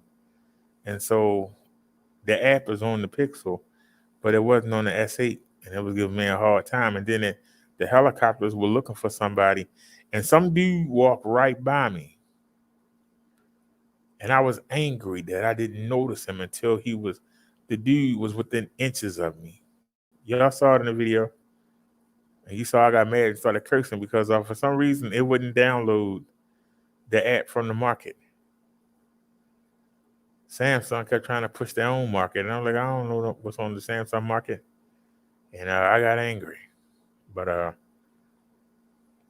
we're going to go back and we're going to do it. And we're going to see what she can do. What I ought to do is do the test before we go somewhere. Like if we're going somewhere, maybe I should do the test beforehand and then come back up. But like I said, the Pedelec GS9 Plus. This is the mother load.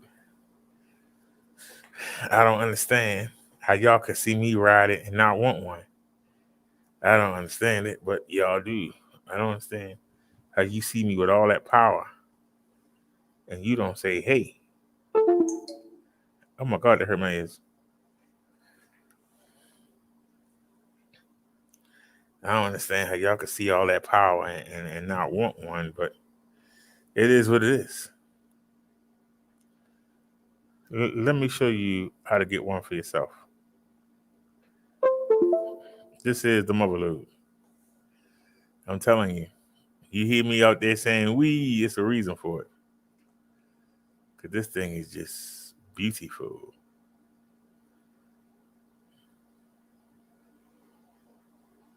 I know the price is a little high, but you pay for nice things. If you want the nice thing, you can get the $8.99 one. You don't have to pay for it. You can get the $8.99. There's 3 versions: the G9, the GS9, GS9 Plus. Whichever one you can afford, you can't go wrong. It's 3 versions. You can't go wrong. Let me give you the code.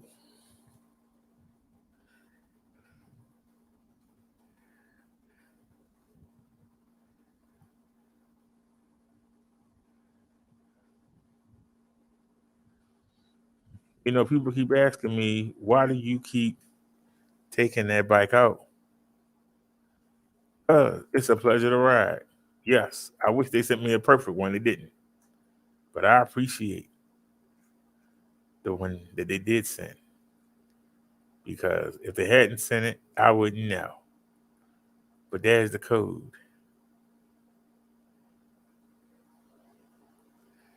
And what you do is you go up here and you hit buy now. Fill your information out on the left. Go to discount code. Put in Brother Derek P. GS9 Plus. And you're not going to pay $18.59. You're only going to pay $16.59. Now, that's a lot of money. I know it is. But you ain't going to find nothing better in that price bracket to give you more features. The 9-speed shifter, the 750 to almost 1100 watt motor, the hydraulic brakes, front suspension, rear flex frame suspension, 14.5 hour battery, color display, 26 inch by 4 inch wide fat tires, I seen a lot of companies put out cheap bikes. And they line say they 750 watt. As somebody that came from a 250 watt to a 500 watt to a 750 watt, I can tell you, they all night and day. They all night and day.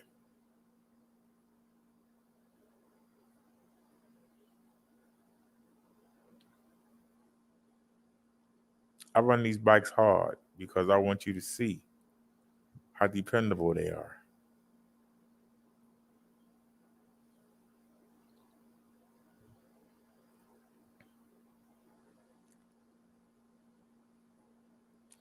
We haven't been able to figure out what exactly is wrong with my GS9 Plus they sent me. We haven't been able to exactly figure out what is wrong, but I can tell you what's right with it is enough for me to make it my daily driver.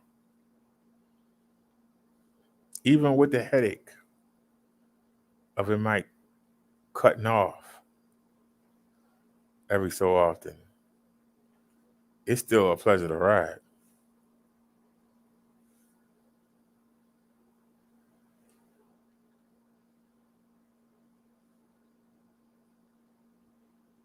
It requires me to pedal sometimes. I ain't got pedal at all on my PX5.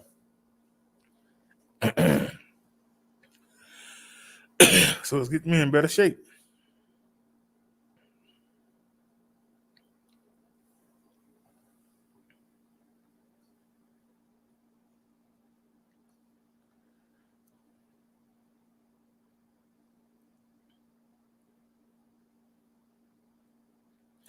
PayPal sent me an email. I thought somebody had donated. Got me with that one. Yeah, I got nailed with that one.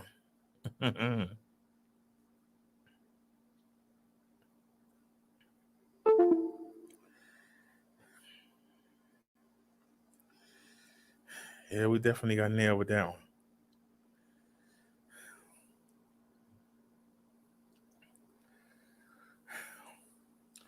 Alrighty, y'all. 16:59. All right, we have pushed the e-bikes.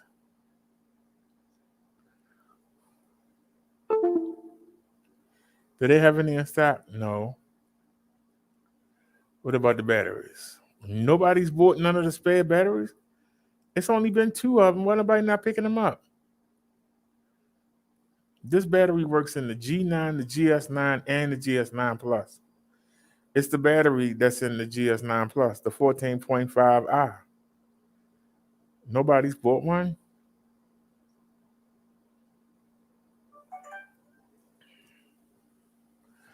That's amazing that nobody's bought one.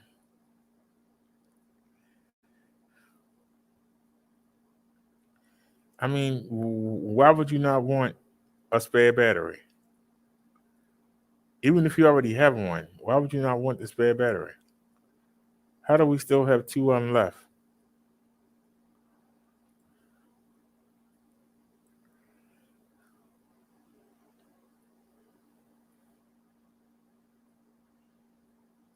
But I can tell you, I was thinking about getting one for the one I have, but we have never burnt the battery up. We've never got it halfway down.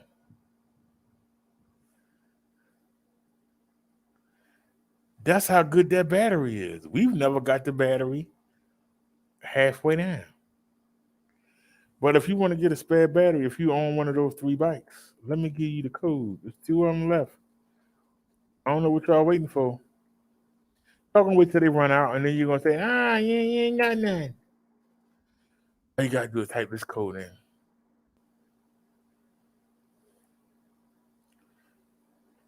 I'm gonna give it to you. Type this code in, Brother Derek Battery.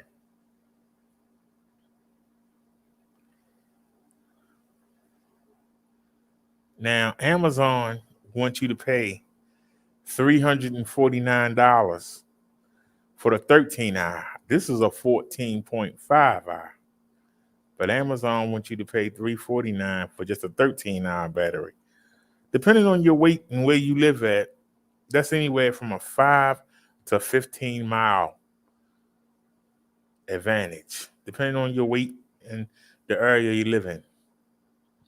You can squeeze out an extra 5 to 20 miles over the 13-hour battery.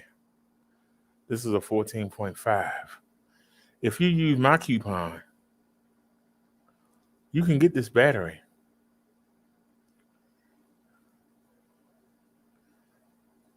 for $329. So you can go on Amazon and get a 13-hour battery for $349, or use my coupon and get a 14.5. And it works for the $899 bike, the G9. It works for the $1349 bike, the GS9. And it works for the Motherload, the GS9 Plus, for $1649. It's actually the battery from the G. That's 9 Plus. $329. Most batteries cost $500. This company ain't trying to bleed you with accessories.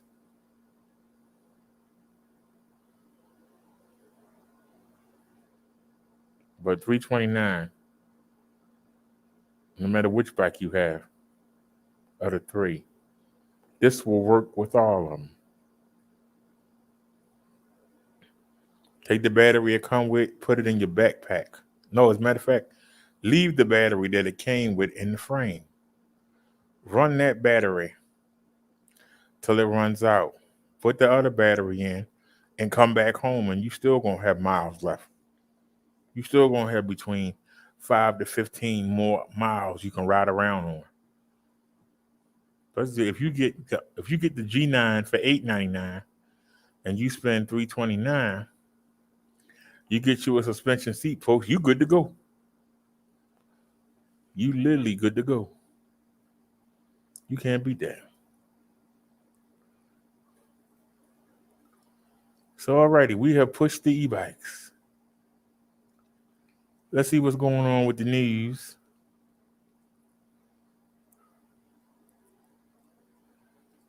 I don't know what channel we on. You always show the Reverend channel.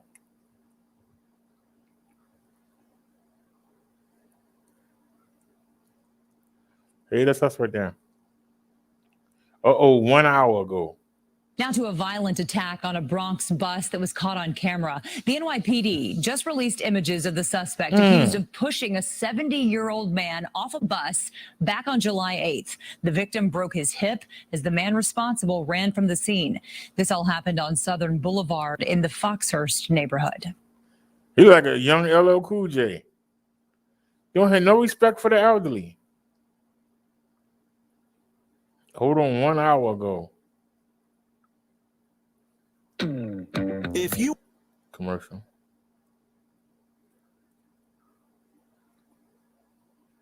Begins right now with breaking news. And they cowardly shot 2 victims. Y'all know I'm very respectful of people, but right now I'm damn mad. It makes no sense. Breaking right now at 10 o'clock, an off-duty police officer from New Orleans shot and killed while having dinner at a restaurant in the Galleria area. Another victim in the hospital tonight in critical condition. Now police are looking for the 2 people who they say committed the crime. Take a look at your screen. Police just releasing these surveillance images of 2 men wanted in that deadly shooting. They're asking anyone to come forward with information. That shooting happened just after 5 o'clock tonight at the Grotto restaurant on Westheimer near West Loop South. And that is where we find Cape Barajas, who joins us live tonight. And Bill, what can you tell us about the investigation? Well, lots of questions right now as to why this turned deadly. All indications from the Houston Police Department and Finner are that the victims complied with the suspects who were attempting to rob them. They complied with their demands. The chief trying to figure out why one of those suspects decided to fire. Now, as you mentioned, an off-duty New Orleans police officer shot someone he was with, also from New Orleans, was taken to the hospital. He is in critical condition. This all played out at the Grotto restaurant on the patio there. Chief Troy Finner calling on the city to come together and help put these men behind bars. These were just put out. Houston police saying the images show the suspect responsible for the shooting and their getaway car. You got a group of individuals visiting our city, sitting on the patio, enjoying dinner. Two suspects approach from the side on the patio, present guns, demanding articles. All the witnesses and the victims say everybody complied. One of the suspects fired, shooting two individuals. The scene unfolding in broad daylight. One of the victims, an off-duty New Orleans police officer, dying from his injuries. The other man in critical condition. Chief Troy Finner says he's unsure if the off-duty officer was carrying his weapon. Did they at any point, the off-duty officer at any point tried to stop these guys? Or were they... I don't think so. And what I'm hearing is everybody complied. And they cowardly shot two victims. Crime scene tape was used to rope off access to the popular Galleria area restaurant. This clearly a couple expecting to dine in were instead turned away. You think of this area, the Grotto specifically, is a really nice place to go. Never had a second thought about coming here to this restaurant in this location. And it makes you stop and think. It can happen anywhere. Chief Finner pleading with the public to help put these suspects behind bars and to be on the lookout for the getaway car. A gray or silver Altima, four-door vehicle with paper plates. And Chief Troy Finner telling us that off-duty New Orleans police officer was a father of two. He was visiting the city with a group of friends. Now, we reached out to the New Orleans Police Department. In a statement, their superintendent, Sean Ferguson, said, quote, "We have been made aware of this incident. We are certain the Houston Police Department will work diligently to find the perpetrators of this terrible crime. We are praying for the family of our fallen officer. We are also praying for the family of the second victim in this incident." Of course, this is a developing story. We'll continue to follow it and bring you the very latest as it comes in to us. Live in the Galleria area, Bill Barajas, KPRC 2 News. Bill, thank you. Now to a violent. What they were saying?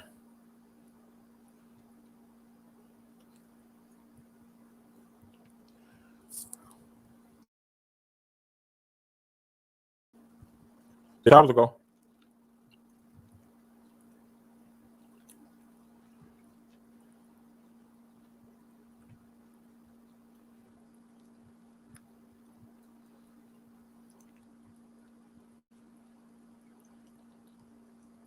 A brutal beating and a shooting inside of a candy store in the Juniata Park section of the city. It happened last night. Investigators say the suspects are described as two men and a woman, but it was the woman who allegedly fired the shot into the victim's head. Action News reporter Jacqueline Lee joins us live from police headquarters with the full story. Jacqueline. Walter, the victim is in the hospital in critical condition tonight, and police are searching for those three suspects that allegedly put him there. And police have made it very clear that they have very clear footage of the entire incident. Police call it a vicious beating. 10 p.m. Saturday night at this candy store on the corner of O Street and Kensington Avenue. Police say a man between ages 25 to 30 was standing inside. Officials allege three people walked in, two men and one woman, and viciously beat the man. Based on the video footage, what we were able to see is that one of the males ambushed the victim with a sucker punch to the head, knocked him down. At that point, the female began kicking him, and the other male also began assaulting him as well. Then police say the woman pointed a gun to the victim's head and fired once. The female, based on the video footage that we obtained the gun from one of the other males who handed it off to her just before the assault took place. Police say they are searching a nearby playground for the possible weapon. Residents in Juniata Park say violent crimes have escalated in the past year. Crime is definitely building in this neighborhood. It's building here just as it is across the city. Gun violence is escalating. It's ridiculous. Kate Clark is president of the Juniata Park Civic Association. She says as the number of incidents increase, homeowners are deciding to not stick around. More and more people are moving out. More for sale signs are going up. I feel anxious because of everything that transpires. Sure, hopeful that people in the neighborhood band together and put a stop to it. And police have not released any information about a motive. But again, they say there were multiple cameras inside the store as well as outside. We are live outside police headquarters. Jacqueline Lake, Channel 6 Action News. Walter. All right, y'all. So hopefully we'll have footage. Oh, we didn't see this. Hold on a second. A new video this morning of a man wanted for attacking an Asian woman on Sunday. Police say around 6:30 p.m. the man got into a verbal dispute with a 63-year-old woman, then punched her in the face and shoved her to the ground while making anti-Asian statements. This happened at West 54th Street and Broadway. The woman suffered back pain. The suspect got away on his bike. Oh, you know they're gonna catch him. That's a good photo.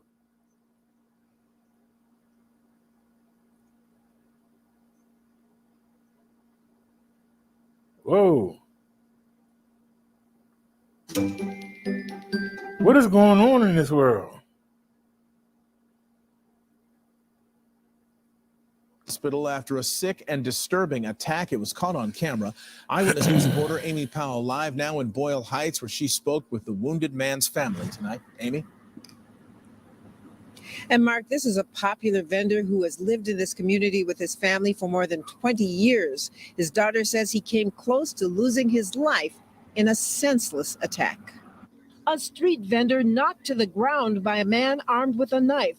Video capturing the vicious attack. He stabs the vendor multiple times. I can't see the video without crying because my dad was fighting for his life. Dulce Terraza says her father, Ignacio Torres, is hospitalized with wounds to his stomach, arm, back, and one of his legs. The stabbing happened around 5 p.m. yesterday. Ignacio, a well-known vendor in Boyle Heights, has been working at the intersection of First Street and Gabriel Garcia Marquez for 19 years. He was talking to another vendor when the suspect, Michael Ramirez, described by police as a transient, suddenly walked up and attacked him. And just no problems, no words exchanged, nothing. He just started attacking my dad out of nowhere. Torres's wife, who was across the street, ran to help her husband. The only thing she could really think about is just kind of taking him off of my dad, and the good thing that my mom didn't get stabbed. Ignacio Torres is expected to fully recover from his injuries, but may not be able to work for months. His daughter has started a GoFundMe account in his name. She can't understand why anyone would attack him. Very, very loving and very caring person. He goes out of his way for other people. The suspect fled after the stabbing, but was arrested after witnesses pointed him out to police just a few blocks from the scene. Hello, I'm Mark Brown. Get more great... That's a daggone shame. Daggone shame. A new video that It's a daggone shame. I'm gonna do a refresh, see if we get something else.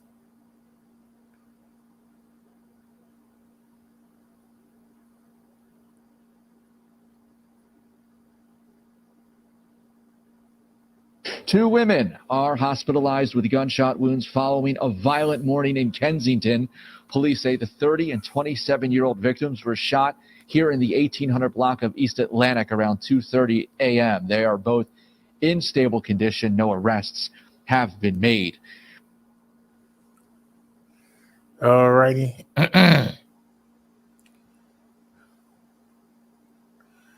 Before we go, did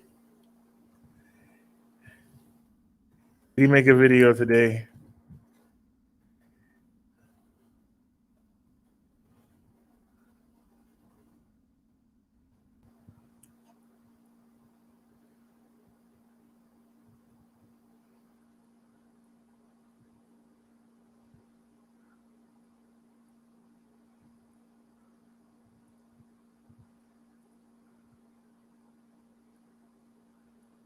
Oh, Kevin Joseph King. It is Kevin King. He's right.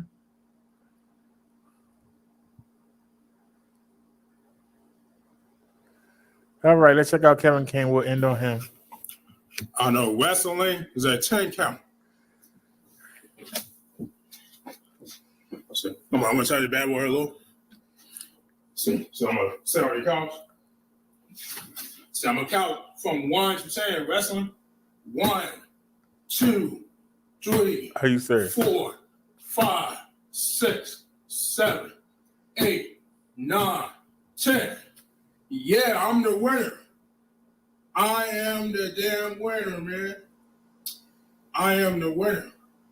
Okay, I'm right. 1. Okay. All right. 3, All right, Kevin. 4, 5, 6. Okay. 7, 8. All right. He's running out of stuff to say.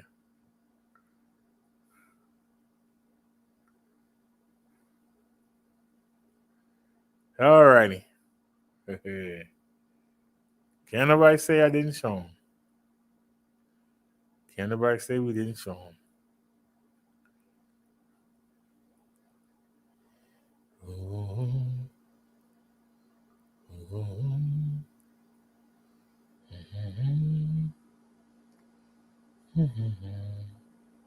All right, this is an hour ago. I guess it affects me. Let's look. Grab a workout. They had to give us a commercial, didn't you? And it's got to be. You're going to give us 2 commercials. Really? Oops. Hey, you wrong for that. Hey. Slight eastern shift in Henri's track could really have a pretty big impact on parts of our area. Oh, yeah, there's no question about it. Jeff's going to take us through the region by region in just a moment. But what we want to say about that is, number one, the storm isn't canceled by any means. We're still going to get major impact from this storm. But if we can keep the core of the strongest winds east of the east end of Long Island, the 80 to 100 mile per hour potential, it's more like it's over southeastern New England. We're back to where we were talking about with the forecast late in the work week with the track just to our east, but we still have the torrential rainfall. We'll still have strong winds, a storm surge, and it'll be a damaging storm. We're at 74, and we've had buckets of rain here on the west side, putting down over 2 inches of rain, and in some cases across the 5 boroughs, over 3 inches of rain. So we still have a flash flood warning that'll take us for another hour and a half or so, and then we'll start to see that heaviest rain shift off to the west. What's happening is not only is there Henri, but there's a weather system off to our west, dipping the jet stream here, and that's definitely making a tropical connection and a pipeline to Henri's moisture. So that pulled that in advance. In addition. All right. So they're showing you Washington right here, but this is Maryland. Maryland is this sliver right here going along, right? It comes down. That's Delaware right there. It comes down. This is Maryland. This is my state of Maryland. And you can see that Baltimore is right here along the Chesapeake Bay. For those of y'all who don't know what the Chesapeake Bay is, this is the ocean, right? There's a channel right here. The channel comes out down into Virginia.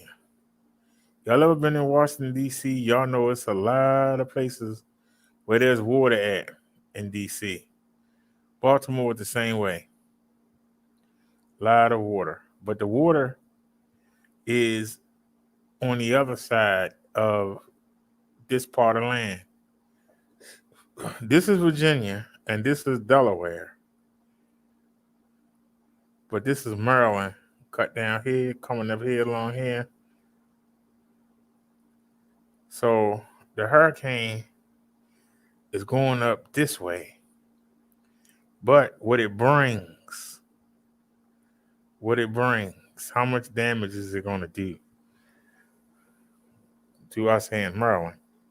That's the question. How much damage is it going to do? Now they're talking about New York, Boston, because it seems to be going that way. It's kind of going away from parts of New York, but you can still see that New York is right there. It's going away from parts of New York, but you can see what's surrounding it is what's coming in. That's what you got to worry about. With coupling with this area of high pressure offshore, it's channeling Henri off to the north. If Henri strengthens a little bit during the overnight, there's still a small window for that. There still could be a western wobble. So we're not discounting the fact there still could be an eastern Long Island landfall. But the trend right now is taking it a little weaker and a little bit to the east here, leaving the brunt of the strong winds just to our east, but still big impact nonetheless. Okay, so we have these big downpours right now. They're starting to shift off to the west. We'll go through New York City for another hour or so, I would say, and then that will subside. We'll we'll get a clear break. It's what Henri looks like right now. Number one, it is flying off to the north at 21 miles an hour. Yes, it will slow, but unlikely to totally turn on the brakes. So it doesn't look, the evolution doesn't look as slow. However, you can see when it would likely be, near Montauk or just to the east, right around midday or so. Could a landfall be on Block Island? Very good possibility there. And then it tracks up through New England and away. So our conditions improve early in the week. We'll get to tide times in a second, but let's go through each facet of this storm. Meteorologist Jeff Smith in the Weather Center with that. Jeff. Yeah, like we were pointing out, the strongest winds in these storms are almost always on the right-hand side of the track. If we can keep that just off to the east, we may have to get rid of this 80 to 100 mile per hour band. We hope we can do that later on tonight, but right now we're keeping it in there for now. So at least some gust up to about 80 miles per hour up in the Twin Forks during the day tomorrow, maybe 60 to 80 miles per hour in the Riverhead and Mastic area, more like 50 to 60 miles per hour western parts of Suffolk, all the way up into Fairfield County, Connecticut. Even into New York City, we could be dealing with 40 to 50 mile per hour gusts. It ramps down significantly as you head off to the west farther from the center of the storm. Check out the rainfall. So we've already achieved this, by the way, in New York City, getting over 2 inches of rain in the park, but we're in the 2 to 4 inch band, maybe trending toward the 4, more like 4 to 8 inches closer to the center of the storm over eastern parts of Long Island. That extending also into southwestern Connecticut and parts of the mid-Hudson Valley as well. Less rain off to the south and west. And storm surge, the other big factor in this storm. And right now, I put the wind vectors on here just to show you where the wind is going to be pushing the water into. And right now we're thinking it can push water from Long Island Sound onto the north shore of the island. The big question is, and that could be a 3 to 6 foot surge, will it occur during the time of high tide? Lee has much more on that. Right. And I think it will, Jeff, especially when you talk about the north shore of the island. Now, when you talk about Montauk, that high tide is as the system is approaching. High tide may, the actual, closest pass may occur a little later in the morning, but it's close enough. That water's still surging. But when you look at a Stamford at around 12 o'clock, I mean, that is when the water is really piling up there. So I am concerned, especially on the North Shore, places like a Hempstead Bay or an Oyster Bay, and even back to Flushing Bay, LaGuardia. I mean, could they get a big enough surge here where there's some splash over under the runways of LaGuardia? Right. We'll have to watch. It's going to depend. If anybody on the East Coast, let's go take a look. Baltimore weather. Humidity 90%. God darn, man. 90% humidity. Just won't give us a break. At least it's only 76 degrees. All right, so let's take a look at Sunday.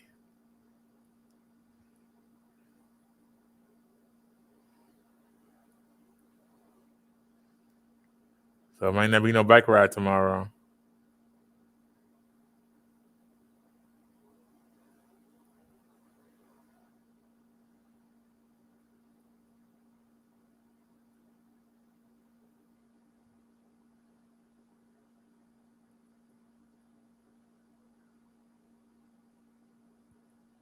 I don't know that the rain come tomorrow. Showers at 11 a.m. 82 feels like 88. But doesn't seem to be no hurricane. That's gonna feel like 90 at 12 o'clock. God darn. Boy, there ain't no break in the temperatures, I tell you. No break at all. So right now, as of 1:30 a.m., partly cloudy. Well, why it's not showing us everything?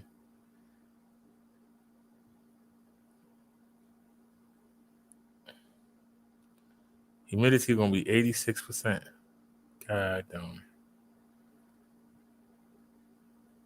3 a.m., 87%. Why did humidity keep jumping up? 88%. I guess it's better than we ain't getting no hurricane. I guess I can't complain. We not getting no hurricane.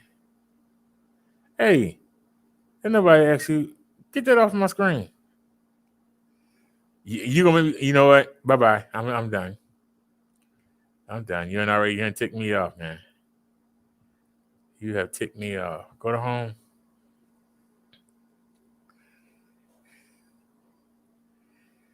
That's 4 days ago. Do-do-do-do. Do-do-do-do. I don't know what they're gonna do. I don't even watch on no more. Do y'all still watch his Jimmy's? We haven't got nothing yet. This man keep coming on here every day trying to get everybody to watch him. He ain't telling us nothing.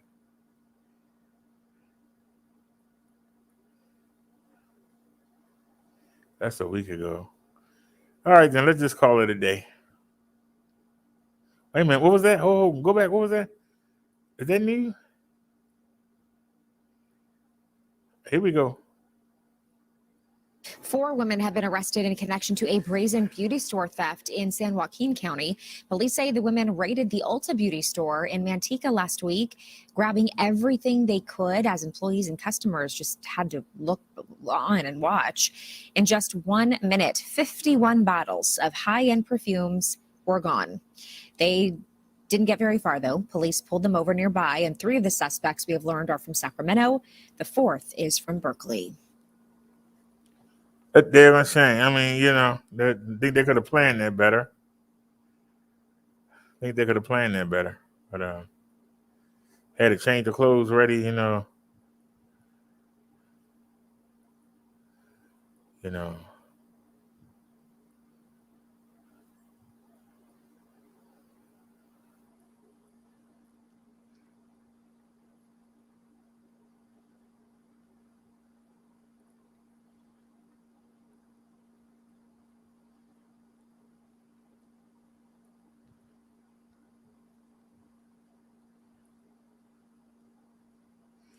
I don't know if we'll get flagged for this or not, but let's check it out. I just want to die right now, man. I don't want to leave no more. I got the bullet. We're not going to shoot you. Oh, that's a commercial. Oh my goodness, I got tricked. I thought that was it.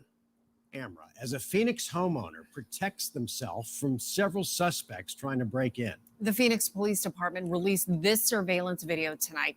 You can see 4 men kicking in a front door only to be met by gunfire from the homeowner. That homeowner says they were alerted by a motion sensor linked to their surveillance cameras, and they were able to arm themselves just seconds before their door was kicked in. The suspects quickly fled the scene in a gray car before officers arrived. If you know who these men are by the surveillance video, call Silent Witness. They gotta be the dumbest criminals in the world. This lets you know how dumb and desperate these people is. This lets you know how dumb and desperate these people is. How do you sit there? He see it's a camera there and he tried to cover it with his hand. That should have said, hey, they got a camera. They might can see us. They might be waiting on us. Let's come back another time or try another house. Not these idiots. Oh, no. They too stupid. They go, the dude take his hand away from the camera. At least if he'd have kept it covered, we wouldn't have been able to see the gunshots coming out. He see it's a camera right there. Why don't you say, hey, let's try another house? These people might be in here waiting for us. And sure enough, they kick the door in, bam, bam, bam, and they all running, looking like simpletons. Now they might be going to jail, didn't get anything. People just do stupid stuff. Why do they do stupid stuff? How does 4 people plan a robbery and don't plan? You didn't case the joint out. You didn't know they had cameras. But when you get there, you see the camera. You try to block it with your hand. Why not say, hey, let's just move on because see, there's no crime. Go find somebody else's house. But nope, you still go try to do it. And almost get killed for it. Ain't no excuse. But all right, y'all. I appreciate y'all for hanging out with me. I'm getting ready to go watch WWE SummerSlam. That's the second biggest pay-per-view of the year. And then I'm going to watch the Manny Pacquiao fight. And then tomorrow when I wake up, because I ain't going to be able to watch, I think the wrestling pay-per-view was like, almost 3 hours. And then you got 2 hours for the boxing. And then, I don't know, Manny Pacquiao getting old. But he can still throw down, though. So we'll have to see what happened with that fight. And then we got the UFC card. So I got a lot of stuff to do. I'm gonna go here and fry me some chicken. I still got a craving because I made the grilled cheese last night, and then I made and then I cooked about 4 o'clock this afternoon. And I don't know if I feel like cooking again. I might just make the grilled cheese and go watch the fight. I might just make the grilled cheese and go watch the fight. Because I had made 3 of them last night and I only ate 2 of them. So I'll probably just make the grilled cheese. And if not, I'm going to break out the chicken that's already thawed. But I'll probably eat the chicken tomorrow. And then I'll be live. I don't know what the weather is going to be tomorrow.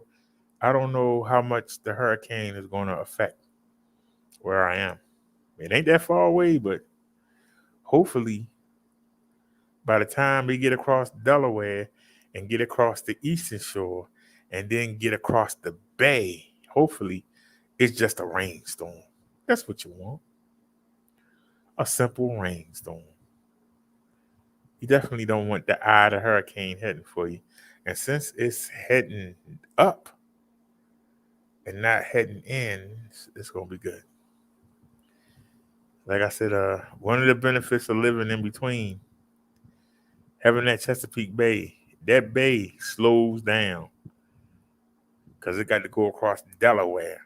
See, it'll beat up Delaware and parts of New Jersey, and then it got to go across the bay and then hit us. So well, that's why I say we're in a good spot. We're in a good spot. We're not on the coast.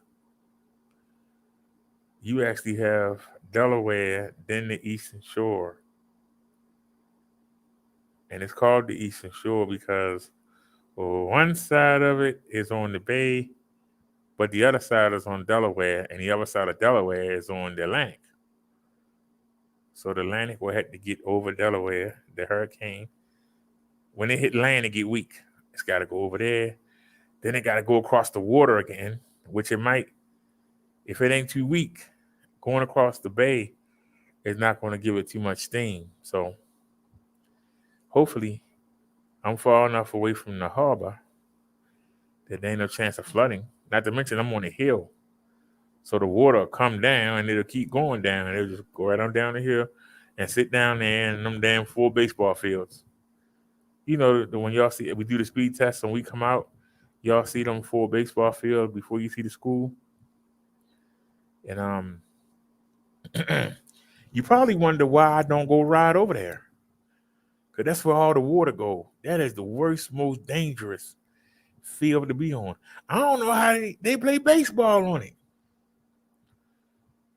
I think you could break your ankle running. I'm serious. You could break your ankle because it's always water down there because it sits. And then when it dries, it turns into a thick mud. And it's not smooth. It got the dunes in it. And so you sitting there running, you could twist your ankle. Seriously. So, all right, everybody. Y'all have a great night. Thanks for hanging out with me. I appreciate it. And I will see y'all tomorrow. Y'all have a great night. Peace, everybody. As Nia would say, see you soon. As I say, I'll see y'all tomorrow. It's 1:30 in the morning here, and we are out.